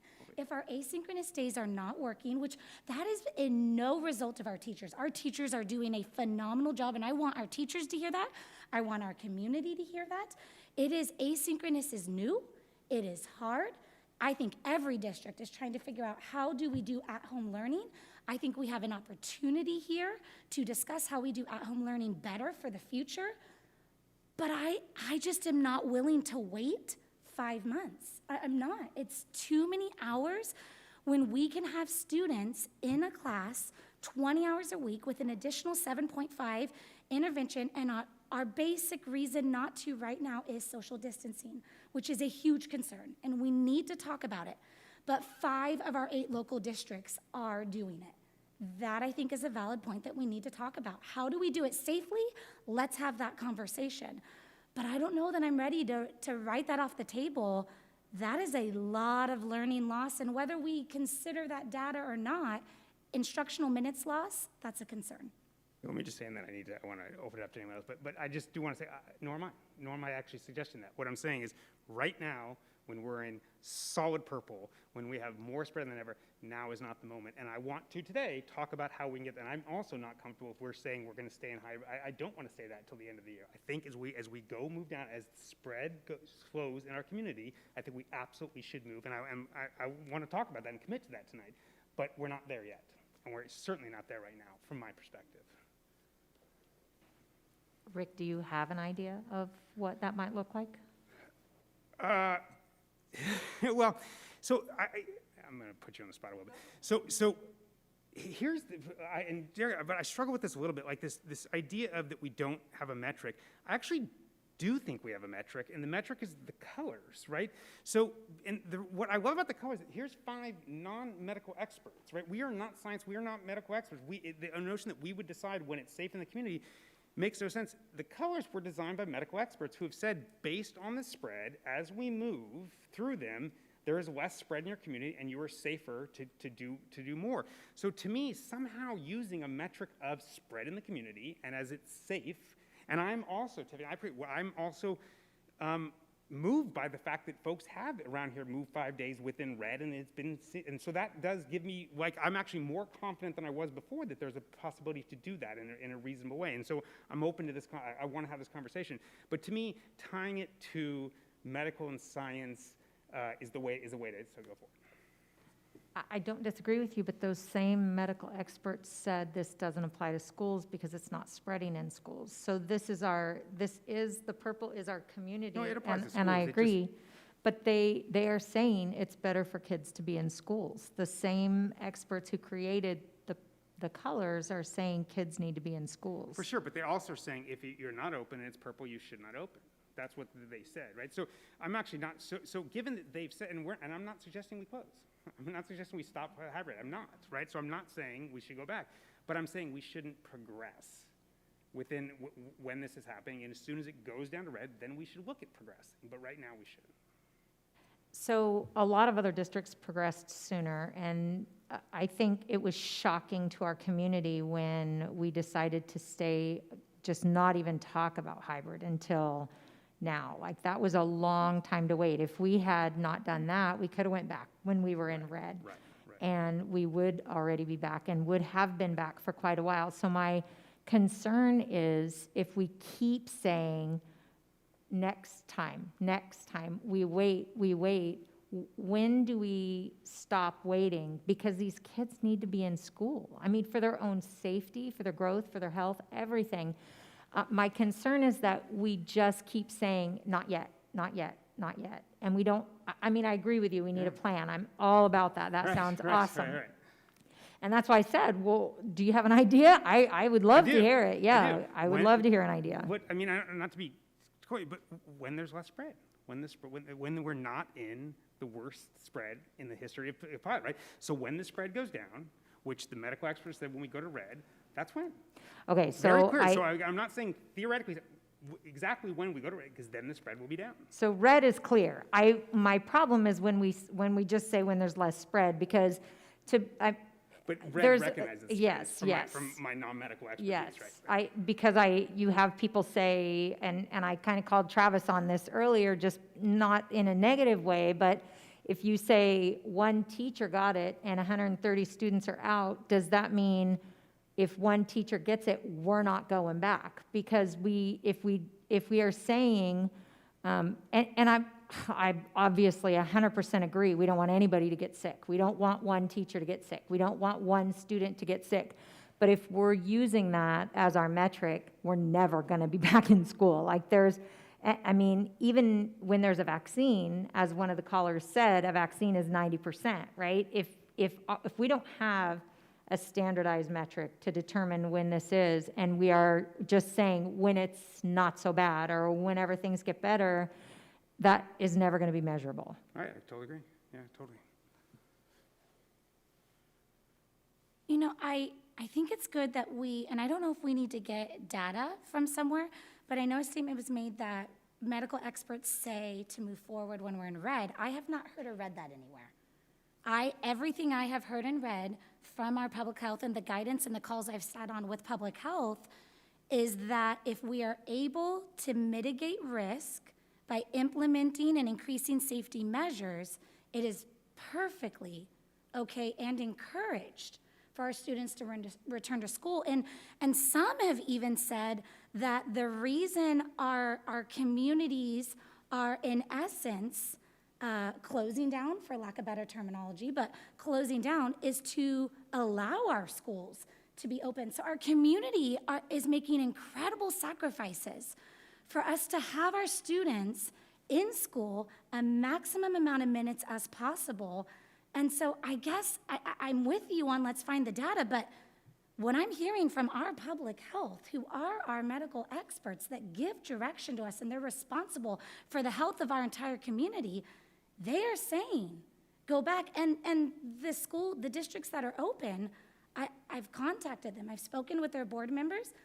They're not hearing that they have to close. So I'm confused why we would use a tier system in any way for schools. I guess from my perspective, the tier system is a scientifically developed barometer of spread. And that is what I'm trying to pay attention to. I get it. I think my concern, I figured out what it is. The tier system connects to an entire population group that is not a majority student. A school system is a majority student population. And so our responsibility would be is if there is not a high student-to-student spread, which has been proven and shown, and the concern is a possible teacher-to-teacher or teacher-to-student spread, then our responsibility would be mitigating the teacher-to-teacher.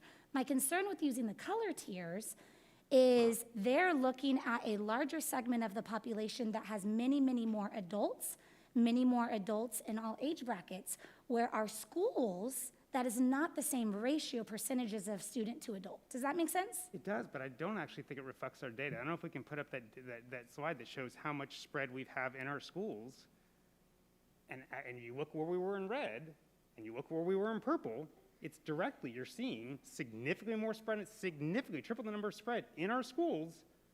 Okay, but when we say triple, let's be all reality, that's 0.25 to 0.75. Okay, but right? I mean, I'm just being real, and I want us to have good dialogue because it's good. But if you look at the number of kids who are quarantined, the number of kids who are losing 7 to 10 days of academic, it now, has huge impact, right? And so it's real kids that are really being impacted, and it's okay, Barbara, thank you, I appreciate it. But the point being that it does seem, I think it's causation, correlation, not causation. I mean, clearly, as we were in red, we had a certain spread. As we're in purple, it's more, and it seems to correlate pretty clearly to it. So it doesn't seem like it's wildly off. I get you, and I think we can agree on some and disagree on some. I think for me, the quarantine is an issue, and we need to talk about it. But I think that's a separate issue to discuss that I actually have some potential solutions for, but I want to allow everybody a little bit of time to talk. I do have some solutions for quarantining. I think that is a huge concern with us moving to a 5-day model, but I do not think that that is a direct reason for us to say it is unsafe for students to be on campus 5 days when our medical officials, our public health has said it is safe to do so. So Tiffany, you may have read more, and I apologize, I probably missed it, but I've not seen, again, I just missed it probably, I've not seen where they said it's safe to be 5 days, where medical experts have said it's safe to be 5 days. I've seen them say it's safe to go to school. I've never seen them say it's safe to go 5 days. They said it's safe to be fully reopened.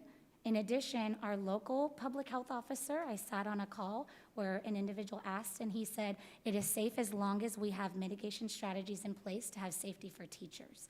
I think another measure to show that it is safe is the fact that we have open school districts around us that have not been shut down by our medical health officer.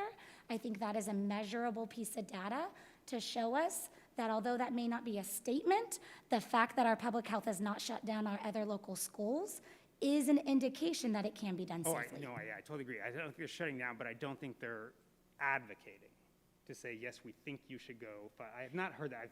I found, unfortunately, they leave that to the schools to make, which has been our consistent struggle. Because then we're forced to make medical decisions.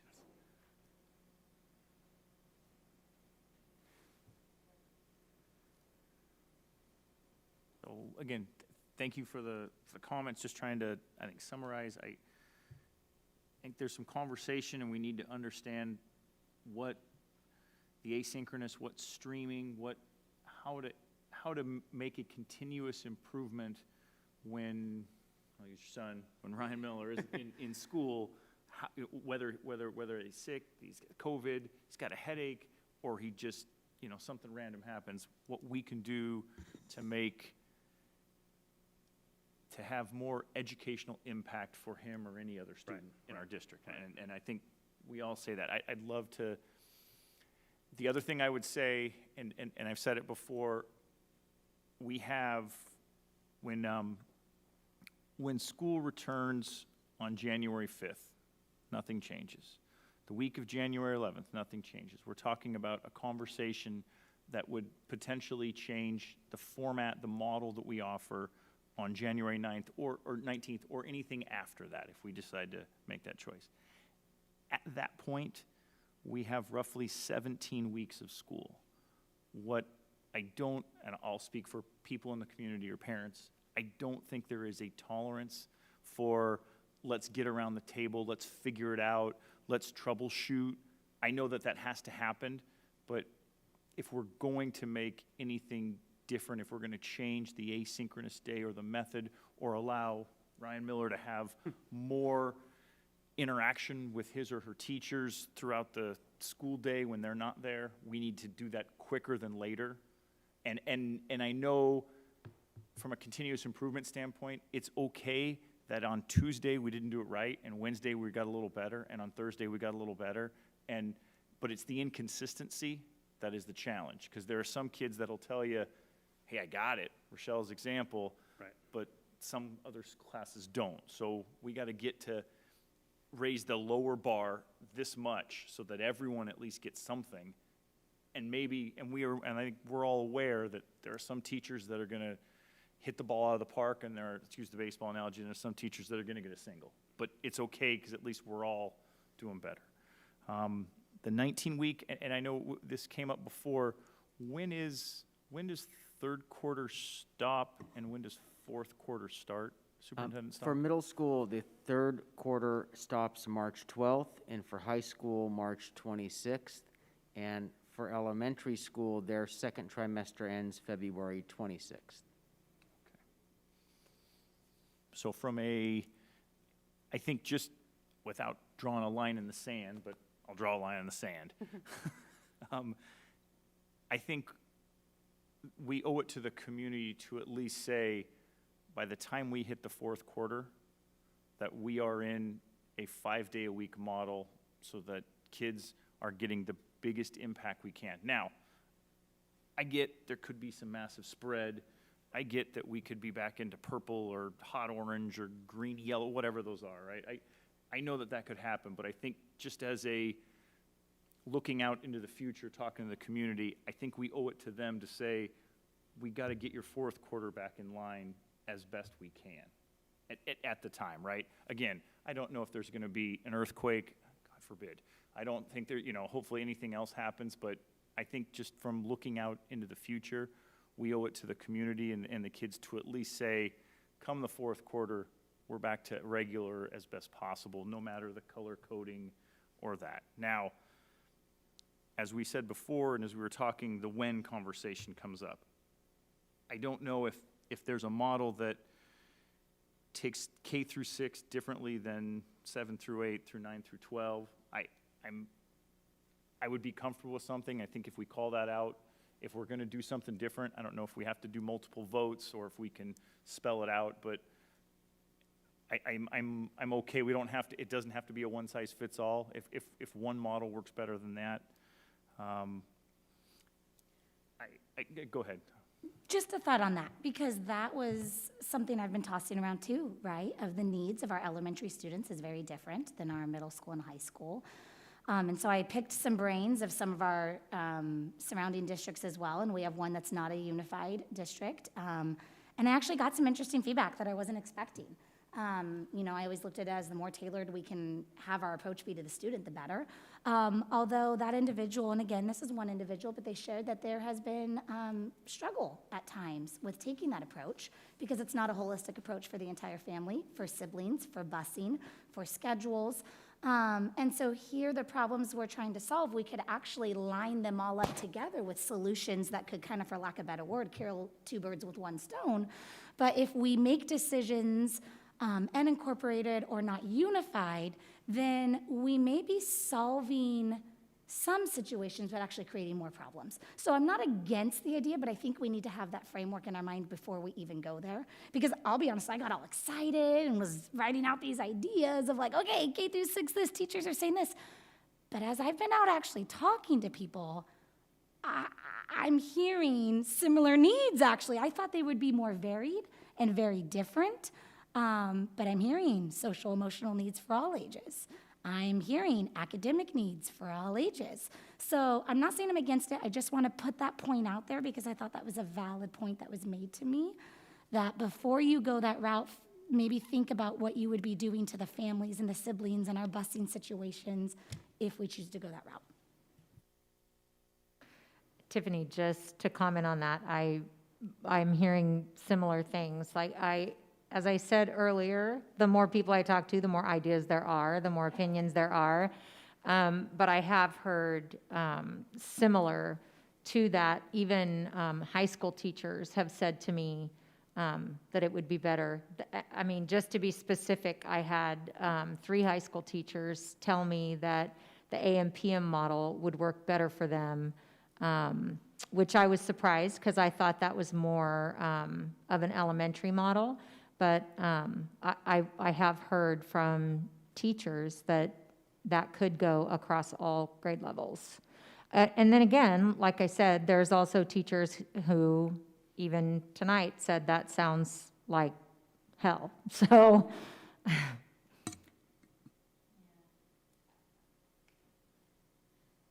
do we feel that would help us as a board be able to look at these independently? Is that maybe the thought, President Derek?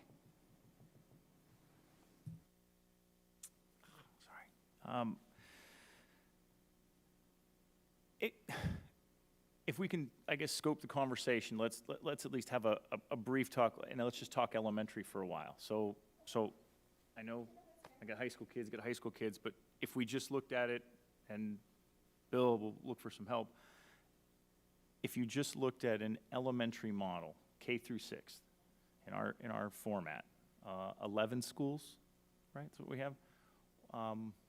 What would you see, or what would be a suggestion? Is it, again, as Rick mentioned, is it looking at a color code? Is it looking at a date? And then what does it look like? Is it a AM/PM model? Is it I'm going to say this wrong, I apologize. The early out, sorry. Or is it purely staying in the hybrid or the 5th option of 5-day-a-week standard format? So from a grade school standpoint, and I apologize, I'm a look, and I know I'll end up calling on you. So other than where we're at with hybrid now, pros, cons, goods, bads, I know, and we can probably bring it back up, and we'll summarize it, but I'm not sure. Are you asking? yeah, we'll throw you into the conversation. Hang on. Throw me? Yeah, ask me a direct question, I'll answer. Go ahead. I'll get us rolling. Okay, Yeah. So K through 6, right? What are the needs that we're hearing with K through 6, and what are some possible solutions? I know we all do our best to try to listen to the entire community, but I love that we each have different segments of the community that we're probably hearing more from. So from the segments I'm hearing from, some of the thoughts at the elementary is consistency of an everyday. They're young children. It's difficult for them to remember what's Monday, what's Tuesday, what's Wednesday, what's Thursday. So the benefit of a 5-day being that it's, Monday through Friday, what time you're waking up, when you're going, what you're doing. They have routine. Another benefit of talking specifically of why we would even consider 5-day for elementary could be for those older students that are really having to help educate their siblings at home. And that's not, necessarily even parents' fault. Community is trying to do what they need to do to keep businesses afloat. And so I do think, although that may not be necessarily an academic, if we look back at our little guideline here, we're making decisions based off of physical safety, instructional time, but also that social emotional. And so I think that's an important piece for our elementary students. The AM/PM I have a little concerns about. For elementary, I'll be honest, I have a few.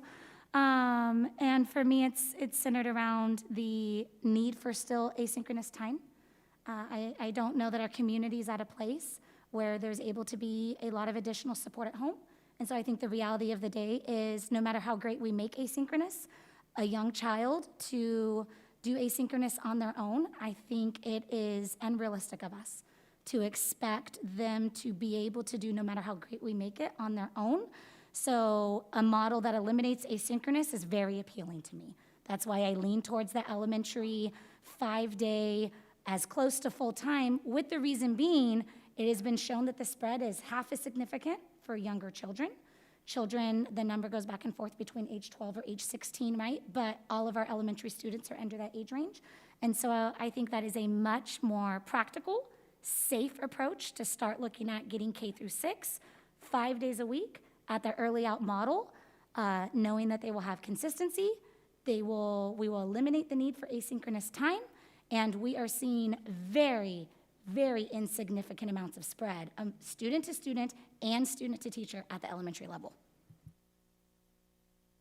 I love that idea. I mean, I have a 6th grader, and he is at a charter academy, and he goes every day, and it's been a game changer for him to be there every day. It's just a huge difference. He's been so excited to be at school.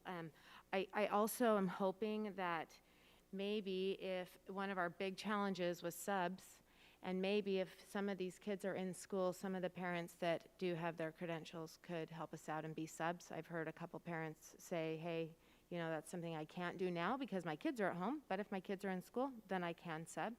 I definitely see a lot more advantages than disadvantages. I would be remiss if I didn't comment on this because I am an elementary school teacher. And the appeal of the early out is immense. I think it's better for kids. I think it's better for education. I think it's better for almost everything.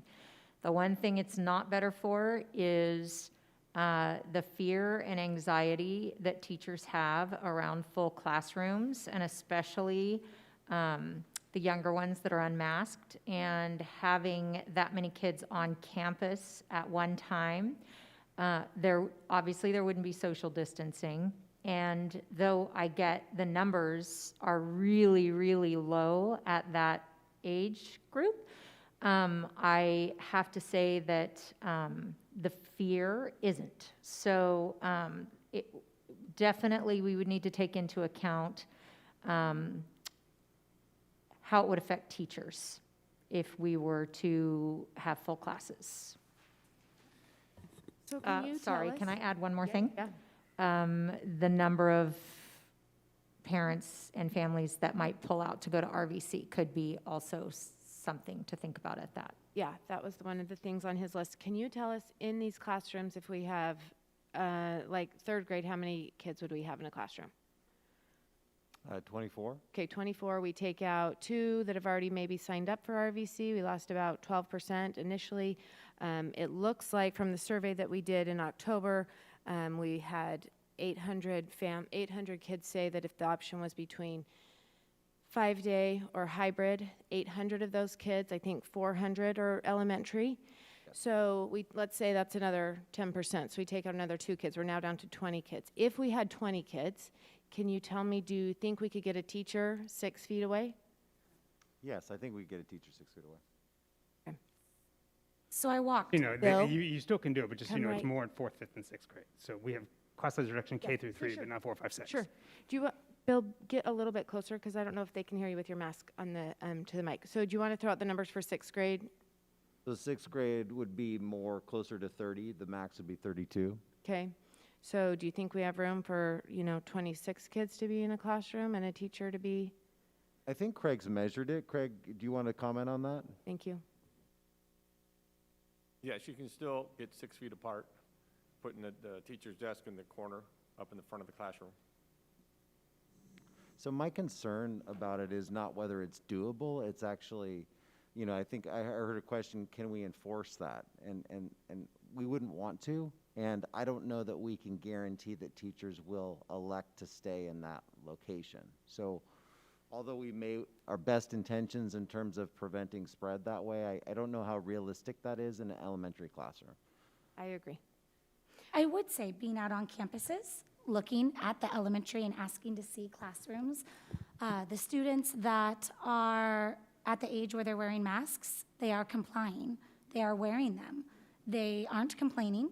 And the staff that I've asked have said that they have been very compliant about it. And so I do think that that is a game changer. I met with a teacher from Roseville City to ask and say, show me, stand up right now and show me what you do, because I'm not a teacher and I don't understand the demand. And so show me, how are you feeling safe? And that teacher, brought up the point and said, listen, we can have the mask debate or not, but at the end of the day, public health says the mask and it makes me feel better as a teacher.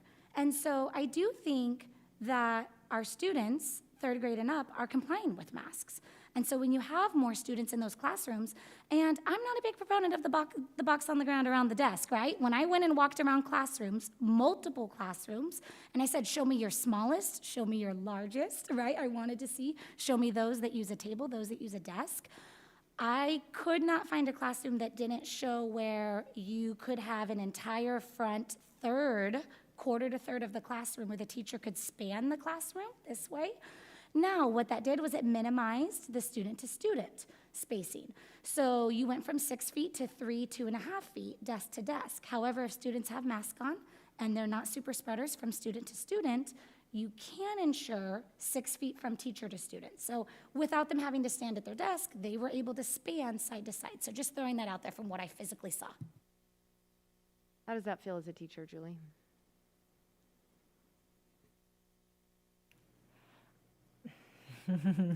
I would say, I don't want to give statistics or anything, but just being around teachers day in and day out and having these conversations with teachers day in and day out, you're going to have some that love it and some that hate it, some that can do it and some that won't do it. I think it's really difficult for a teacher to stay 6 feet away. I've been doing it because I made it a point to do it, and I know it's possible. And I make it fun, and I know it's doable in good ways, not doing it to be, a bad teacher, but you can be a good teacher and still do it. I think it's very stressful to, I think no matter what we do, it's going to be very stressful, to be honest. Change is stressful, and we have to, I think, if it's possible, go forward with what's best for the kids and what can be done in the classroom and what is doable for teachers. But I think the change is going to be extremely stressful. And I agree with Rick in that we need a plan moving forward step by step, and not just a change, but what is our goal, what are we getting to, and how are we getting there, and reasons behind it.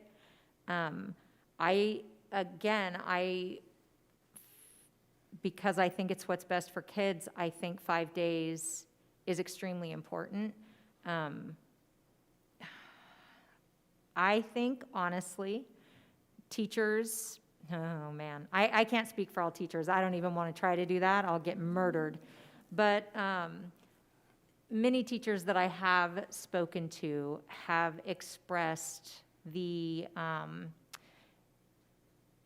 AM/PM as a safer option because they get to keep their social distancing. And I think the shorter day takes away the social distancing. Now, the AM/PM offers many other problems, right? Like the getting kids to and from school. And I've certainly heard from families that 3 hours feels like 3 minutes.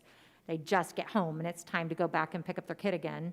But I think if we did the AM/PM, the teacher could maximize those 3 hours, do the core subjects, and have the asynchronous be non-core subjects. But the early out and losing the social distancing, I think, could be more stressful than we would want to put on teachers right now.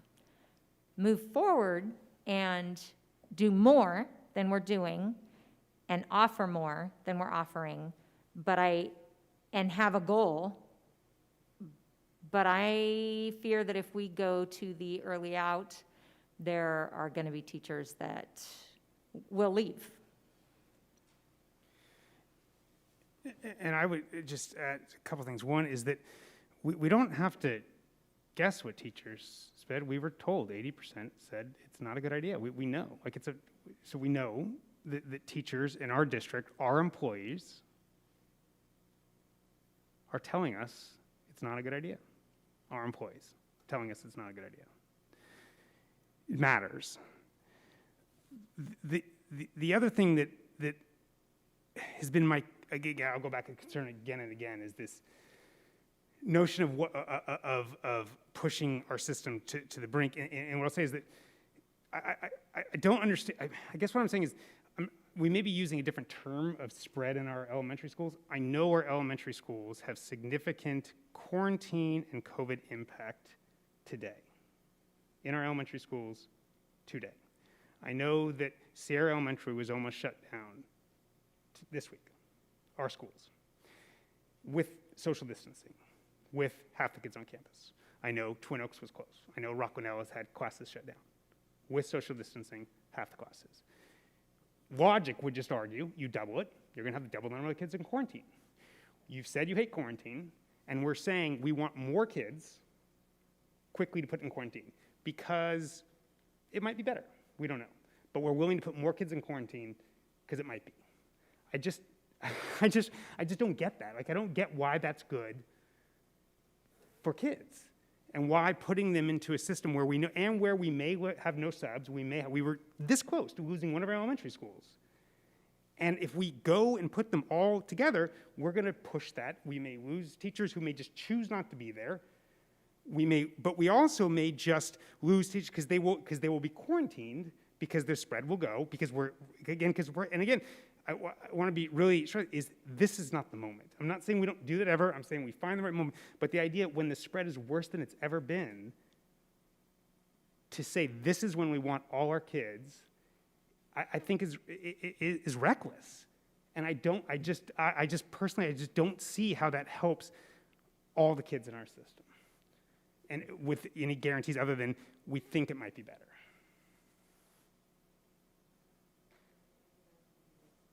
Sorry, say it again. No, I'm saying, in other words, like if I knew for a fact this notion of half a day in school every day was for sure, we knew it was going to be better. We knew, I still probably in this moment when we're this purple, I wouldn't say it, but it's more compelling to me. But we don't know that. We don't know it's better. For sure. And you know what? We may have to agree to disagree that no one has done this before. And so there's not any study that says, you know what? It's better for kids to be accountable every day. I personally, and have talked to a lot of people, I still will believe that it's better for kids to see their teacher every day, to look at them in the eye, physically, emotionally, academically. I think it's better for all kids that they see their teacher every day. And yeah, I don't have any studies. Yeah, and just to be clear, I agree it's better, but in the middle of a pandemic, given what we have, like, is it worth the risk of doubling the kids that go into quarantine? And Rick, I can understand that sentiment and agree.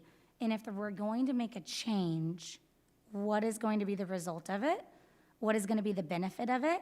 And I've heard some mention that an AM PM feels more like just another version of hybrid, and because it's essentially the same hours. And so to completely restructure our system, restructure classes, possibly different pieces to gain 2 hours in 2 weeks, I think it's a very valid point of going, unless we have a very real reason, why would we make this change?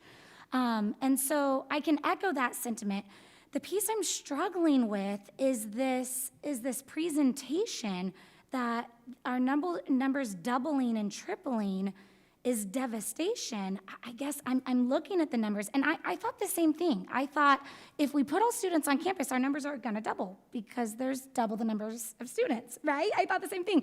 And so I kind of went, well, I wanna actually see what has happened around us, right? And that actually hasn't happened.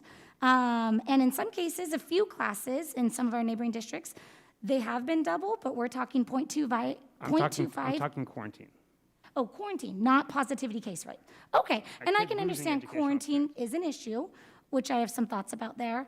But I struggle still with the concept of, And we do have data to show 5 days significantly increased quarantine. It did. More kids went into quarantine when they were there all the, it's just logical. It makes sense because you're going to have more kids that are going to be near someone, and it makes sense. And especially, again, when it's most deep right now with the spread, you're going to have more kids that go into quarantine. And again, if we had a solution that we're going to have quarantine be spectacular, that's a different, we're not there, and we won't have that. here is one thing I was going to say about quarantine that I think is a valid point.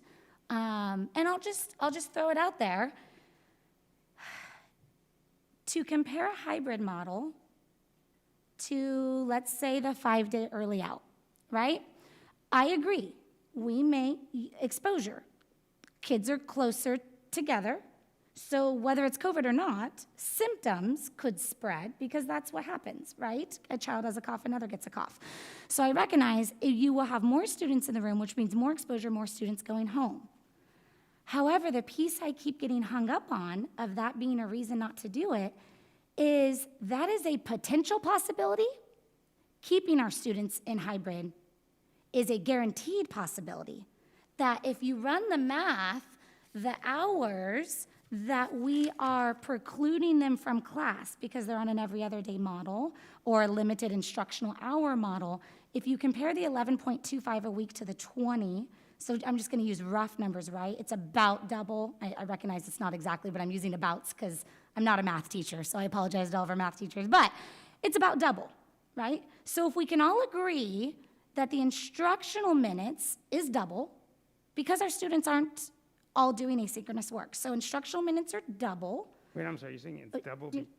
Sorry. So the instructional minutes is what I'm saying, the 11 to the 20, right? So if it's double, our students that are on hybrid, if you do the math, what they're missing out compared to the 5-day model is essentially approximately 8 rounds of 2-week quarantines. So to me, that's a concern. Because is there a possibility our students, we go the 5-day model and we get 1 quarantine, maybe 2, maybe 3? Okay, but we're guaranteeing that they're going to get 8 rounds of quarantine on the hybrid model. If we stay till the end of the year, which I just want to say again, I'm not suggesting, but I appreciate that. I just wanted to step in as a student who is ultimately going to be living through whatever decision gets made tonight. At the end of the day, the one thing that for me personally, and I speak for myself, I'm one person, like as much as I try, I can't get to everyone and hear from everyone. But for me personally, living through whatever decision's going to happen tonight, the smartest decision to me personally would be using the time that other districts are using to see if 5 days works is smarter than just rushing back into it. Because for me, at the end of the day, the consistency is important, and I don't want to keep bouncing around. And I think it'd be smarter to ultimately just see if it's working and using that time to see while it's working to stay in a model that we know would work and gain more student voices, more student representatives that are also living through the decision that gets made. And seeing that I feel like we could use other districts better than seeing if it works for them, and during that time, figure out a plan or something that would ultimately work. Because at the end of the day, the last thing that I want is, the one thing that I do want is to go back 5 days at some point. But the last thing that I want is to rush back into 5 days, just like go back another step. Like I feel like at the end of the day, if we rush back to 5 days and it ends up being something where it works for like a week, maybe 2, and then we ultimately have to go back to something like online learning or hybrid learning that we've been in for 13 weeks, I think, somewhere around there. But at the end of the day, it just seems counterproductive for students and teachers to bounce around their schedules going from 5 days a week to see if it works. And then the possibility of, okay, now another change, we have to go back. Like, I feel like it would be just smarter to ultimately use that time to see if it works with other districts. And while we see, figure out a plan that works for us and know that, like, at the end of the day, what we're going to be doing is something that we're going to stick to and ultimately get to adjust to like we did with hybrid.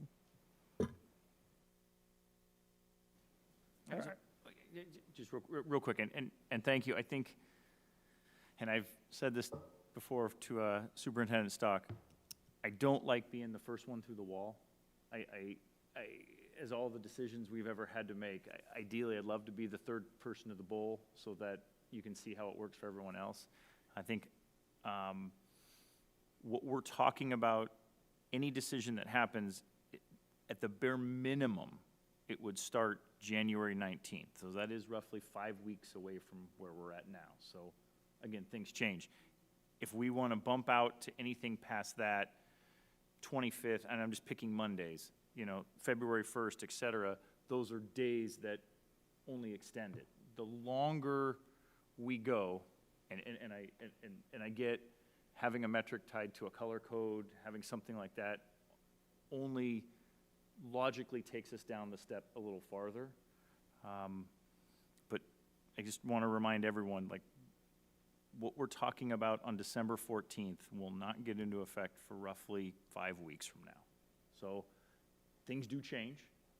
I'd love it if other districts, Roseville, Eureka, made this decision last week and we could sit there but it is what it is, and somebody's got to make a decision. And I'm sure the other districts that are having similar conversations are like, man, I hope Rocklin makes a decision so we can follow theirs, and vice versa. So, yeah, the only other thing I'd say to that is that, and I'm getting perilously close to being a scientist, which I'm not. And I want to be really clear that I'm just. But this is what little I understand is that where we are today is not a surprise. It was predicted from the very beginning. We've been told, come the winter, it's going to get worse. We're right where they've said it's going to be. And so this shouldn't be a shock. And with all the board knew that, and we planned out understanding that we were going to be in a worse way. And by the same token, they are predicting spring will be better. And that there is a horizon, and there is a vaccine that is literally going to go into arms in this area next week, this week, soon, right? It's going to happen any day. So it's not like we're just randomly sort of saying someday. We know, like science tells us, come the spring, we're going to be in a better place. Come the spring, there'll be vaccines. And respectfully, January 19th is not the spring. It's still the winter. So thinking about it, how we know, again, to me, it's not just, I'm all for the academic year because going around quarters helps you from a planning perspective, mostly at the secondary level.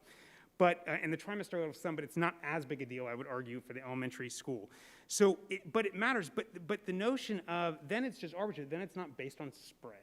And so anyway, so that's right. And again, I think there's good reason for all of us to be optimistic that if we hold tight, but then we have an idea of when we're going to move, that science tells us it will be safe in this academic school year, and we will be able to move, and we will have kids back 5 days this academic school year.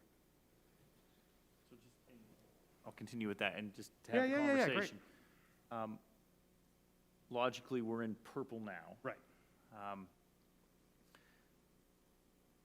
And I know it goes down a step model. Again, Rick, Board of One, and I know it's not going to happen, but we've had this conversation before.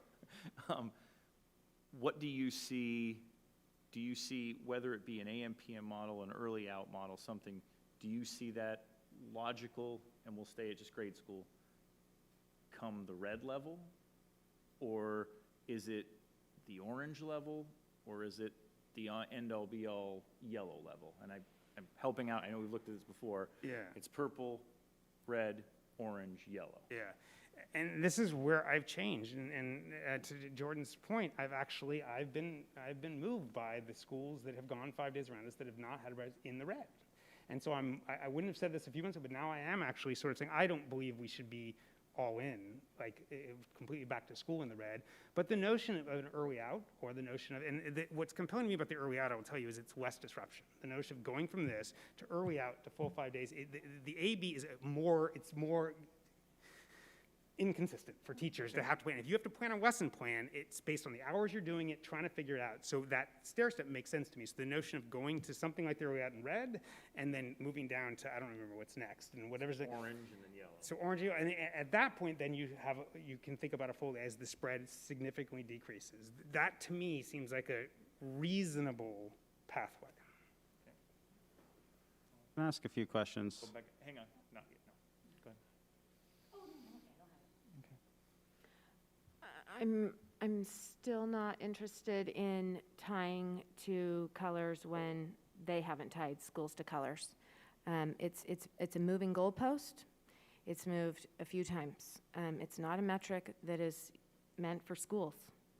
So I have a concern with that. I don't, we may be in purple in April. Can I actually just don't understand that. They have tied it to school, so I don't know what you mean by that. No, In other it's words, not affecting schools. yes, if you are a school and you're not open, you cannot open in purple. Once you move to red, you can then open. Okay. They've absolutely tied It won't, to it doesn't schools. affect us then, But because they've we're already absolutely open. tied it to schools. It doesn't affect us, right? Because Once you're it in, doesn't it come, doesn't, yeah, right, because right, we're open. right. That's what I mean. Right. So And I think there's too much we're not in control of with our community and our school and what's best for Rocklin with a state I color think tier. the challenge, I'll translate, the challenge is the closest we can get is a county color metric. We don't have a Rocklin color Right, metric. right. We don't have an RUSD Right. metric. Right. So the closest we can get anywhere is at a Placer County level. Again, just doing the quick math, I think Rocklin is 16% of the county. I think South Placer County, if you consider Roseville, Rocklin, Lincoln, et cetera, is 85% of the county. I know majority of the county population is down here. Looking at it the other way, even though it isn't a direct tie to a school, it at least provides some kind of sense of general how, what's happening spread-wise, positivity-wise, et cetera, from a county standpoint. And I think that's the closest thing we're going to ever have to any kind of metric without just picking a day, right? Without just picking a date and a time. I know we can look at our own individual school metrics and we can derive from that. There's going to be some subjectivity to that. I don't know if that's good or bad. And I have the same, if from a California standpoint, and that's where I would say, if we went down a color code metric, the only thing I would say is, and I guess this, I'm saying this right, there would have to be a factor of a not to exceed. Yeah. So, hey, if we say red, I'm comfortable with a change, and 5-day-a-week regular is orange, or the day after spring break, I'm just picking up a date, then that's it's whichever comes first. So if you're orange in early March, giddy up, go. If we're still in red, we're still gonna giddy up and go come that date. And that's where at least provides a cushion to anybody else in the community that says, hey, I don't wanna wait forever. But I'm with you from an optimistic standpoint. I'm optimistic that spring comes, things change, and we're at a point where it should be, quote unquote, a little better. But at least having a date as the back end of that at least provides the guarantee that it's gonna change at that point. So, and I apologize to ramble, but. I was just going to say, what happens then if we get to that point and it's in purple for some reason? That's my fear. And when we've been in red before, we didn't open. So if red is safe, why did we not do it before? Because we have more data now. We have more data that shows us it is perfectly safe. Right. There's not student-to-student transmission. Our local public health, and again, I don't want to beat a dead horse, but I mean, let's look at page 6 of the presentation we were given. It's not linked. We're determining, we're trying to tie to a color system that is for an entire population group of a county, but yet we are responsible to make decisions for students and teachers in the Rocklin Unified School District. They're two totally different systems of population and systems of spread. And I think we can probably go round and round on that, but I think at some point we have to listen to our medical professionals, and they're the ones saying it is not tied to the color tiers. So for us to do that, I honestly have, that would probably be even the greater concern for me, because we did not make moves before when we saw less spread and we were in better color codes. And so I have high reservation and high concern on that. Also, my concern with delaying this decision is really two important pieces to me. One, it will be continued anxiety for our community. Our community they are waiting for a decision, and we owe them one. And for us to delay this without necessary cause, which again, that's up to interpretation, for me, I struggle with the fact of, I feel like there's this expectation that I must prove why it is safe to be at school, when in all reality, our responsibility as a board is to say, prove to me why it is unsafe. Otherwise, our students deserve an in-person education. And I have not yet had somebody be able to show me there are things we can do to increase safety for our teachers, and we need to. I want to make sure I'm not misunderstood here.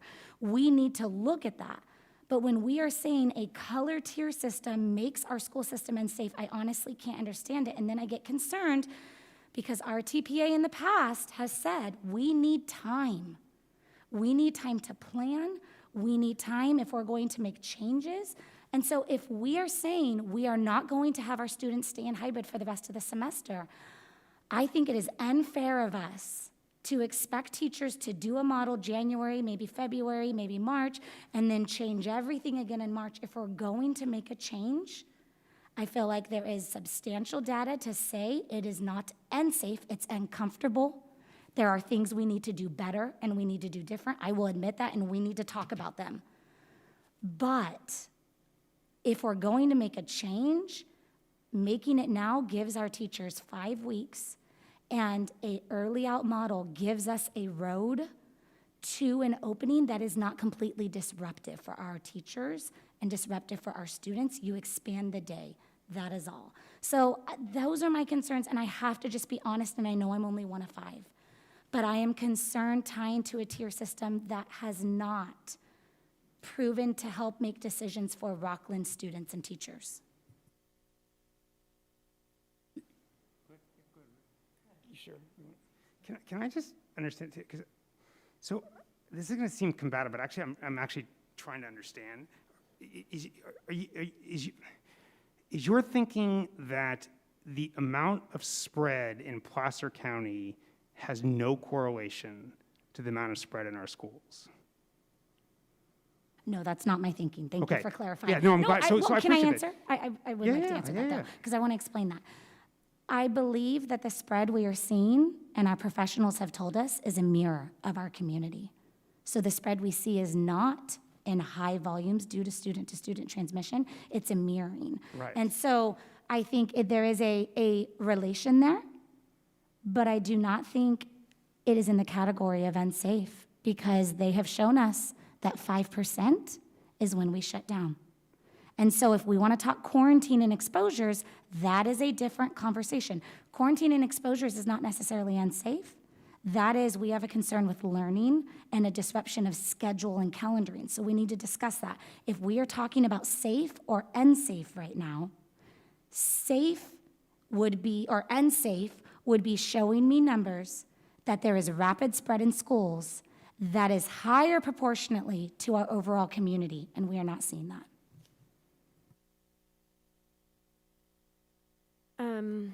Superintendent Stock, keeping confidentiality, when we talk about some of these things at Sierra and Twin Oaks, can you give us an example of why we had those numbers? I know what they are, but I feel like our community needs to hear, for example, what happened on Friday and why are we talking about 5 classrooms?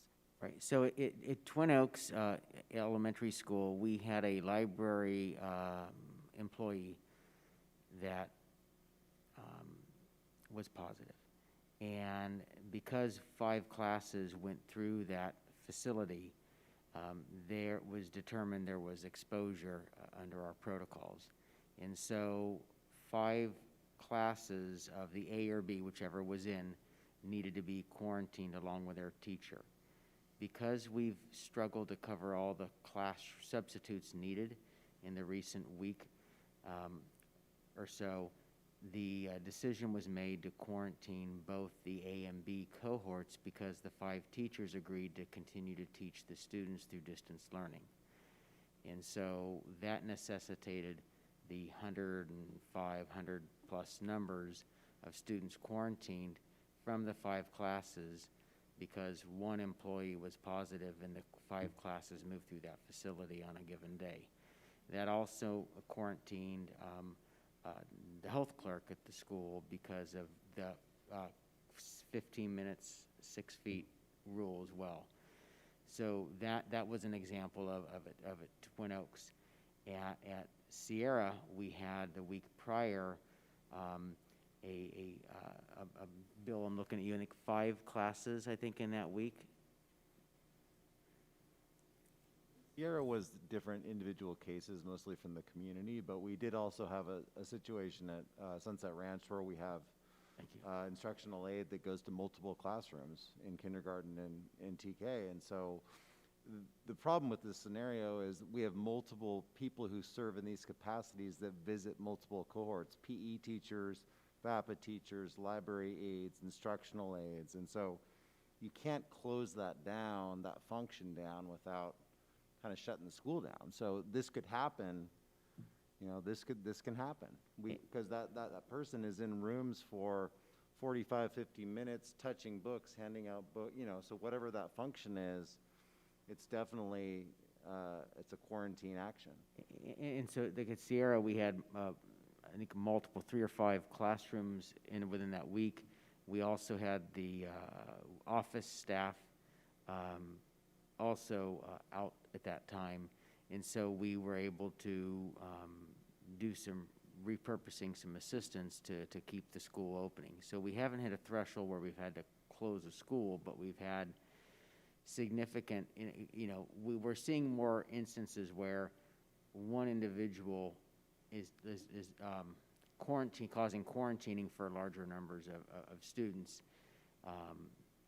And we're seeing that more actually in the elementary because of the way we do the quarantining, and candidly to make sure we have substitutes to cover all the pieces. We're quarantining both the A and B starting last week, and if the teachers will do distance learning, because if we have a substitute for the one group, then we're, in that case it would have required 5, where we had teachers again willing to give continuity of learning to their kids, and that allowed that to occur. In the secondary schools, we're not seeing, the numbers are not as huge because again the number of students in a room, when you do the 6 foot and you do the radius around that, it's not caused that. And we've had, so we are seeing increased spread even caused by one employee, just because of what Bill's described and I've described over the last couple weeks. So did the thing that happened at Sierra, was that the situation that happened at Sierra, is that reflective in these dates that we have right here? That we had 5 students that are confirmed? What are you looking at, Rochelle? Yes. Okay, so out of 422, we sent home all those classrooms and we had 5 students that were tested positive. Okay, thank you.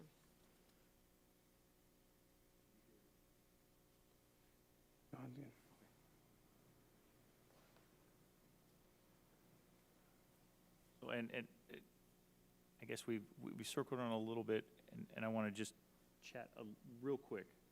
I know we've chatted about asynchronous streaming, et cetera, knowing that hopefully we don't have mass spread, but inevitably there'll be that one kid or that one couple kids that are out and not in school in whatever model we come up with.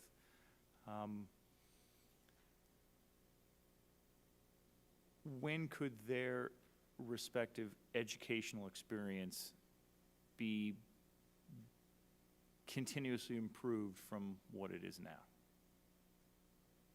Individual teachers, I believe in, are working to improve their teaching every day. I do. If the question is we are not at a point where we have, frankly, an agreement with the Teachers Association to say to parents, you can expect your child's teacher will provide streaming when your child's home, or for any reason related to quarantining or whatever. It doesn't, but the teachers have an option to provide that. And so we've had some teachers doing that, as we've heard, but we can't say to families, this is something you can expect, whether it be camera on for 10 minutes, just the sounds on, or whatever that may be like. So we are having, more teachers move to that, but we can't say it's a guarantee that you can have an expectation. And so that's one method to look at improving synchronous learning, is just to have the streaming available. There's other things teachers are working to do, but part of the struggle that we've heard multiple sources say is that even if I'm doing better asynchronous lessons like Screencastify, making videos, doing things that could engage children, the motivation of children to actually engage in that and to tune into it and interact with it has been harder, especially in secondary classes. We've heard a lot of teachers frustrated that they're putting in enormous hours for a little payoff and benefit, which is where we've heard some of the comments of, that's also a piece of what's the gain I'm getting for putting in that extra piece. So that's, where I know we've talked a lot about streaming, but we just don't have in a space where we can say it's a guaranteed option like some other districts do. A thought I had is we could give teachers options, maybe. Options of, if we find a model, and of course I'm going to use the early out one, but maybe you can try to build it into the others. But I kind of tossed this around with a local principal, and it actually made sense a little bit towards the end of the conversation. The thought was, if you look at the early out schedule, you have a an hour and a half. This is page 23 that I'm just pulling up. And again, these are sample schedules, so they can change. Obviously, there's negotiations that still need to happen. But I actually think this could be a benefit to the teacher, and here is the reason why. It could give options to them of how they're going to support their quarantine students. They are the professionals that know what their students need best. I don't think the concern is so much why aren't we doing it better? It's how do we engage the students? And so they could have options, or they could build in the morning, this 8:25 to 12:25, they can build in a 30-minute block where they Zoom home to students at home that are on quarantine, so they get a live instruction for a short period of time. Or they can say, hey, I don't want to worry about that when I'm doing live instruction. And so in the afternoon, I'll do a 30-minute. During this, it gives them more prep time. They have an hour and a half. They need prep time, let's give them it. Give them the prep time. They can use it to do intervention, targeted students, or they can use it to really increase their capacity for quarantine students. It's actually built into their schedule, so they're not having to do that at home in the evenings.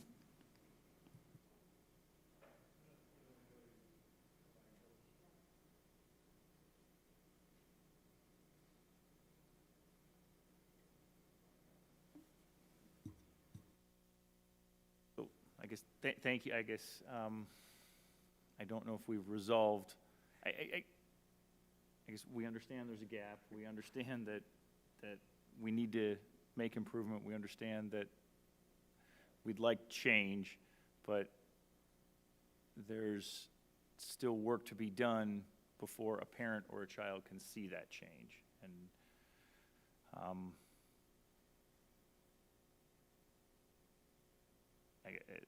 And that's the gap that we have in the process and how things are right now. And I'd say, frankly, that's the gap that every school district has, because, there are some districts around us that say, well, you can choose to come to school or stay at home, and the teacher will stream. Or some that say the teacher can choose to stay at home and the kids can come to school, and you can open up your computer and have that experience, but you're sitting in the classroom. And what we know from that is, whether it's private school or whether it's public school, is that there are, out of a few hundred students on campus in those models versus thousands. And that's where that model seemed to be a lot of promise of complete choice, but then the reality was many, many, many students chose not to, or they chose to treat it like, well, I'll come in for second period, but not for third. And so we have one district near us that's told me that they're going to be turning off the cameras until about 1 o'clock, because they want to force students to come in because they're so in such large numbers choosing not to. And that's Placer Union High School District. And so, and I have no idea what the Roseville Joint High School District voted on. They may have voted, they may still be talking like us, but they had struggled with low numbers of students actually coming onto the campuses. And then Jesuit high schools reported the same thing, you know, large private high school. So, well, you just, again, we're all trying to figure that out, and I think we all want to improve access, promote connectivity. I think it is frustrating when a student's home and has no real contact in a day, and yet, you know, so I think nobody's really figured out how to make that really solid, because so I think that's the struggle we all have, and we have to do better. Our kids are depending on it. Well, and let me be clear, I'm not interested in that model at all, where students get to choose if they're going to be at home or watching. I mean, Okay. I haven't seen anybody, yeah. My suggestion was options for the teachers of when and how they want to support quarantine students, not options for when a student wants to come in or doesn't want to come in. I could understand the complete disruption.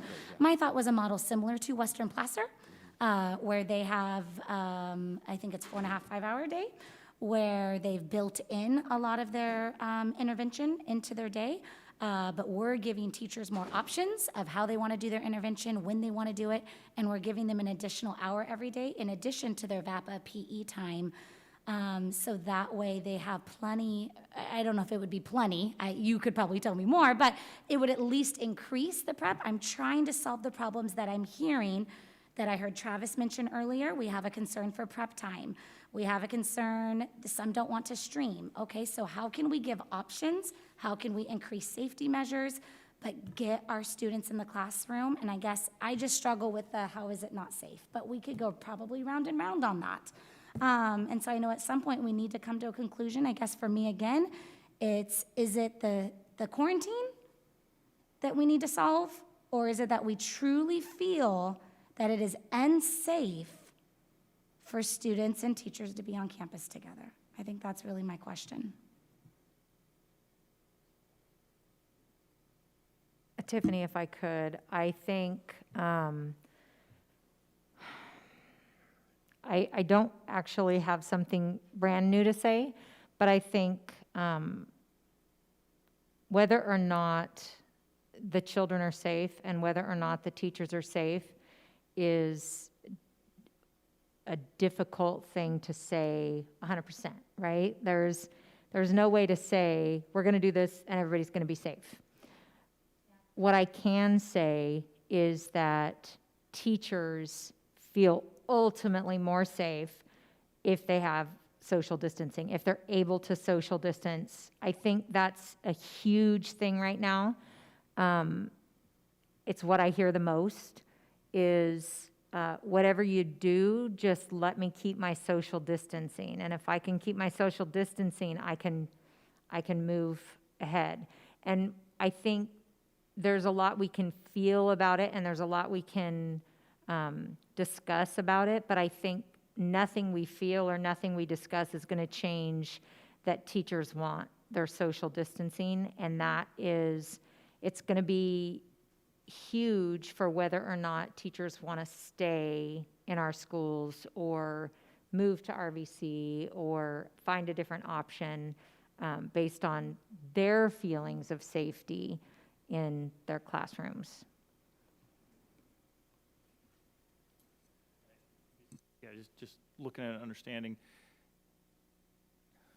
trying to balance everything out, and again, trying to get to a point where we're making a decision. I know we don't want to be here until 1 in the morning and go through all the rest of this and go through everything 4 and 5 times, and I know it'll happen.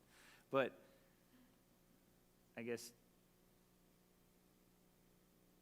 the hybrid model is what the hybrid model is.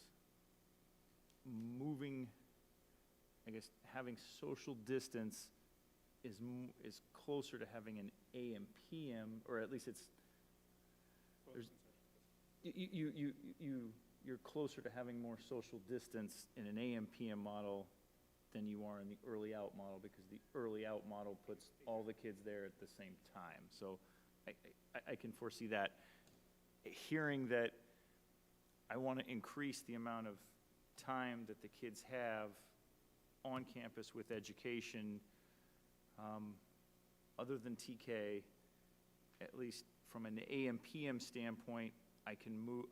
It does give me more hours on campus. It's not all the way to Bright, and it's barely minimum. I understand.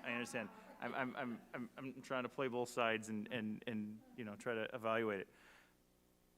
I'd like to talk a little bit about, and just regardless of where we're going, time frame standpoint, are we, and I'll throw it out there. I know we've discussed a little bit about red, yellow, green, and I'm not saying the right colors, I'm sorry. It's purple, red, orange, yellow. So that, I know that the week of the 15th of February is that rough ski week, and I'm just trying to draw a line in the calendar. I know, and thank you, Superintendent Stock, March 12th and March 26th is the end of the respective quarters. I know March 29th, and if you go to the 26th, it's the end of the quarter, we go to spring break, and then we come back. So the fourth quarter starts for most kids somewhere in the neighborhood of early April. Right, April 6th, we come back from spring break. April 6th, we come back from spring break. Now, I get that I would start at a junior high level. I start my fourth quarter before I go on spring break, but we're in that late March, early February, or early April standpoint. By doing that, and by waiting till that time frame, you basically give the kids that, what I'm counting up is about 8 to 9 weeks of time in whatever format we were at that point. I know that no one likes change. I know that it's always difficult, and from perspectives I hear, just jump in the water and we'll figure it out and we'll swim and we'll move on. I still go back to, at least from a reference standpoint, and I'll look across the board here, are we at least comfortable being in a 5-day-a-week format come fourth quarter? I'm just looking head nods or not. I mean, and I'm saying it could happen earlier. I'm just saying. It depends what you mean by 5-day model. And I'll this be is honest, where- right? If we're gonna make a huge change and not gain instructional minutes and not be able to really have increased targeted time for intervention, it's hard for me to get sold on it. Yeah, okay, so again, I'll phrase it a different way. At bare minimum, at least an early out model. If I'm doing my schedules, I'm at hybrid, I'm at an AM/PM, I'm at an early out, I'm at 5 days a week, 5 full days. So I think I can see, I can feel. I'm trying to drive here. I know, and you just look at me and laugh. I know, Rick. Have fun with it. It is. It's a blast. Why'd I do this? Yeah, go ahead. Oh, please. So I think if we want to move forward with the 5-day-a-week, for the reasons we talked about earlier, we want the kids to have face-to-face time every day with a teacher. We want them to be on campus every day with their teacher, learning every day. We want the amount of asynchronous time to be significantly shorter. We want the learning time to be more significant as it's happening. And we can keep social distancing, and we can be moving forward. I realize the AM/PM is at 100% not ideal, and I realize there are going to be people who hate it, but it moves us forward. It gets kids on campus every day. It gets them their safety and wellness checks every day. It gets them learning every day. It gives them hope. It gives them motivation. But it still keeps the social distancing for the teachers and for the families who feel very strongly about it. I think it means a significant, and this is just an opinion, but a significantly less number of children and families moving to RVC because they would be able to keep their social distancing and their safety. And I think that would be much more preferable for the teachers as well as the families. It's obviously not ideal, but it's also not a significantly greater risk than the hybrid model where we are now, if any. And therefore, I think it could be implemented January 19th. I think we could move forward without pushing it out to March. And we could, in fact, say we could go from this and then set March as our full day time frame. Like we are moving from this to the full days in March. And that way we have that stair step, but we still keep the social distancing for now while we're in deep purple.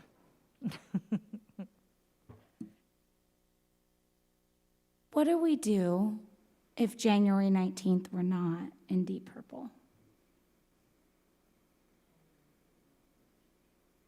I'm just throwing out a thought, right? Because we're making decisions now, and you can use the argument either way, right? We're making decisions now for something 5 weeks away. That, yeah, there's a possible reality is there will be an after Christmas surge. Our community, our schools are going to reflect and mirror their community. But there's a very real reality that give it one more week, January 26th, we see, I mean, we have classes at 0.25. We could see them at 0.0025. But we are locked into a situation because we put a vote on a day right in the middle that we knew we were going to have high spread right now. When this decision was made for tonight to be the night to vote, it was known that we would have our highest numbers right now. That's not a surprise coming off of Thanksgiving. So I guess I struggle with that concept too of going, I want our community to have a decision tonight, but I also would hate to make a decision tonight that would be incredibly difficult because of 3 to 5 weeks of spread and concern that in all reality could start clearing up as early as late January, February. And although I love the concept of 5 days AM, PM, I don't know if this is a question that can be answered.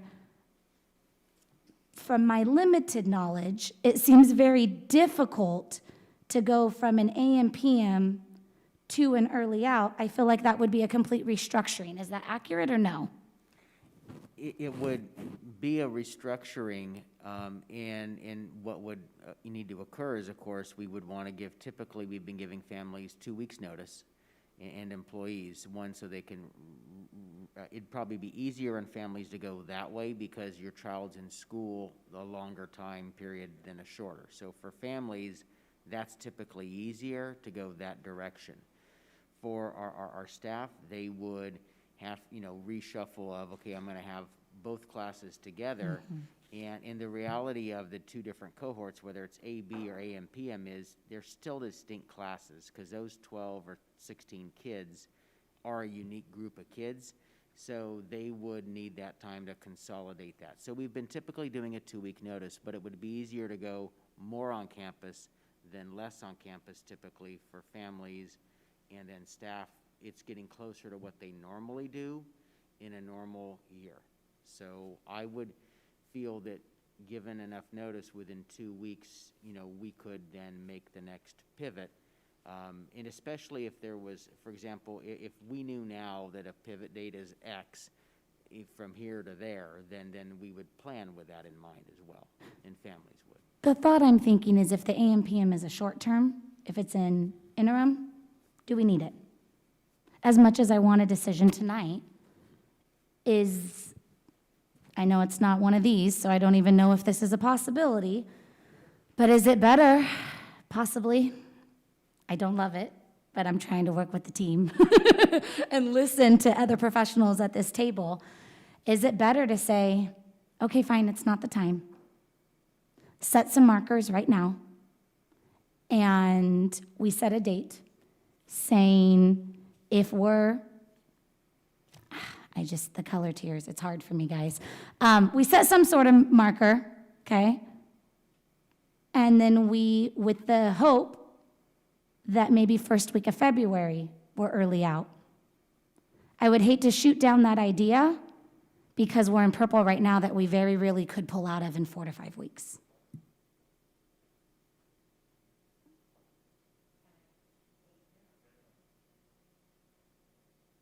So I don't disagree, but I think, and I don't know about need it, but I wouldn't want to not have the 5-day students with their teacher if we can have the 5-day students with their teacher. I wouldn't want to postpone it because we can do it. I wouldn't want to postpone it in the hope that we could do something else, because we don't know what early February brings. And if early February has us still in purple, then we've given up all of the time that we could have had the kids 5 days in the hope that maybe something would change. I wish somebody had a crystal ball.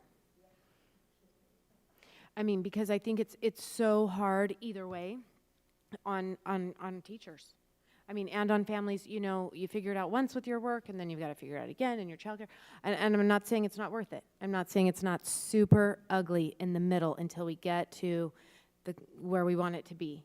But it is tricky. So I'm kind of a broken record, so I apologize. I'll say it one more time, then I'm going to stop, I promise. But it's not to say a crystal ball, but we do.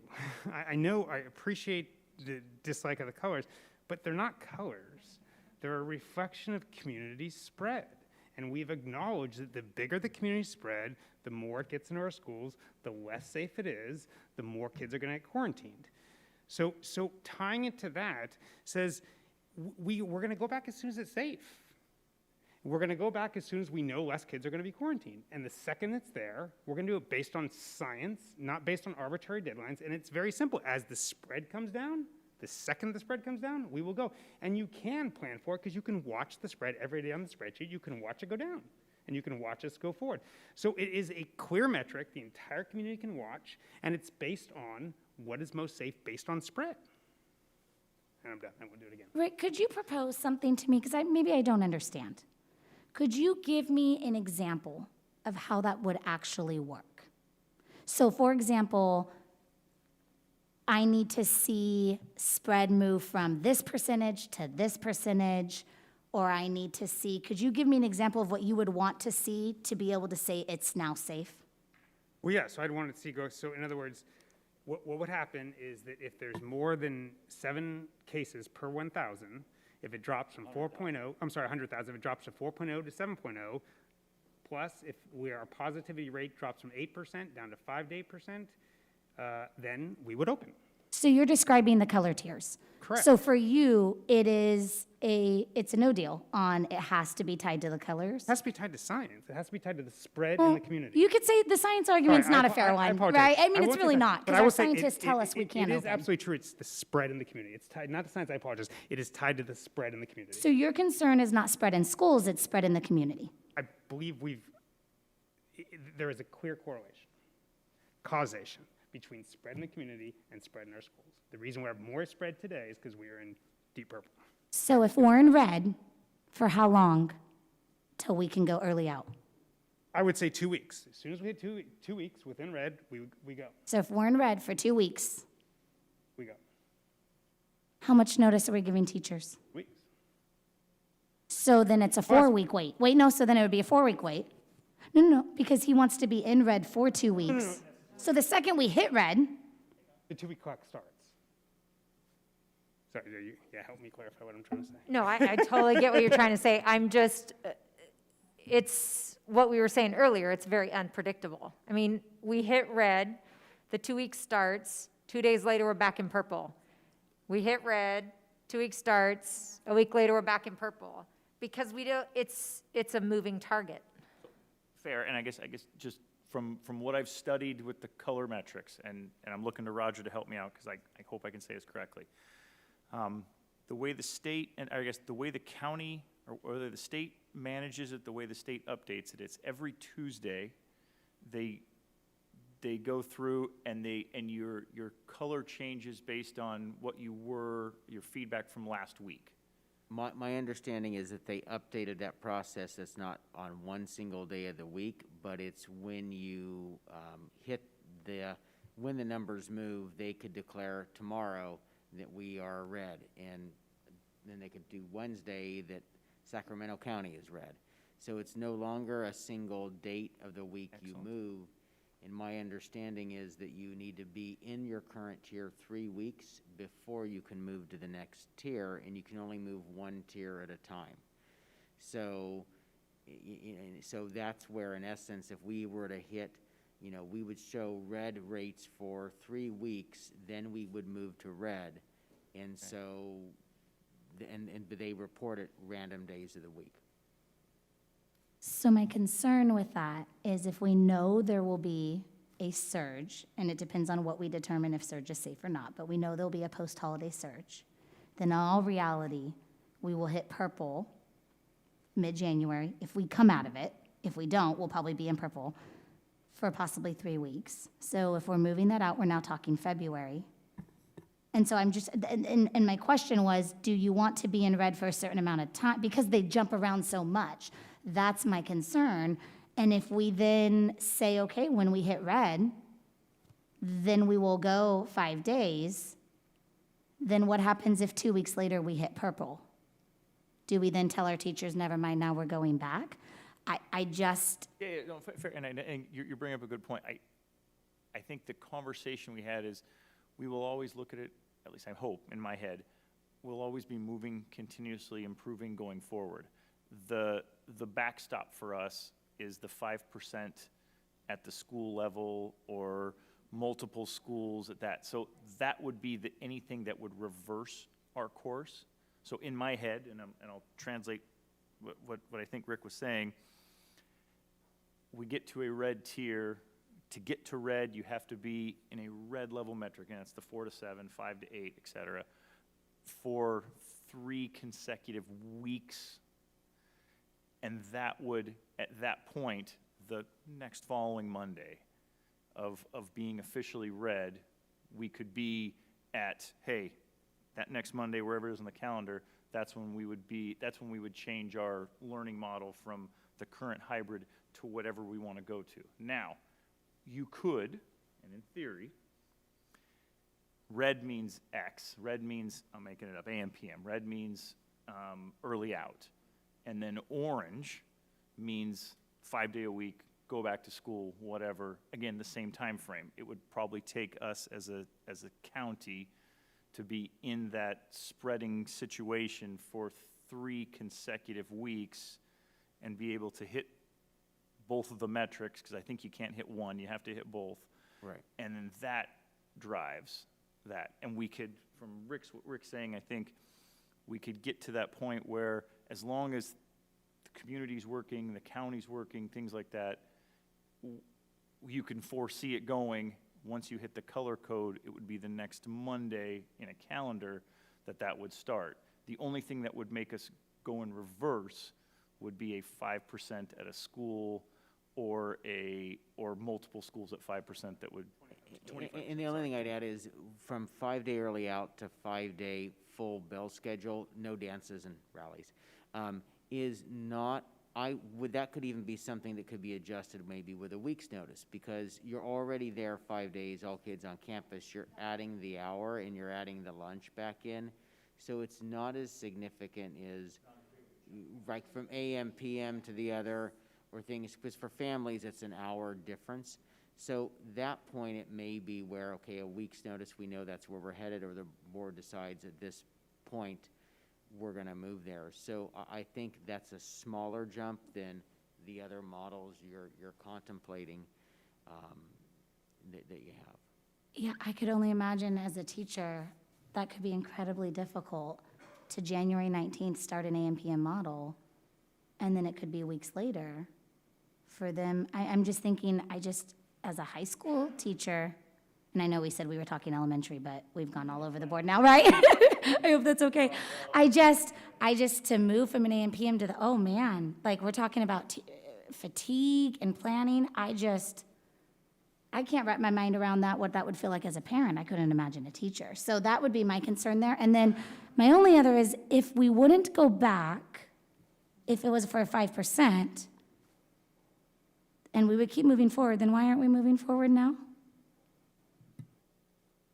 I guess, from what I could understand, one of the main reasons of having the vote on tonight was the whole process of going through an election, and whoever the 5 of us were all going to be up here, other than myself and Rick, that we're going to be here by default, we could, that the decision of how the district is going to move forward would be voted on and be decided upon by the people that were elected at the current time. I think, and just to summarize, we didn't want to say, hey, let's go make this decision October 30th, and all of a sudden new people come in, and that's the one I would have done. So the goal behind it and the conversation was to get this board in place and make the decision going forward. The idea of tying it to colored tiers or not tying it to colored tiers, I don't think ever really came up before.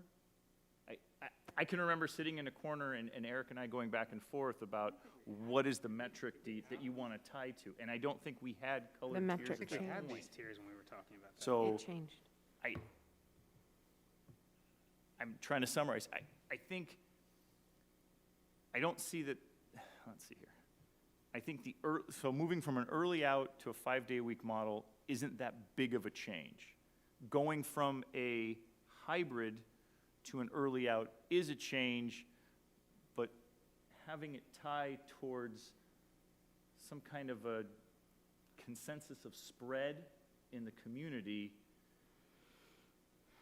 at least it's not an arbitrary date. If we think about it from a spread standpoint, from a not knowing what January looks like or February looks like,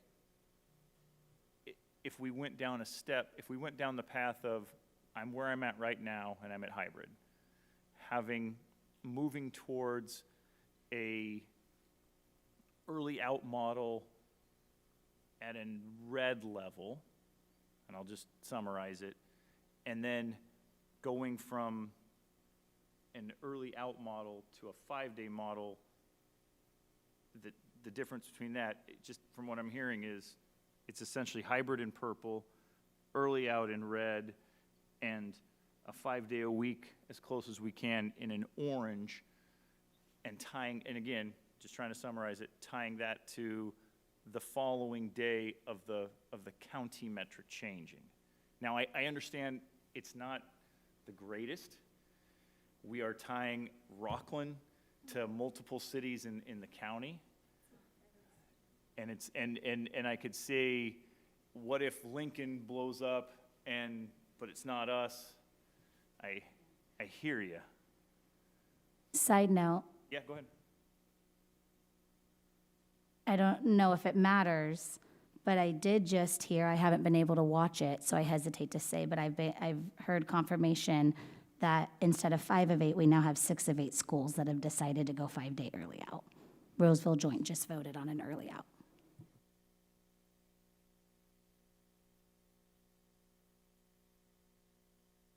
I hear you. I have a list of pros and cons for tying it. Pro, non-emotional, clear. I think the cons outweigh it. In my opinion, it's kicking the can. This is not something that I think we should give up control on. It's not a metric that's used for school. This is talking about our county and not our local schools. But how would we go from an AM PM to an early out? Could you see that work? At quarter.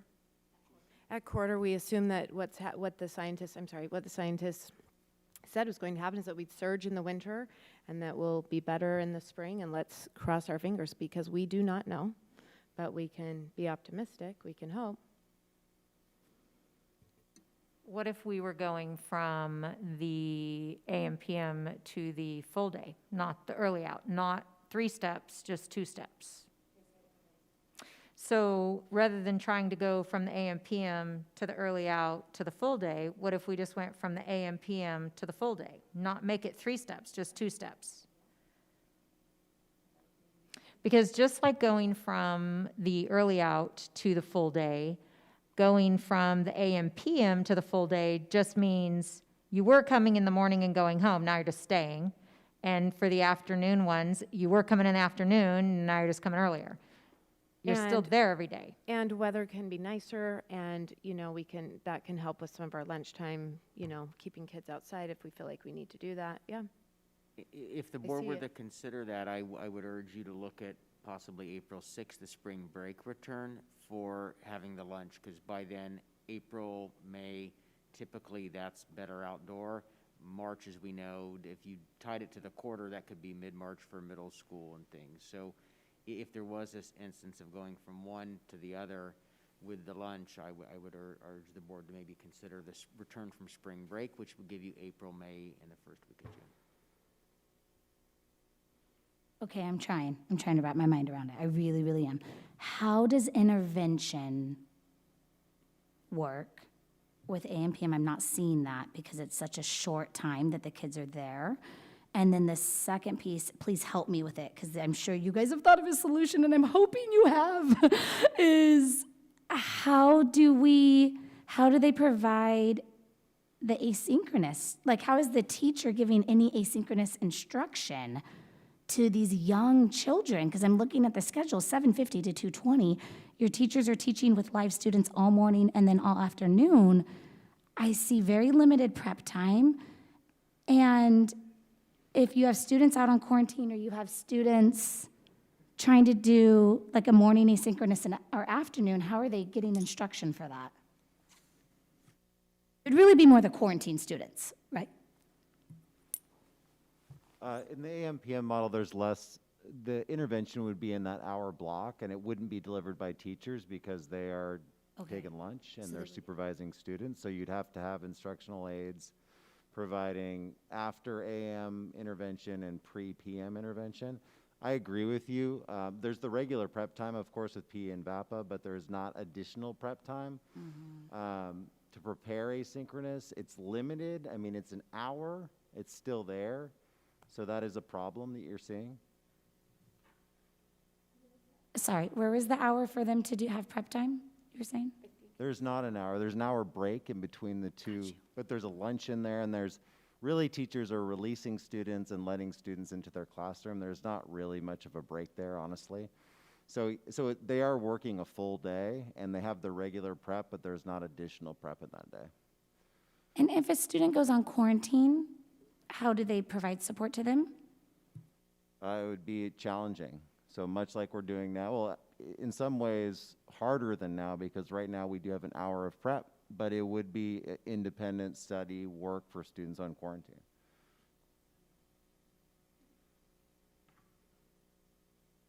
Thank you, Bill.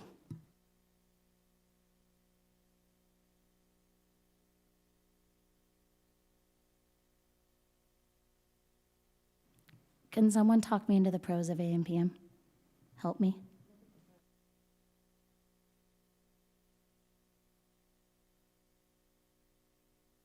I'll just put in the main pro for AM PM is the social distancing factor. I know from a teacher's perspective, that's the biggest fear, day in and day out. And I think it presents many more challenges that would have to be addressed for sure. I think it's actually more difficult than the early out. I think the teacher has less time on the AM PM than they do on the early out, but they get the social distancing and they get the safety of that over having full classrooms. And even though a lot of parents I talk to prefer the early out, the teachers I'm trying to think, I can't think of a teacher that I talked to that preferred having full classrooms over having the social distancing. Well, and the other thing I like is, you know, we've got a low risk and we've got a lot of advantages with increased accountability. We're seeing kids every day. We're checking in. We have the small groups, but it increases opportunities for learning. I hear you. It's not perfect. It's not. Tiffany, I mean, your points are extremely valid, and I think that is, between district and labor, they're gonna have to come up with how that's gonna work, how they're gonna have the prep time. And for kids on quarantine, how are they gonna provide the education for the kids that are on quarantine? I think there are surely ways to do it, but I think that probably teachers would want to come up with that and not have us come up with that for them.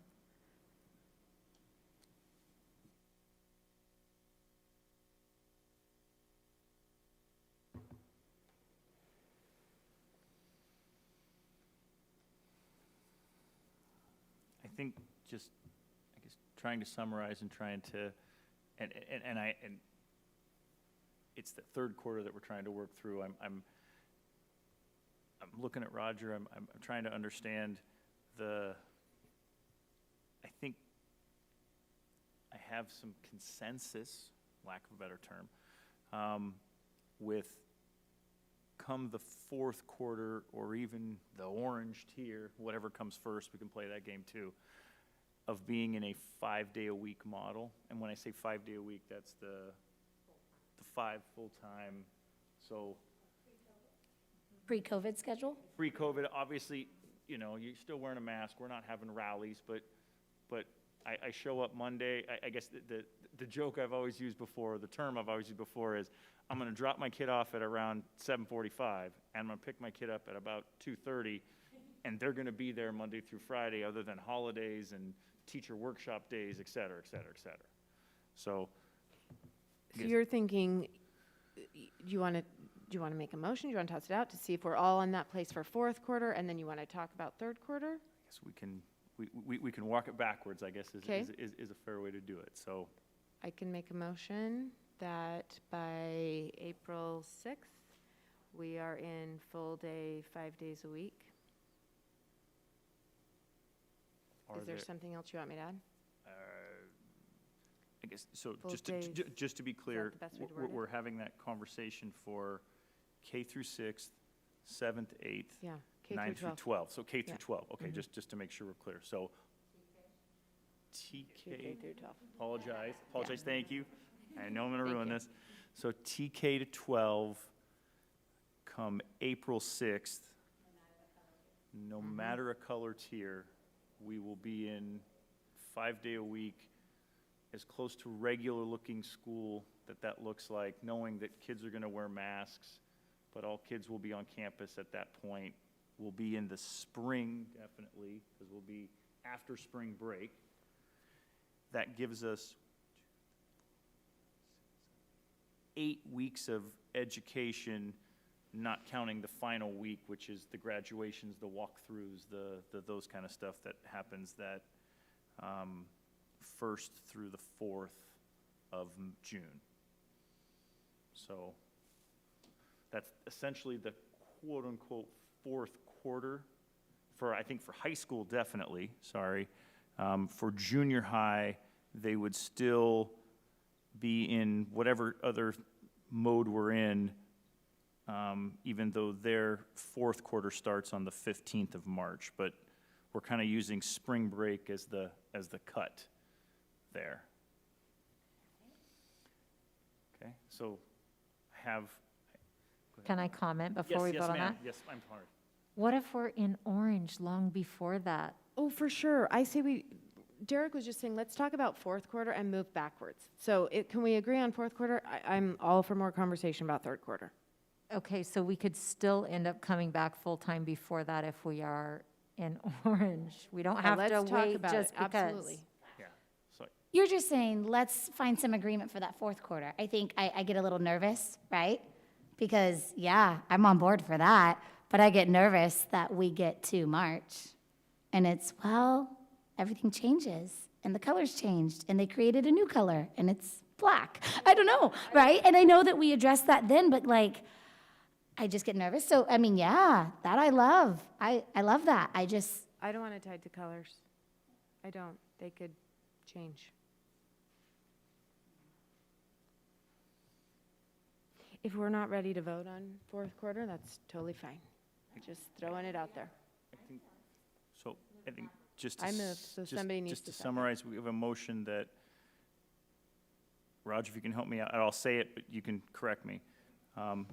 TK through 12, April 6th through the remainder of the school year, we will be in 5 days a week model. Yes, that's what I've heard the That's most. what I heard. Okay, and then we had a motion for that. I guess I need a second to the motion. Second. Seconded by Julie. So we'll take the vote, and then okay, I'm sorry, go ahead. No.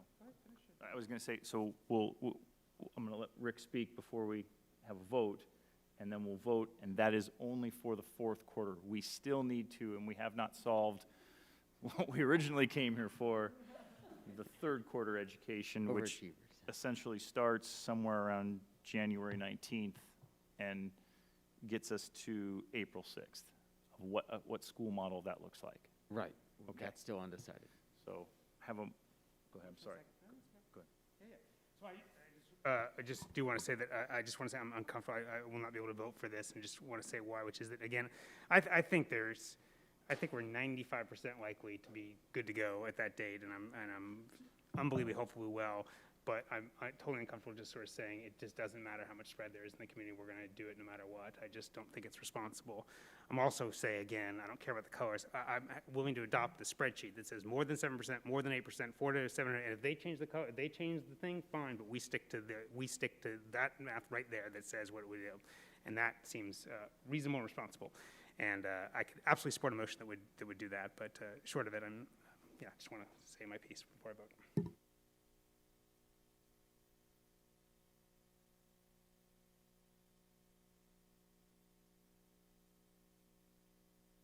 Yes. Okay.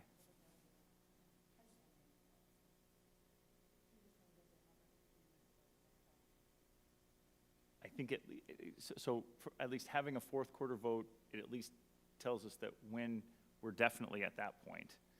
Now, what do we do in between is another thing.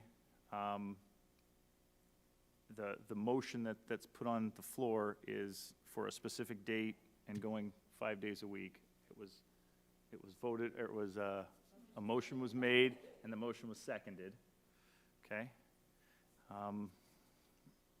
Brenda, will you please call the roll? And again, this is just for the fourth quarter, folks. Jordan Schneider? Yes.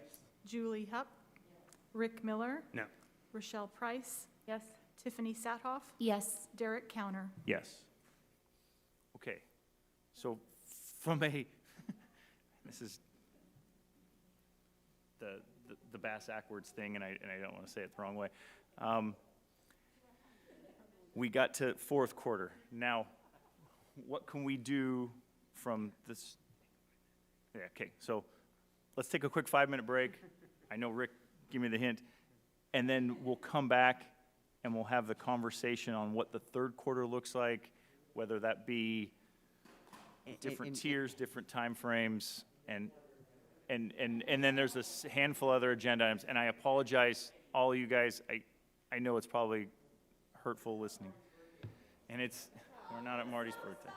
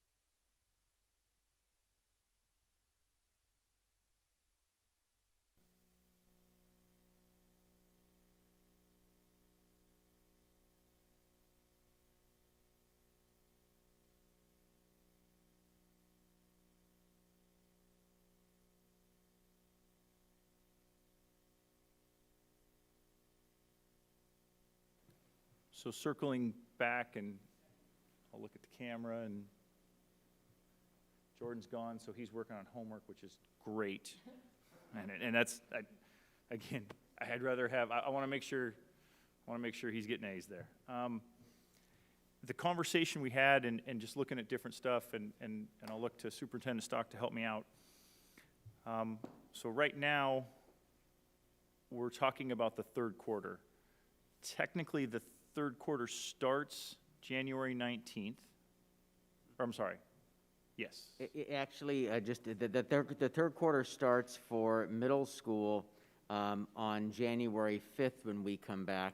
For high school, it starts on January 11th.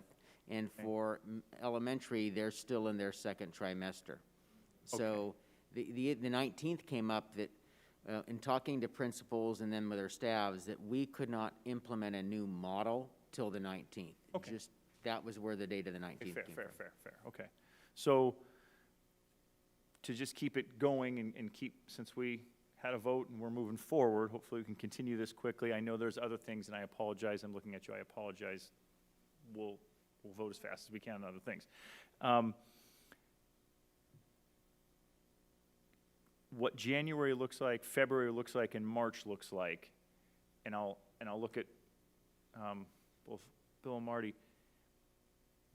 Is it better to go from hybrid to an AM/PM model to the 5-day-a-week model, and that's and basically spending the third quarter whenever we want to start this? I think it's at least January 19th, but it could be February 1st. I'm just throwing a date out, looking on a calendar. Is it better to do that and transition twice, so going from our current hybrid model to another jump to the 5-day-a-week, or is it better to go from the hybrid model that we have to an early out? Obviously, that's a bigger jump, but then it's a smaller jump from an early out to the 5-day-a-week model that we've all voted on for the fourth quarter. I'll look to both of you, and I'm sure, and again, from a high school standpoint, from an elementary school standpoint. So, yeah, like. What's the best transition from hybrid? Is it hybrid to an AM/PM, or is it hybrid to an early out? So I would say the less changes, the better. Earlier tonight, I talked about opportunity costs. So I feel like every time you change and shake up the system, it costs us something. But it really does depend on the timing. So if you're asking me about January 19th, I would say I would rather go to an AM/PM model and then transition to a 5-day, because I know that our teachers are uncomfortable. I told you earlier, I worry about students moving to RVC and the disruption that's going to cause in our system. If we are thinking about delaying to early out sometime in the future when the rates are lower and we don't have COVID spread, that's a different conversation for me, because ultimately that feels like an easier transition when it's safe to go there into 5-day, if that makes sense.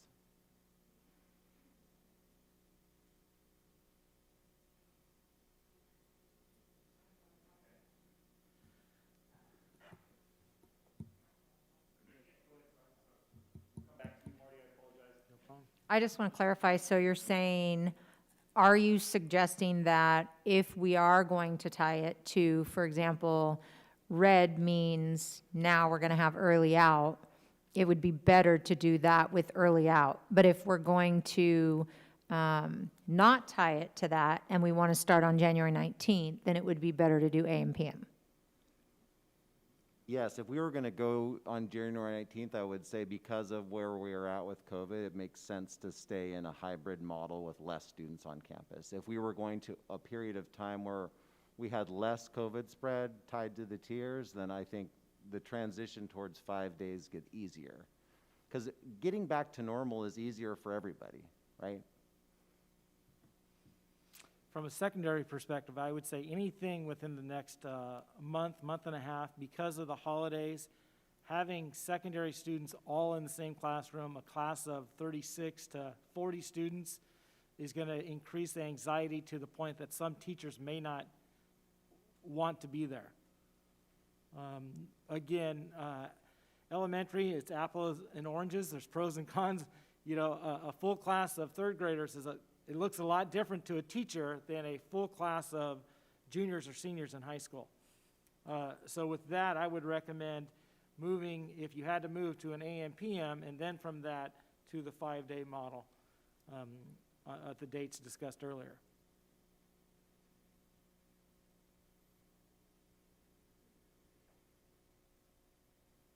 I'm just going to look back and forth, but it's kind of an open thing. Hit your mic and start talking. What about a revisit in January? I think we're feeling pressure to make a decision tonight, as I want to leave tonight with a decision, because this has been taxing, right, on our community, on us. But I think, you know, Rick, you made great points, and there's great points, that things are different at the moment. And there is a real reality that that things will be better soon. And so what if we pause and we put a survey out to our teachers and we actually hear what our teachers say, and we revisit in January? I recognize there's a surge that could come then, right? But I also wonder if it gets us past the 3 weeks of the purple tier, and then we see what happens early January, so we don't lock in a decision now that we might regret come January. So what would we be waiting for? Are we waiting for the numbers to come down to make a decision? Are we waiting for it to go red to make a decision? If we're waiting for the numbers to come down and we know what we want when the numbers come down, then why don't we say, let's do this when the numbers come down instead of not making a decision? Because I want early out. I'm teasing, but because I think then we have to look at, is it early out or AM, PM, right? And I think the early out AM, PM is dependent upon the spread. So if spread decreases, then it would essentially eliminate the need for an AM, PM, correct? Yes, but if we're going to do that, if we're going to go in that direction, then we can just go in that direction. We don't have to wait and see. If we already know that's what we want and that's what we're heading to, then we just make the call that when the numbers come down, and we don't have to tie it to a color. Like Rick said, we could tie it to the numbers. When the numbers come down, when the percentages come down, this is the trigger. But we'd have to set that point. What is that point? If we're not going to tie it to a color, we have to tie it to something. Is it our RUSD numbers? Is it our county numbers? What are we tying it to? If we're waiting, what are we waiting for, is my point.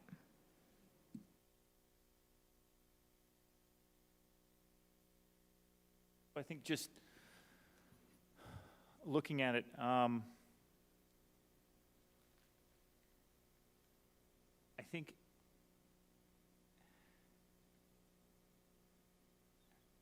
making the change, I think from hearing the folks and hearing from teachers and looking at it, I think there's more of an appetite as a district to go to at least an AM, from where we're at now, a hybrid, to the AM-PM model, as opposed to the hybrid to the early out. So I'm gonna lose education time. It's going to be better than what I have if I go to an AM PM, but it's not going to get all the way to early out bright. But on the back side of my head, I say, regardless, as we just voted, come after spring break, I'm 5 days a week, rock and roll, ready to go. So from a third quarter perspective, I'm comfortable moving from hybrid to the AM PM model. Now, how long we stay in the AM PM model, I don't think, and I'm looking at both you gentlemen, I don't think from a school district standpoint and the appetite for change, going from hybrid within the third quarter, going from hybrid to an AM PM to a early out, so making 2 changes, I'm seeing heads nod. I only want to do this once, right? And I think just looking at Roger, And looking at that. families And will families and not everything, want to because do that. as a family, I could see, what week am I in right now? So I could see that. So are we locked into making a decision at the quarter change? Is that what's fair? Like, so if we did AM PM starting January 19th, what about February 15th? Then, I mean, I'm I'm not with you. even making a motion for that. I'm just throwing out, do we say, I mean, in all reality, at any time, a board member, 2 board members can put something on an agenda anyway, right? And so maybe if there is time in the third quarter that we feel comfortable, we give people 2 weeks' notice and we move to, we decide, okay, we're not going to do the early out. We really are going to wait until we're at the point where we can do full day, all day, depending on when that is in third quarter. Do we leave ourselves that option? Are you wanting to nail it down to Yeah, say, no, like, this is the day, third quarter? I think when you bring in that perspective, if, I'm making the assumption, if sometime in the third quarter I'm in the AM PM model, Yeah. if everything looked really, really great and we were, and I'm just trying to use generic dates, if we were at March 8th, whatever that meeting is around there, if somebody said, I'd like to make a motion that we go next week and we go to a 5-day-a-week model, I think all that would do, because we already made that vote, by jumping ahead, I think it's just going to cause confusion for the community, because now all of a sudden I'm making an arbitrary jump ahead. I think So you want to be there the whole quarter? I want wherever we go. to be in the 5-day, at least the whole quarter. Okay. Right? So, and I think we have that right now. Now, what does the hybrid, what does in between look like is what we're trying to figure out. If we're the whole quarter of AM PM, so if you look at the continuum of education, we started off in distance learning, we went to hybrid for mainly the second quarter, some of the first quarter. We will go to a third quarter AM PM model, and then in the fourth quarter, we're at that. We've seen all the different things across our school year, and we're tying it to dates at a time. I'm interested in, as opposed, and I know the tier and the colors, I actually have a bit of an appetite to say I'll go to AM PM when I'm at the 4 to 7 range for adjusted case rate and I'm at the 5 to 8 range for positivity. And I'm using the red numbers, but all I'm using is the data within a red, but I'm using that as a reference. So if I have an adjusted case rate in Placer County of 4 to 7 per 100,000 and I have a 5 to 8% positivity in the tests, then that is in my head that trigger somewhere in the third quarter. If that's not appetizing, then I'd say we just take a date and we call it February 1st and we say at that point, rock and roll, ready to go, we're going to do it then. We'll be in hybrid. I'm just making it up now and I'm just throwing a date out. We're going to be in hybrid from December and all of January.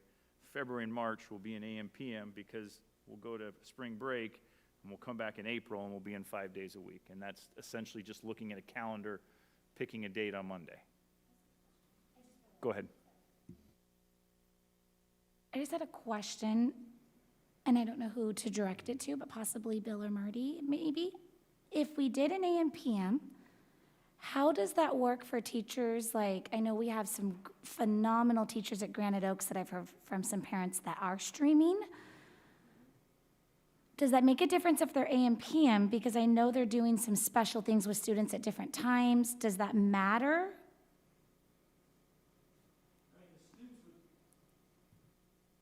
The students would still attend class at the designated time. So if they are streaming to students that are quarantined or anything like that, the students would just check in at class at that time. So an AM PM model would not harm those families that when they're on quarantine, they're getting that great asynchronous streaming instruction. Because essentially, instead of their asynchronous days, I've heard they're actually doing synchronous streaming. So it wouldn't take away that. I guess what I'm struggling with is the asynchronous for AM PM is essentially kind of like homework. Is that what I'm hearing? Yeah. So I guess that's my thought. So then their asynchronous time actually isn't that much less, because they're not getting a whole lot more instructional hours, but they lose the opportunity to have their asynchronous be streamed.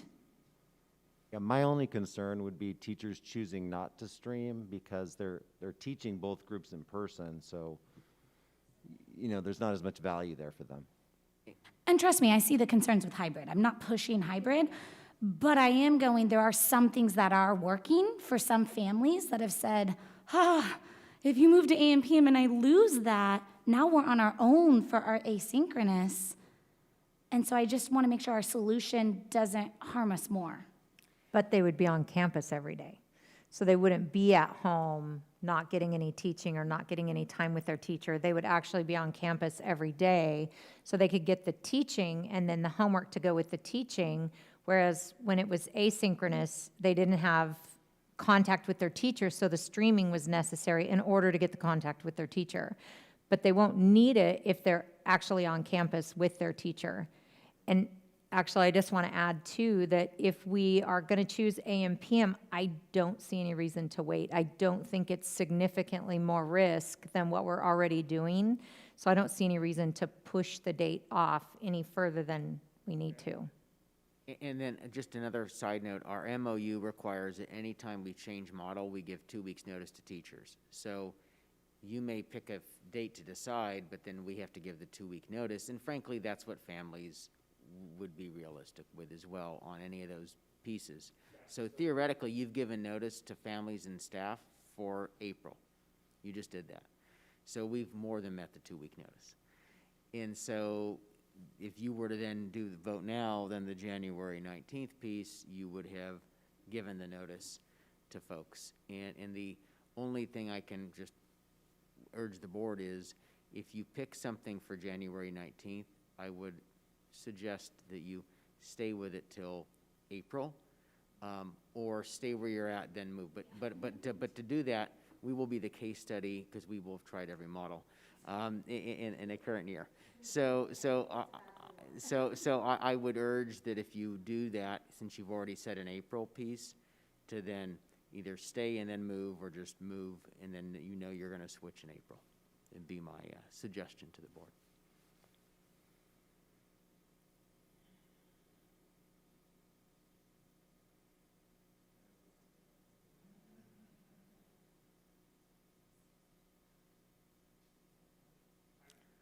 I mean, for what it's worth, I would argue, if we're going to do that, I would argue that we stay with consistency. Like, in other words, the notion of asking teachers now to go redo their curriculum, I do get the 5-day. I actually do get it, but it's just, anyway, so if we know we're going to do it, yeah, I mean, again, that's what I would argue is I would say we stay in hybrid until we have less spread in the community, and I know we've already voted on the 4th quarter, but we're saying, so in other words, if before then our spread goes down, we go. But in the meantime, we stay in hybrid. We stay in, because that's less disruptive to teachers who already know how to teach in this system, and we go there until we move to the next, which is full 5 days, and we do it based on the amount of spread in the community. Okay, question, Rick. Could you give me a marker that you would go early out? Yeah, I mean, if we went colors, is red early out or orange? Red. For the early out model, 5 days. Right. So really the question is it better to lock ourselves into an AM PM model now starting January 19th? Well, what I definitely would not, though, is recommend that we do multiple models along the way. Of course. So No, I'm saying either, right? Or do we wait knowing it might be a little longer, but in February, we do an early out model that can make a more seamless transition in April? If in February we're in red. Because we might not be. We might not hit red till March, and then we've wasted all that time that we could have been face-to-face with kids. That's my biggest concern, and I'm hearing from Bill and Marty that the AM/PM is an okay transition into the full-time. So if we can, the sooner we can get 5 days with the kids, the better. And in order to do that, it would be the AM PM because that's not significantly more risky than what we're already in. And we could move forward rather than wait.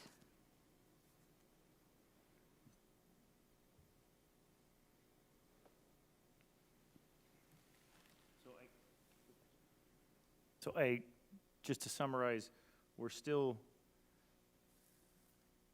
again, I go back, there's more of an appetite, and I'm looking head nods, there's more of an appetite for AM, PM than to go from hybrid to AM, PM, and then make the jump in the fourth quarter to where we're at. It's more appetizing to do that than it is to do the hybrid to the early out model than to make the jump to 5 day a week. That's what I'm. So what I heard them say was they're comfortable making the move to the early out if the spread is low. If the spread is not low, the argument would be go to the AM PM. That's what I heard too, Rick. But I think then the question is, how long will that take? And I understand, I think that was Julie's point. But this is also, I would argue, this is a place where we can have impact. The city council wrote us a letter saying they want to help. They can help. We can actually help lower the spread. We can be responsible as citizens. We can wear masks. We can socially distance. We can make sure restaurants are. We can do what we can do to lower the spread, and then we can all get back to school. So if it's a real promise from the city council, they really want to help. They can. We all can. We actually can control this. We actually have impact on getting us back to school if we want to do the hard work.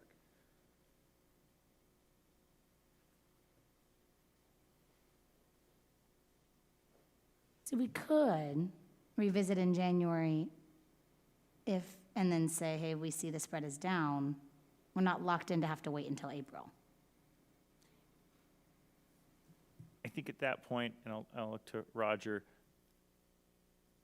because of what we've always done, and I'm not saying that's the process, if we revisit it at a later date, whatever the date we want to pick on a calendar is, when we have that vote, we're going to have to give ourselves 2 weeks from that standpoint to implement that's our MOU.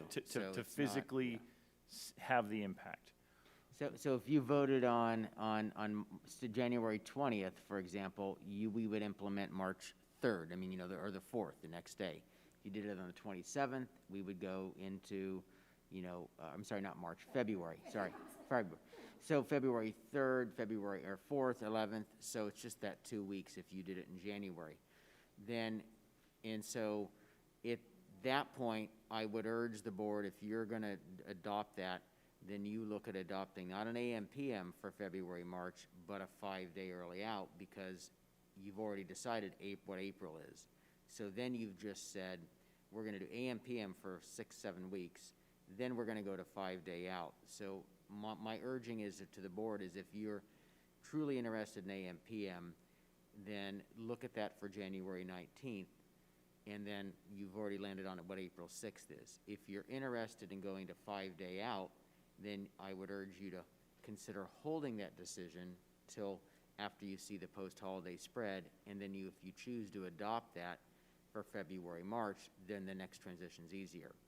But, because I think to do AM, PM for a 5-6 week time would be incredibly disruptive. So I think the weighing out is, do we want to try to do something in 5 days on campus in January, or do we want to defer that in hopes that we can do 5 day early out in February? And that seems to be the point. And I would say, I think I'm saying what you said, Julie, just correct me if I'm wrong, but I would actually argue that the uncertainty to our system is not advantageous to our parents, to our teachers, to our kids. So saying, we'll figure it out in January, February, we'll take a look back and figure it out, is not helpful. And it would actually be disruptive, because people would be super stressed, not knowing. So again, if we can tie it to something, I think it makes sense. But just simply saying we're gonna kick the can down the road and we'll come back every couple of weeks, or not that, but we'll come back whenever we think it's a better shot, I think could actually stress the system. I understand. It stresses me too. Yeah, right. What if, not tying it to colors, but thinking in terms of numbers for the transition? So what if we did January 19th starts the AM PM, And we already know fourth quarter is full-time 5 days. So the transition from AM, PM to the full-time 5 days could be tied to numbers. We don't, I'm saying, necessarily have to wait to April.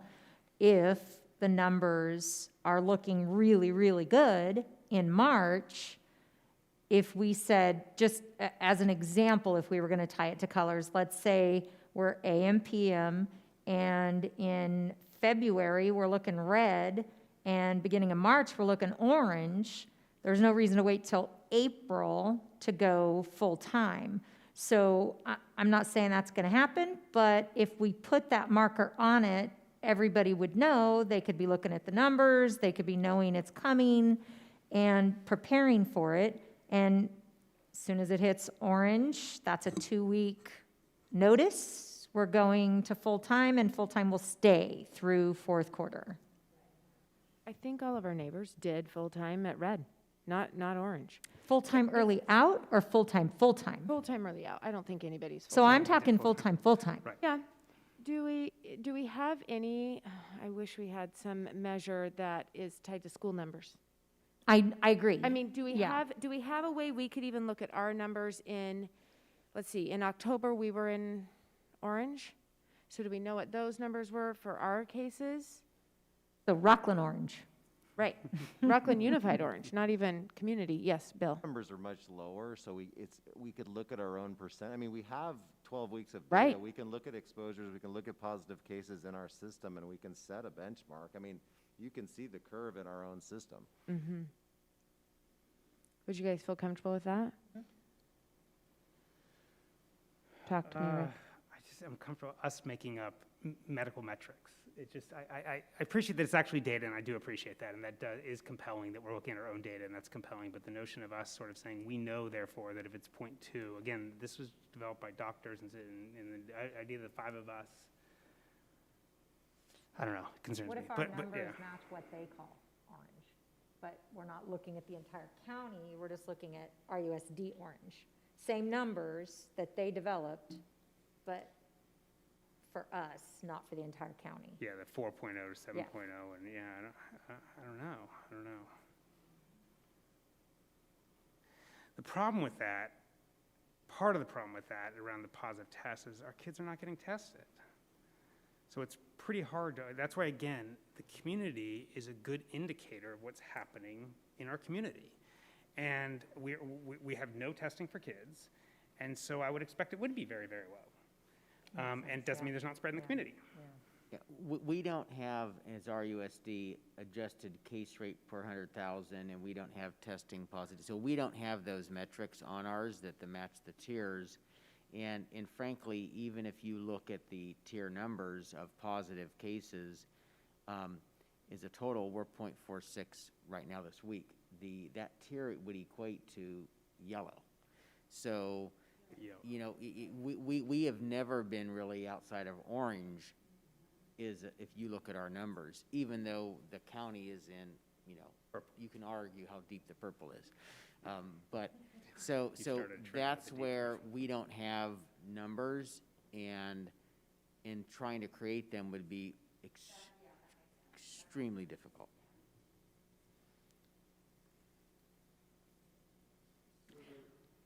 The county does have case rates for individual cities on their website.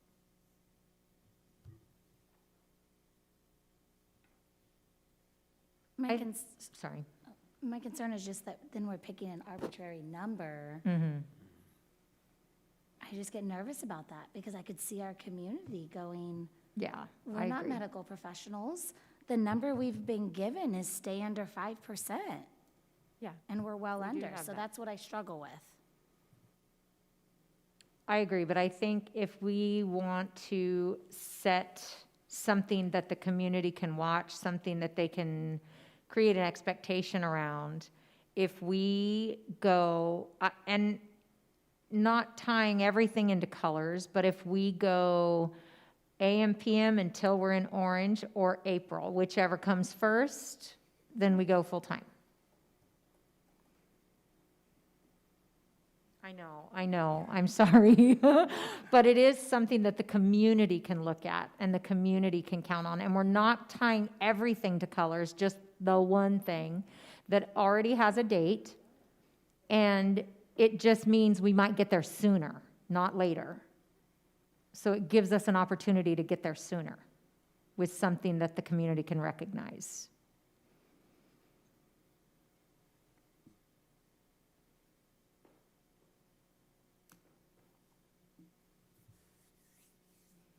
I guess, yeah, I guess just to summarize or just keep conversation going, I think what's on the table is start January 19th in an AM/PM model. If the Placer County metrics achieved and I'm just going to use it, orange tier before the April 6th date, we would go to a 5-day-a-week full-time kids in school. If we're still in red or whatever, come April 6th, we've already voted to be in that 5-day-a-week model. So the only thing would be is it gives the carrot that if the county is at a 1 to 3.9 adjusted case rate and a 2 to 4.9 positivity rate, we would make the jump to 5-day-a-week. Now I'm looking at Roger.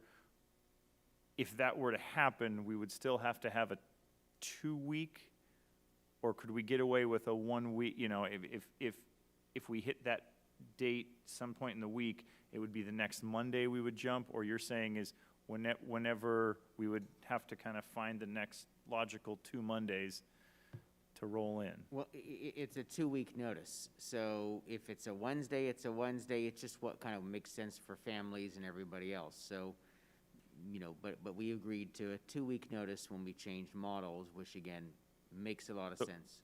I guess it's 2 weeks to the closest Monday No, going forward. It's 2 weeks. So if the board were to vote like tonight on something, you know, or like on a normal Wednesday, we would typically say, okay, we've officially notified on the next day, you know, because it goes into effect. So that's the 2-week notice is when the decision's made. So you've already given 2-week notice for April 6th. You're good.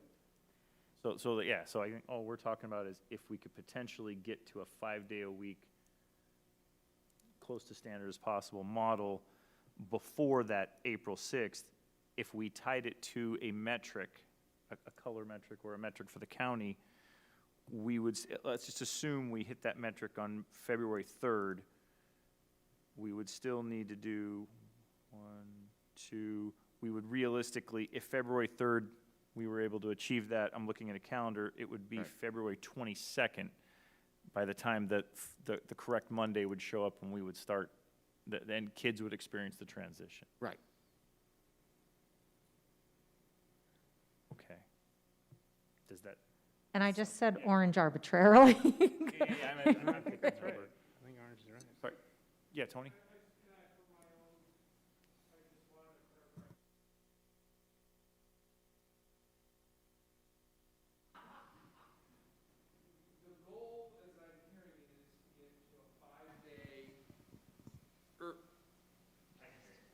To get a 5-day early out, or excuse me, to get to a 5-day.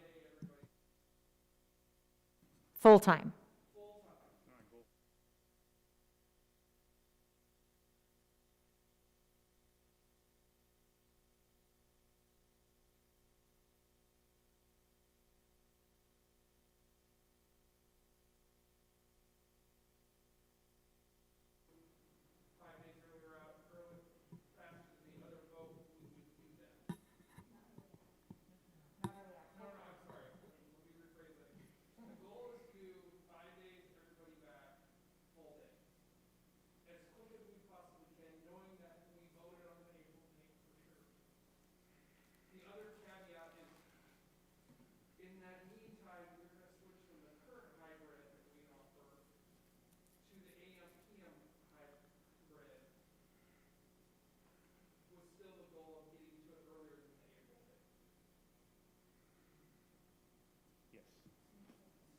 So then theoretically, if we got to orange, say that February, we would be in the AM PM for a month and then switch to the 5-day. Correct. But orange is, can you remind me, it's quite a ways though, right? In all reality, right now, the metrics, I think you have to stay in each color for 3 weeks, is that correct? You have to stay in, you're required to stay in each tier 3 weeks before you can move to the next one. So we'd have to hit red for 3 weeks and stay there, and then you could go to orange. So we'd have to pull out of the post-holiday surge that we Right. will have, right? It's going to happen, we know it. So even if you run that math, I want to be hopeful, but if the metrics don't change, we're not hitting orange before April. It'd be unlikely. I mean, the earliest is probably end of February, March, at the earliest. And it's probably more likely March, April is orange. But again, I'm not a doctor even on TV. So I think that's probably realistic because of the 3-week rule before you can move, not because of the numbers hitting it. Now, again, if you decided to say we're going to just hit the numbers and not worry about what color, then you could not do the 3-week wait. However, that is very confusing for the public because they see colors and we're talking this data. And so I think it is, even though it's easy to follow, it's not easy to follow. And so that would be a way to not do the 3-week wait. But I think it could cause some confusion. And one of the things we did here in September when we were looking to how to move into opening was that was a different colored tier system. And we had said, okay, when we hit, because we could all open when we hit 2 weeks, remember that whole piece? So we were all wondering, when was a date going to move? And I used to keep a calendar of, okay, well, if it's here, it's here. And so we could never tell families, we're going to open on this day. It was always a wondering of when the 2 weeks was going to hit. So we could be in a position of families really have no way to make plans because the district could get there earlier and throw it all up in the air in 2 weeks. So families may feel disrupted that even though they want to be back 5 days, that with 2 weeks' notice, we could have them have to make adjustments to what their arrangements were. The advantage to doing what you did for the fourth quarter is they can now make arrangements for the fourth quarter and they can make arrangements on whatever you do third quarter. But that could be somewhat frustrating to families because they just don't know when we're going to hit it and change again. So I totally agree. The flip side of that is it could also be extremely frustrating for families if we're early March in orange and can't come back and we're orange, and lots of other schools are coming back and there's, businesses are open, kids are hanging out, and we can't come back to school full time. Right. I mean, the board does have the option if we are trending towards orange and, we've hit the orange numbers and we're in red, but we think we're trending, the board could call a meeting and say, we've been in orange for a week. We only have 2 more weeks to go. And we think the spread has decreased so much that we're going to want to go ahead and hold a meeting to do that. There's nothing that prevents you from actually doing that if you felt that was the right decision to want to consider at a board meeting. So like we've said, it's highly improbable what we've seen that we would hit it early. But if we did, then the board could say, we want to revisit this. But, so that you don't ever preclude an option. I would prefer to do it early. I would prefer to do it now rather than waiting, just so people could watch and look for it and know it's coming and plan for it as they see it coming, rather than kind of springing it on them later. We're in orange, let's go. I think it's better to say, if we get to orange, this is what we're looking at, we're gonna go, and not wait and spring it on them. Because I think it, again, with the same reasoning, that if they know it's coming, they can plan. And if they're watching the red and they're watching it drop, they can have more time to plan. Right, because we could say, okay, we've been in red, and then we're 3 weeks, we have to hit an orange number. Now we're a 3-week countdown, and that could then begin the piece. But as you mentioned earlier, then there's the piece, well, what if you fall into red for a day, and then the countdown starts? We can notify people, but we just don't know. again, the board always has an option to, if things change, to reevaluate. And in all reality, as a school district, we're in yellow, clearly, right? We have been, our Numbers numbers have have been in been yellow the whole yellow, time. maybe in orange, in this last week or so, but if you just look at, but again, those are different numbers. So when I look at the percentages, I look at those percentages, but they're not the same data set, because they're looking at 7-day adjusted case rate per 100,000 and testing positivity. So the positivity one we could look at, but on that, we've been very, very low. So that's been the issue, is it's not been in the schools, as we've talked about. It's what that impact is of folks that bring it in. So you'd meet one of the metrics, but to move in a tier, you have to meet both. You can't just hit one. If you chose to tie to a color. I mean, again, you may not.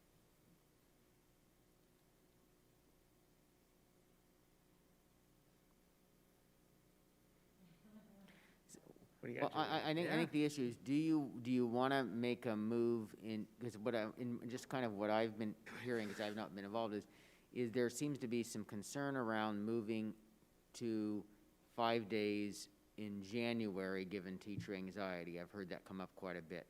So the question becomes, do you stay where you're at and see where things are at in February, end of January, February, or do you make a move to AM, PM, because you think that with teacher concerns, you could start that in January? I mean, that seems to be your point of debate, that you seem to be.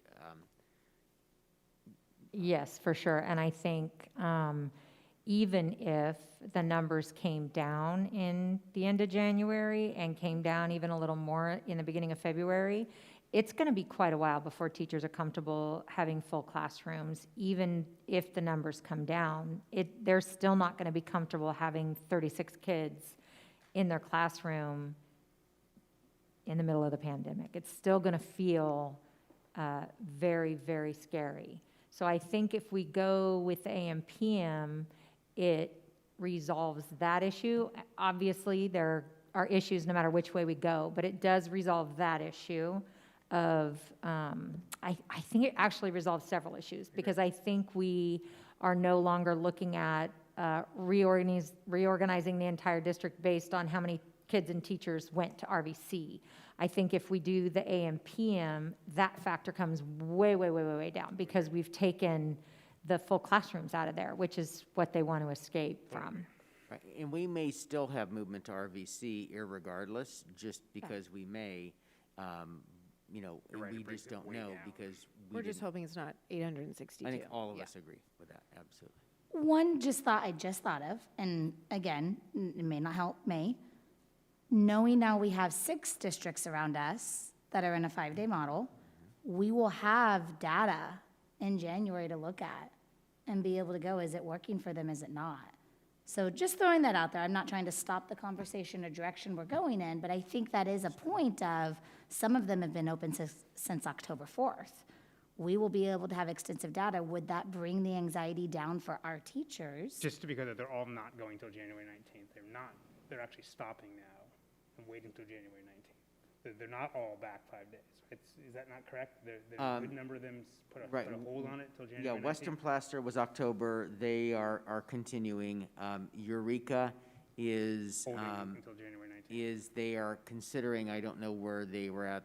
I think there was some conversation, but I can't say for sure.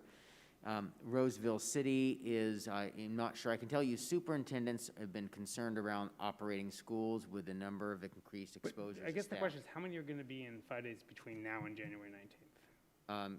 Western Placer, Eureka, Roseville City, and are the ones that will be. Dry Creek's planning to start January 19th. Yeah, that's not right. Eureka's not.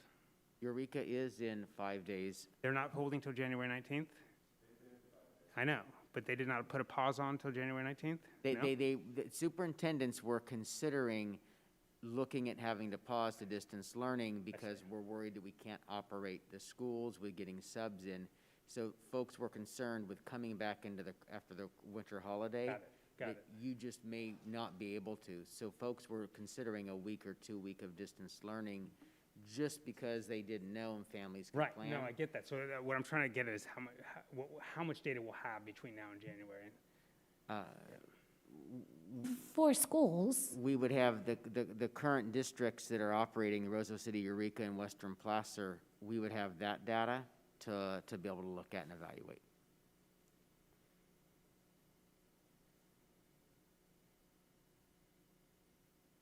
Okay, so play out your thought. thought being our goal here is to lower the anxiety, right? Because that seems to be the central concern, which is a huge concern. Thought being, if each age range kind of has different timelines, and if we're already talking about a January 19th change, would a February, I'm just throwing out, Feb 1, I don't know what day of the week that is, right? Would a Feb 1 change? Yeah, right, like we revisit in January. That gives, and I know we have a holiday break, but that gives some of those districts, one I know was open since October 4th, it gives our teachers an opportunity to really look at, okay, what is their data saying? It gives a little more time for us to look at what are the trends their schools are seeing. We're not talking about schools hours and hours away. We're talking about schools that, in all reality, are actually tied to our color tier. So if we're going to make decisions based off of color tier, why not make decisions based off of other districts that are in our county, is my thought. Because they're making decisions for students just like we would. And it might give the opportunity for teachers to really talk and think more about, okay, what are my concerns? And it might give the possibility for them to kick ideas to us and say, you know what, thinking about it, I heard a teacher in Roseville City, they do XYZ, would you be willing to implement it?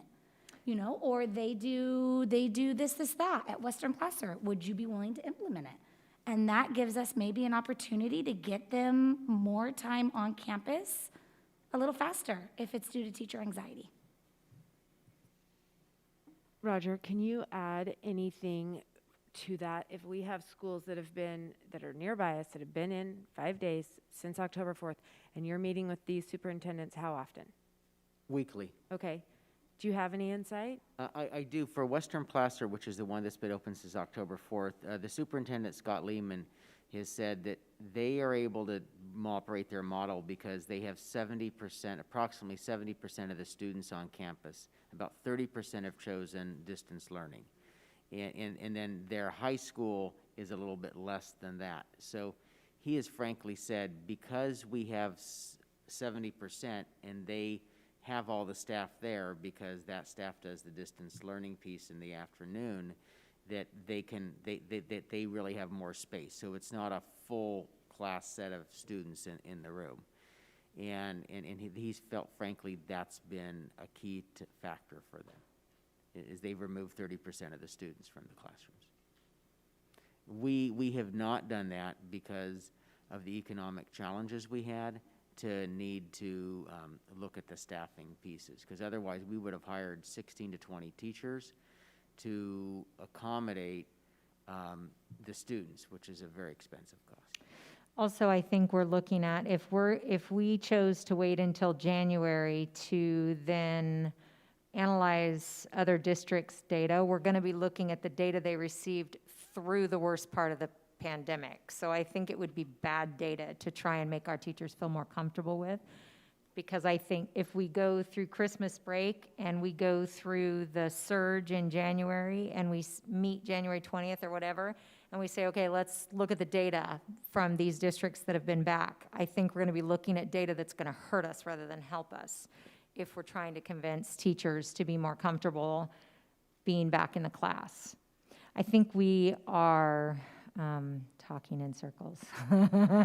I think I will make a motion and we'll just see where that goes. And if that doesn't go anywhere, then we'll start again. So I move that we start the AM/PM schedule on the 19th of January, and we continue with the AM/PM schedule until either the county color tier is in orange or it is the April 6th date that we already voted on. We have a little discussion Sure, about of it. course. Would you Sorry, consider sorry. it I don't mean being? to- I don't mean to, Robert's Rules is ridiculous. We need a second before we can, we do need a second. We need a I second don't mean to before be we all- discuss all- it? I don't mean to be all Yes, Eric. y- I'll second. Yeah, you need a second. do technically You need a second before you can Yeah. amend or discuss the It's motion. not a, I know, I don't mean all Yeah. Robert's Rules on you. Do we feel like it needs to be orange? Could it be red? Because that was us in November. So I would be willing to amend 2 weeks in red. If we are second week in red, then we can come back full-time. If we have had 2 weeks in red, Full-time, full day? full-time, full day. But I think we lost Rick I'll on lose that. my, I'll have to remove my second. Okay, so we have to actually, like, kill that motion, right? If we're gonna start it Well, over? There was never been a second, so the motion can't No, be. Rick Oh, there dis- was a second, Oh, but was you? the Okay, point is, sorry. yeah. But you it's- want it to be at orange. Yeah, So, yeah, just withdraw. But- maybe. but let's have a conversation. So your thought is it needs to be orange, Rick? We go full 5 days. Could go full 5 days. Everyone back full. What 5 would you days. feel comfortable with it red? Just the early out? Yeah, no. I agree, I would agree. have I been was just comfortable wanting to early out if we clarify. were going in that direction. I would have been, but I'm not comfortable going A, B to early out. I agree. I don't think that's the right direction. Do you want to do a motion?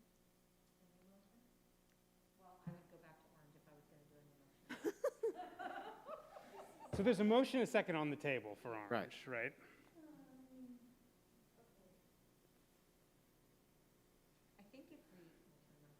I think if we are in red, we are heading in the right direction. And I think if we did actually amend the motion to 2 weeks in red, it's really just one more week and then we're orange. Because I think if we're going in that direction, we're gonna keep going in that direction. And if we're not gonna keep going in that direction, then we shouldn't do it anyway. So I think, I feel comfortable. I feel really comfortable with orange. And the reason I feel really comfortable with orange is because I feel like teachers would feel comfortable with orange. I feel like red would be really pushing it, really stretching. And I think we would still lose some teachers in red. But if we waited to orange, it gives them that time to see the numbers coming down, to see the quarantines coming down, and to prepare for the comfort zone of orange. I really think we would have buy-in from parents and teachers if we went at orange.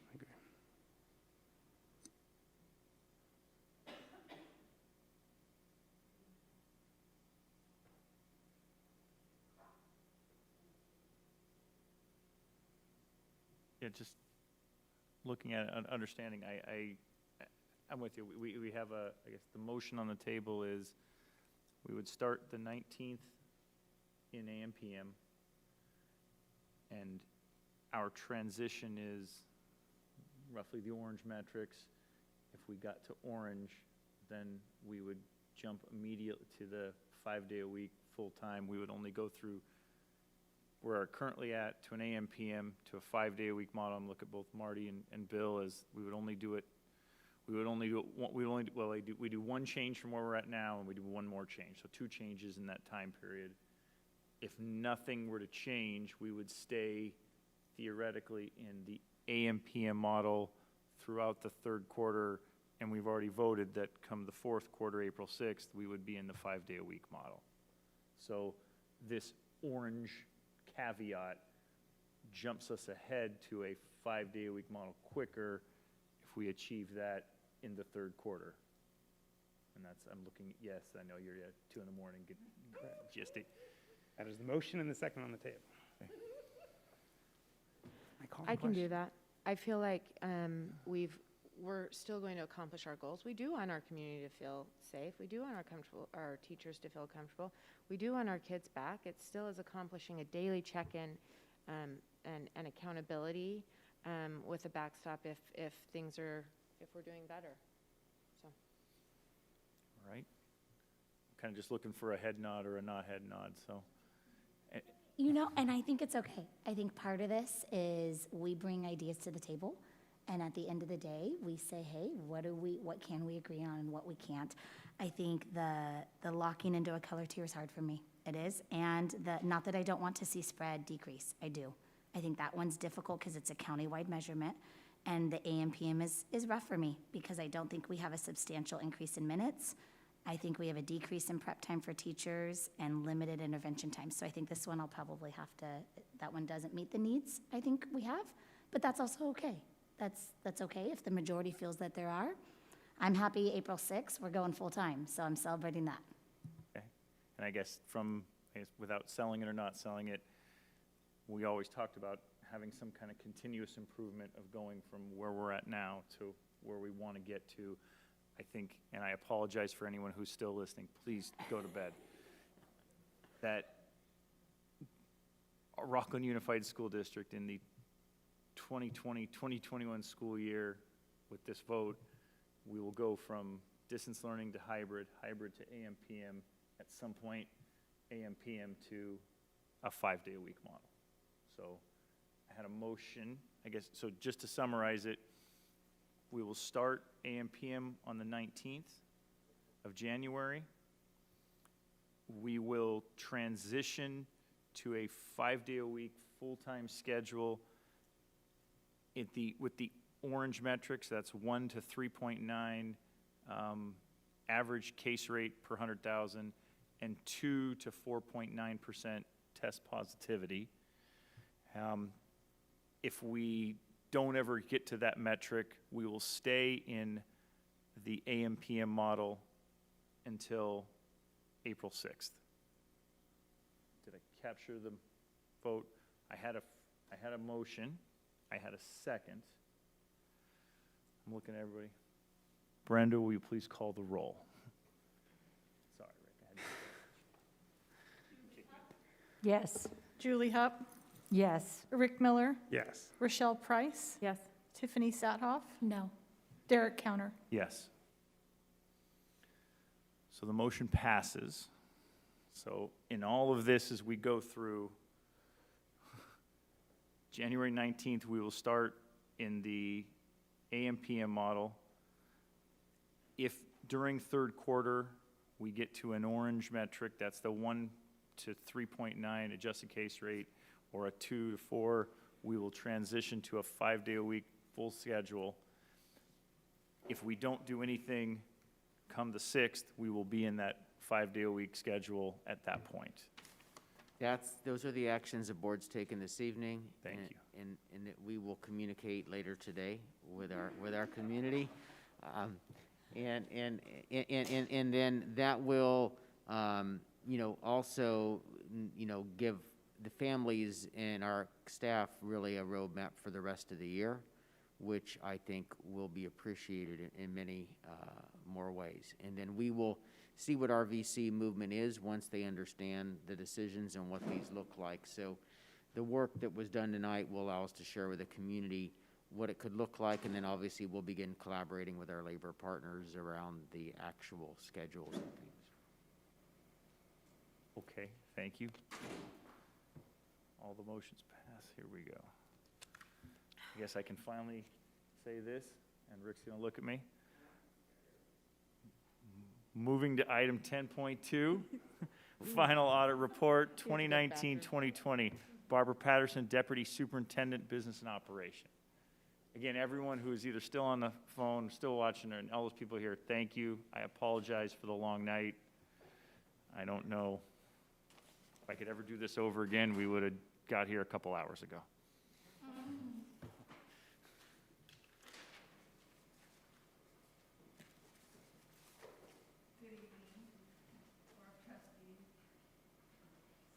And Superintendent Stock.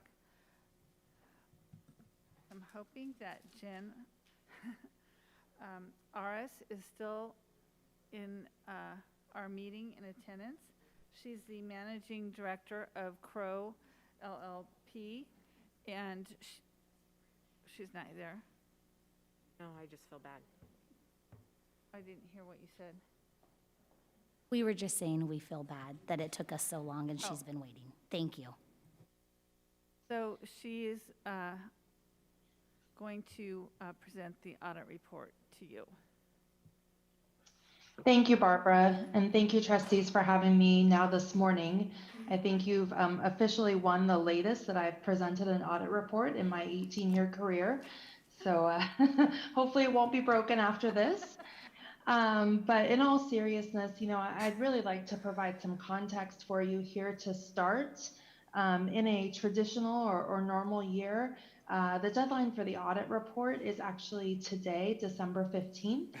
And given all of the chaos and challenges of 2020, that deadline had actually been extended until March 31st of 2021. And so, really the fact that I'm here with you tonight, this morning, presenting these audit results really is a testament to your business office and their commitment to really stay the course through every challenge that they had thrown at them. They very much performed in preparing for and providing support during the audit.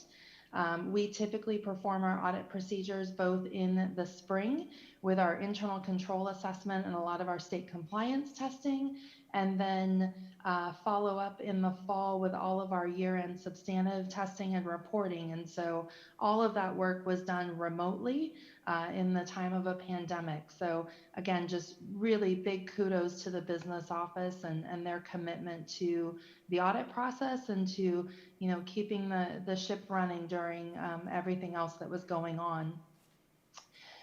We were engaged to audit using both audit standards that are accepted within the United States as well as governmental audit standards. And so the culmination of our audit is actually the issuance of 4 audit opinions, one on the overall financial statements, one on the internal controls that are in place from management in the preparation and summarization of the financial information, another report on federal programs that the district receives revenues and has expenditures under.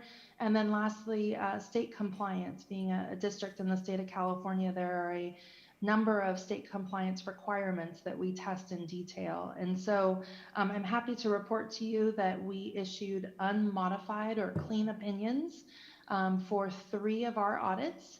And with the state compliance audit had just one, what I would call an insignificant finding, really more of a clerical error as it related to the facilities inspection reports and the transfer of that data into the school accountability report card. So throughout our substantive testing there, we noted some discrepancies and brought those forward to the attention of management in the form of a finding that you'll see in your audited financial statements there in the summary of audit findings. And really just want to emphasize that there is not a fiscal impact due to that finding, and really the error was really just clerical in nature.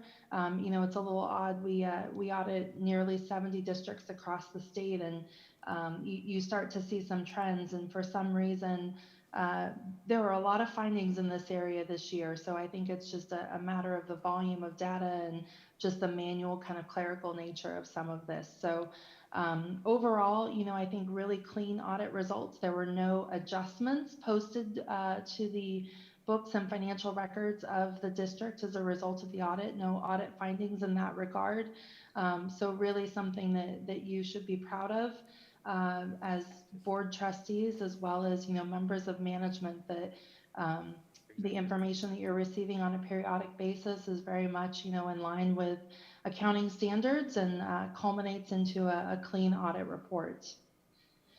I know I went through that fairly quick given the timing and where we are, but certainly if there are any questions, I'd be more than happy to address them.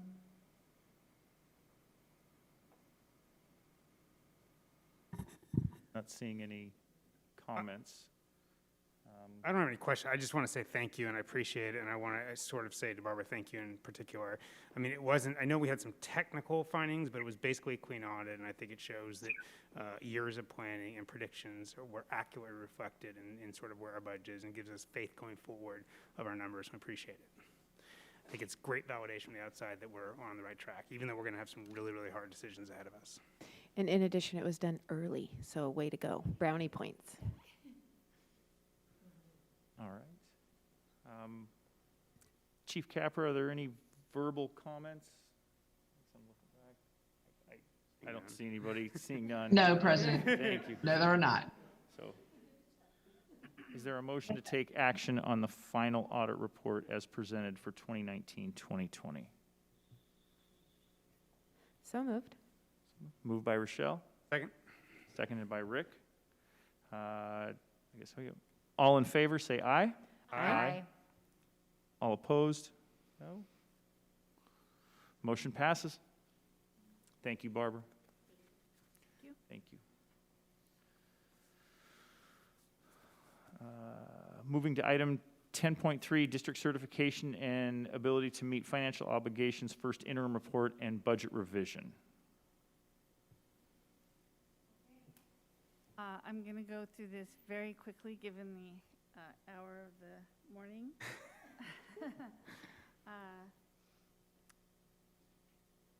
So I'm going to skip right to our certification. The district is required to,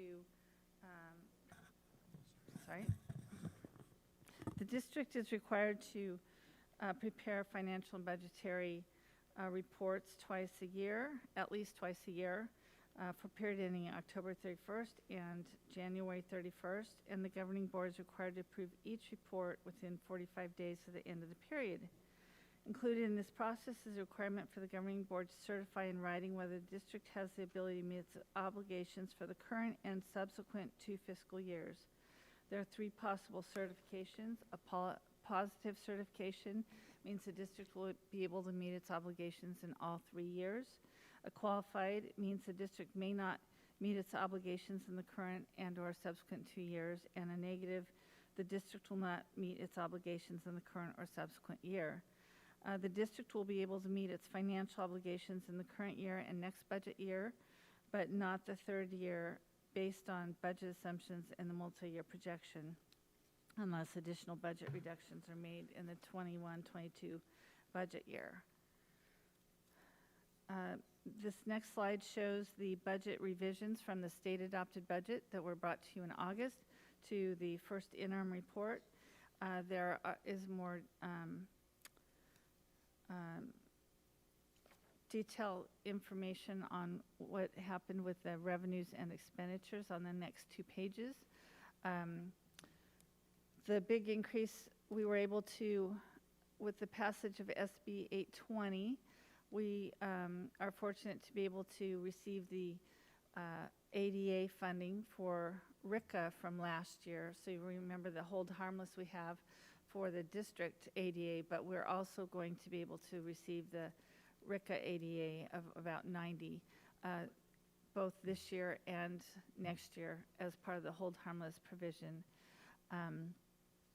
The major increase in federal revenues was the CARES Act of $6.2 million. And again, we budgeted the expenditures accordingly to spend those funds this year. There's new CTIG funding, and then we also got a one-time workers' compensation dividend through SIG to help offset the increase in the property insurance premiums. Additional decreases for our salaries and benefits were to account for the reduction in positions, for our decrease in enrollment, as well as vacancy and substitute cost savings. Sections 4 through 9 are all related to our expenditures. I'm going to skip through the rest of that. Okay, the multi-year projection. So as you can see, the problem is in the 3rd budget year, and due to deficit spending, and the big increase in the deficit spending here is the hold harmless ends in 21-22. So unless we get enrollment projection and enrollment back up to our pre-19 to our 1920 levels, we'll see a significant drop off. And in these assumptions, we're looking at about a $5 million decrease in revenue. The CARES money is gone by this year, but we continue to have our mandated cost increases of step and column movements on our salary schedules, our pension rate increases, as well as additional costs for some projects. We have one project of over $2 million scheduled that year as well. So the third year, as you can see, we're not at the 3% reserve for economic uncertainties, and so that's why we're filing a qualified certification on the first interim report. So unless assumptions change, we'll need to make some budget reductions. Other funds. This has the net activity, and the detail of the changes from state adopted are also in your board packet under the budget revision summary. I just want to call your attention to the one fund, cafeteria fund, to say that with COVID affecting our education model, the hybrid model, we are serving significantly less meals.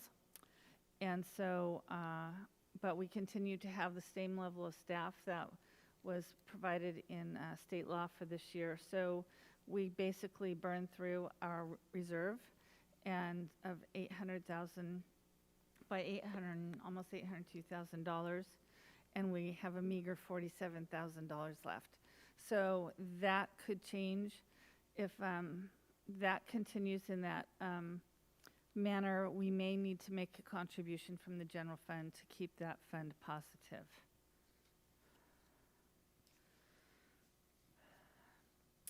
So, factors that may affect our current projections, as we know, the uncertainty of the impacts of the COVID pandemic on national and state economy. We're still hoping for one-time funding to help us with additional COVID costs as they continue. And then we'll have to evaluate the changes in costs due to the change in accounting, in educational models that were approved tonight.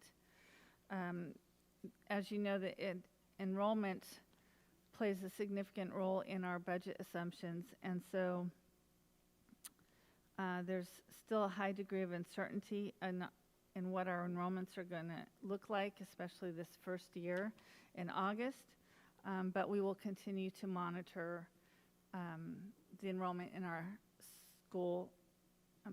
our student information system database throughout the winter and spring all the way through August, and adjust our budget accordingly.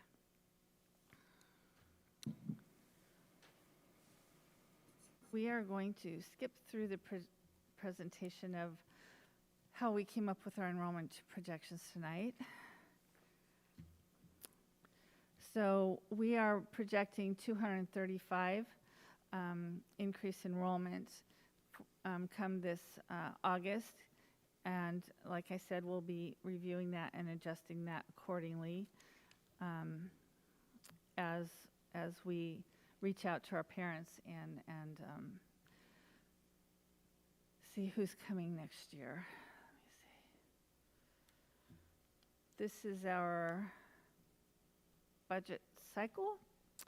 Next item will be our governor's budget proposal presentation to you at the January 20th meeting. And we're at next steps. So we've got the governor's budget, and we'll update our multi-year in the first interim with the governor's proposal. And then we'll be bringing information to the board at the budget workshop on budget reductions. We'll be monitoring enrollment. We'll be identifying and approving the budget reductions in January through March, and then those will be incorporated into the second interim multi-year projection at the second meeting in March.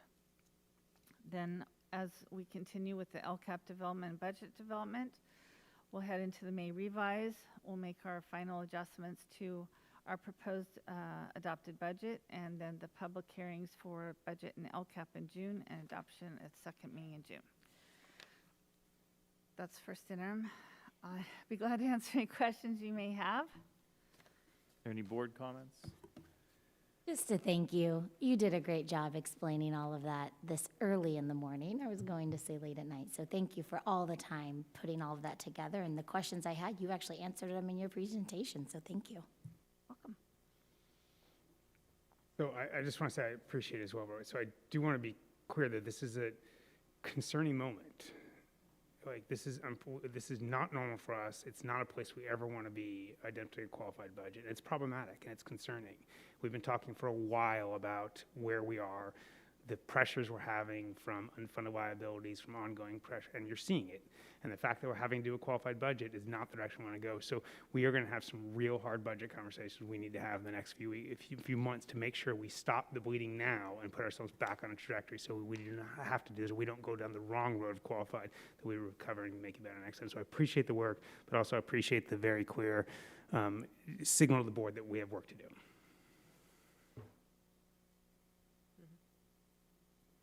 All right. So, again, nothing that's already said. Thank you very much. Understand that we do need have to have some heart-to-heart budget conversations as we go. Is there any verbal comment, Chief Capra? Seeing none. None. I knew it. All right. Is there a motion to take action on the district's certification of ability to meet the financial obligations, first interim report, and budget revision? So moved. Moved by Rick. Second. Seconded by Julie. All in favor say aye. Aye. Aye. All opposed? All right, motion passes.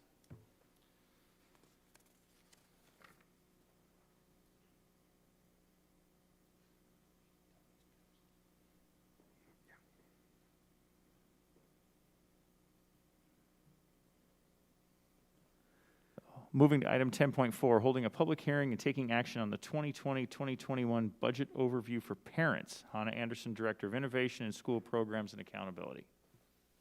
Good evening, President Counter, members of the board, Superintendent Stock. Actually, good morning. I switched my notes. I didn't look down.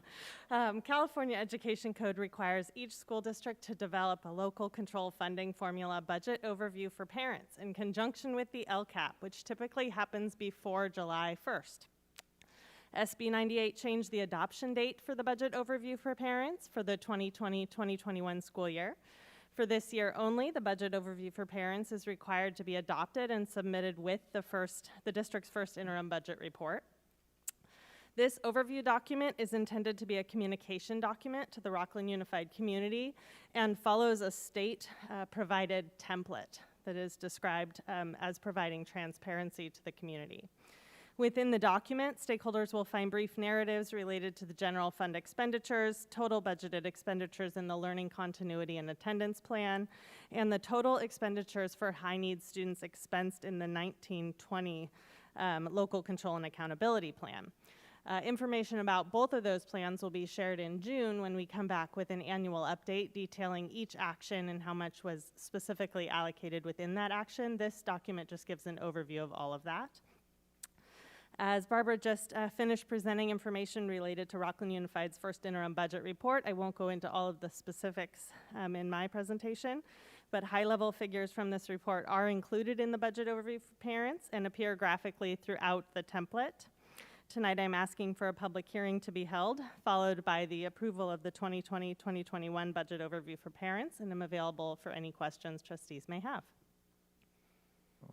We now open the public hearing. Good job. Chief Capper, do we have any public comment or questions? No, we don't, President Counter. All right. We will now, I guess. Sorry, I do have, sorry, just two quick things I do want to say. Just for what it's worth, one, on LCFF, like when we do parent documents like this, I said this, Roger, we don't have to say LCFF because the state's crazy doesn't mean we have to be crazy.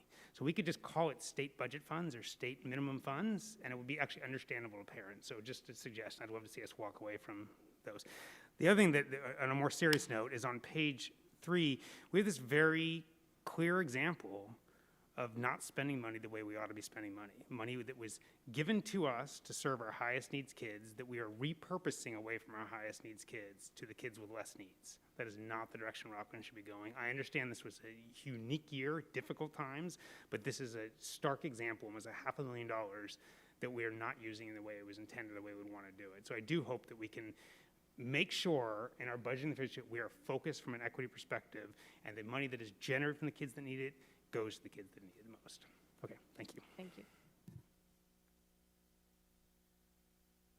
All right. Do I close the public hearing? Okay, so, thank you. So we are now closing the public hearing. And then, are there any board comments or questions? I'll move the report. Hearing no board comments. Open, close, it says, I think we do need a motion, a second, and a vote. but do we need to have another, are there any public comments? We already went through? No, yeah, I think you asked. It Yeah. says we, okay. Yeah. So is there a motion to take action on the 2020-2021 budget overview for parents? So moved. So moved by Rick, Second. seconded, thank you, by Tiffany. All in favor, say aye. Aye. Aye. All opposed? Motion passes.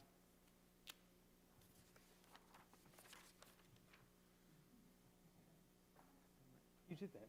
Yeah, I don't know, that's weird. Okay, sorry. So, let's see here. Holding a public hearing and approving the MOU with Placer Academy Charter and to move the PAC school to a permanent location. So I will, okay, so we are now Go easy. open the public hearing for Placer Academy Charter. Oh, you're a good man. Well done. Chief Capper, do we have any public comments? No, President Counter. Go ahead. Okay. On April 19th, 2018, the board approved a petition from the Placer Academy Charter for a 5-year period. At that time, they were housed in 2 temporary locations in shopping malls in Rocklin, but were looking for a permanent location, and they found one on Grove Street in Rocklin, and they are hoping to be in it in January of 2021.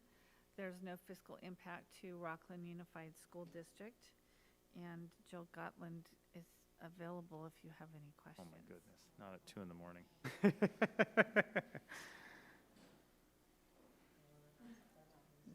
And any change in location is considered a material revision, so that's why there's the formal process of the public hearing, and we're taking care of that through a MOU. So we will now close the public hearing. We have any, I guess, Chief Capper, do we have any public comment at that point? No, President All right. Counter. Are there any board comments or questions? As I'm looking down left or right. All right. Is there a motion to take action on the MOU with Placer Academy Charter, PAC, and move PAC school to a permanent location? So moved. Moved by Rochelle. Second. Is there a second? It almost died. Thanks. Seconded by Julie. All in favor, say aye. Aye. Aye. Those opposed? Motion passes.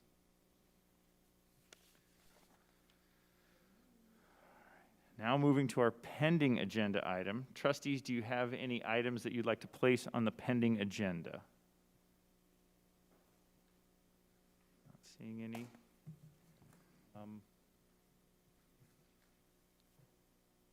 Superintendent Stock, at this point. All right. So, the December 14th, AKA rolling into the 15th, 2020 Exactly. board meeting is now adjourned. Well done, Derek.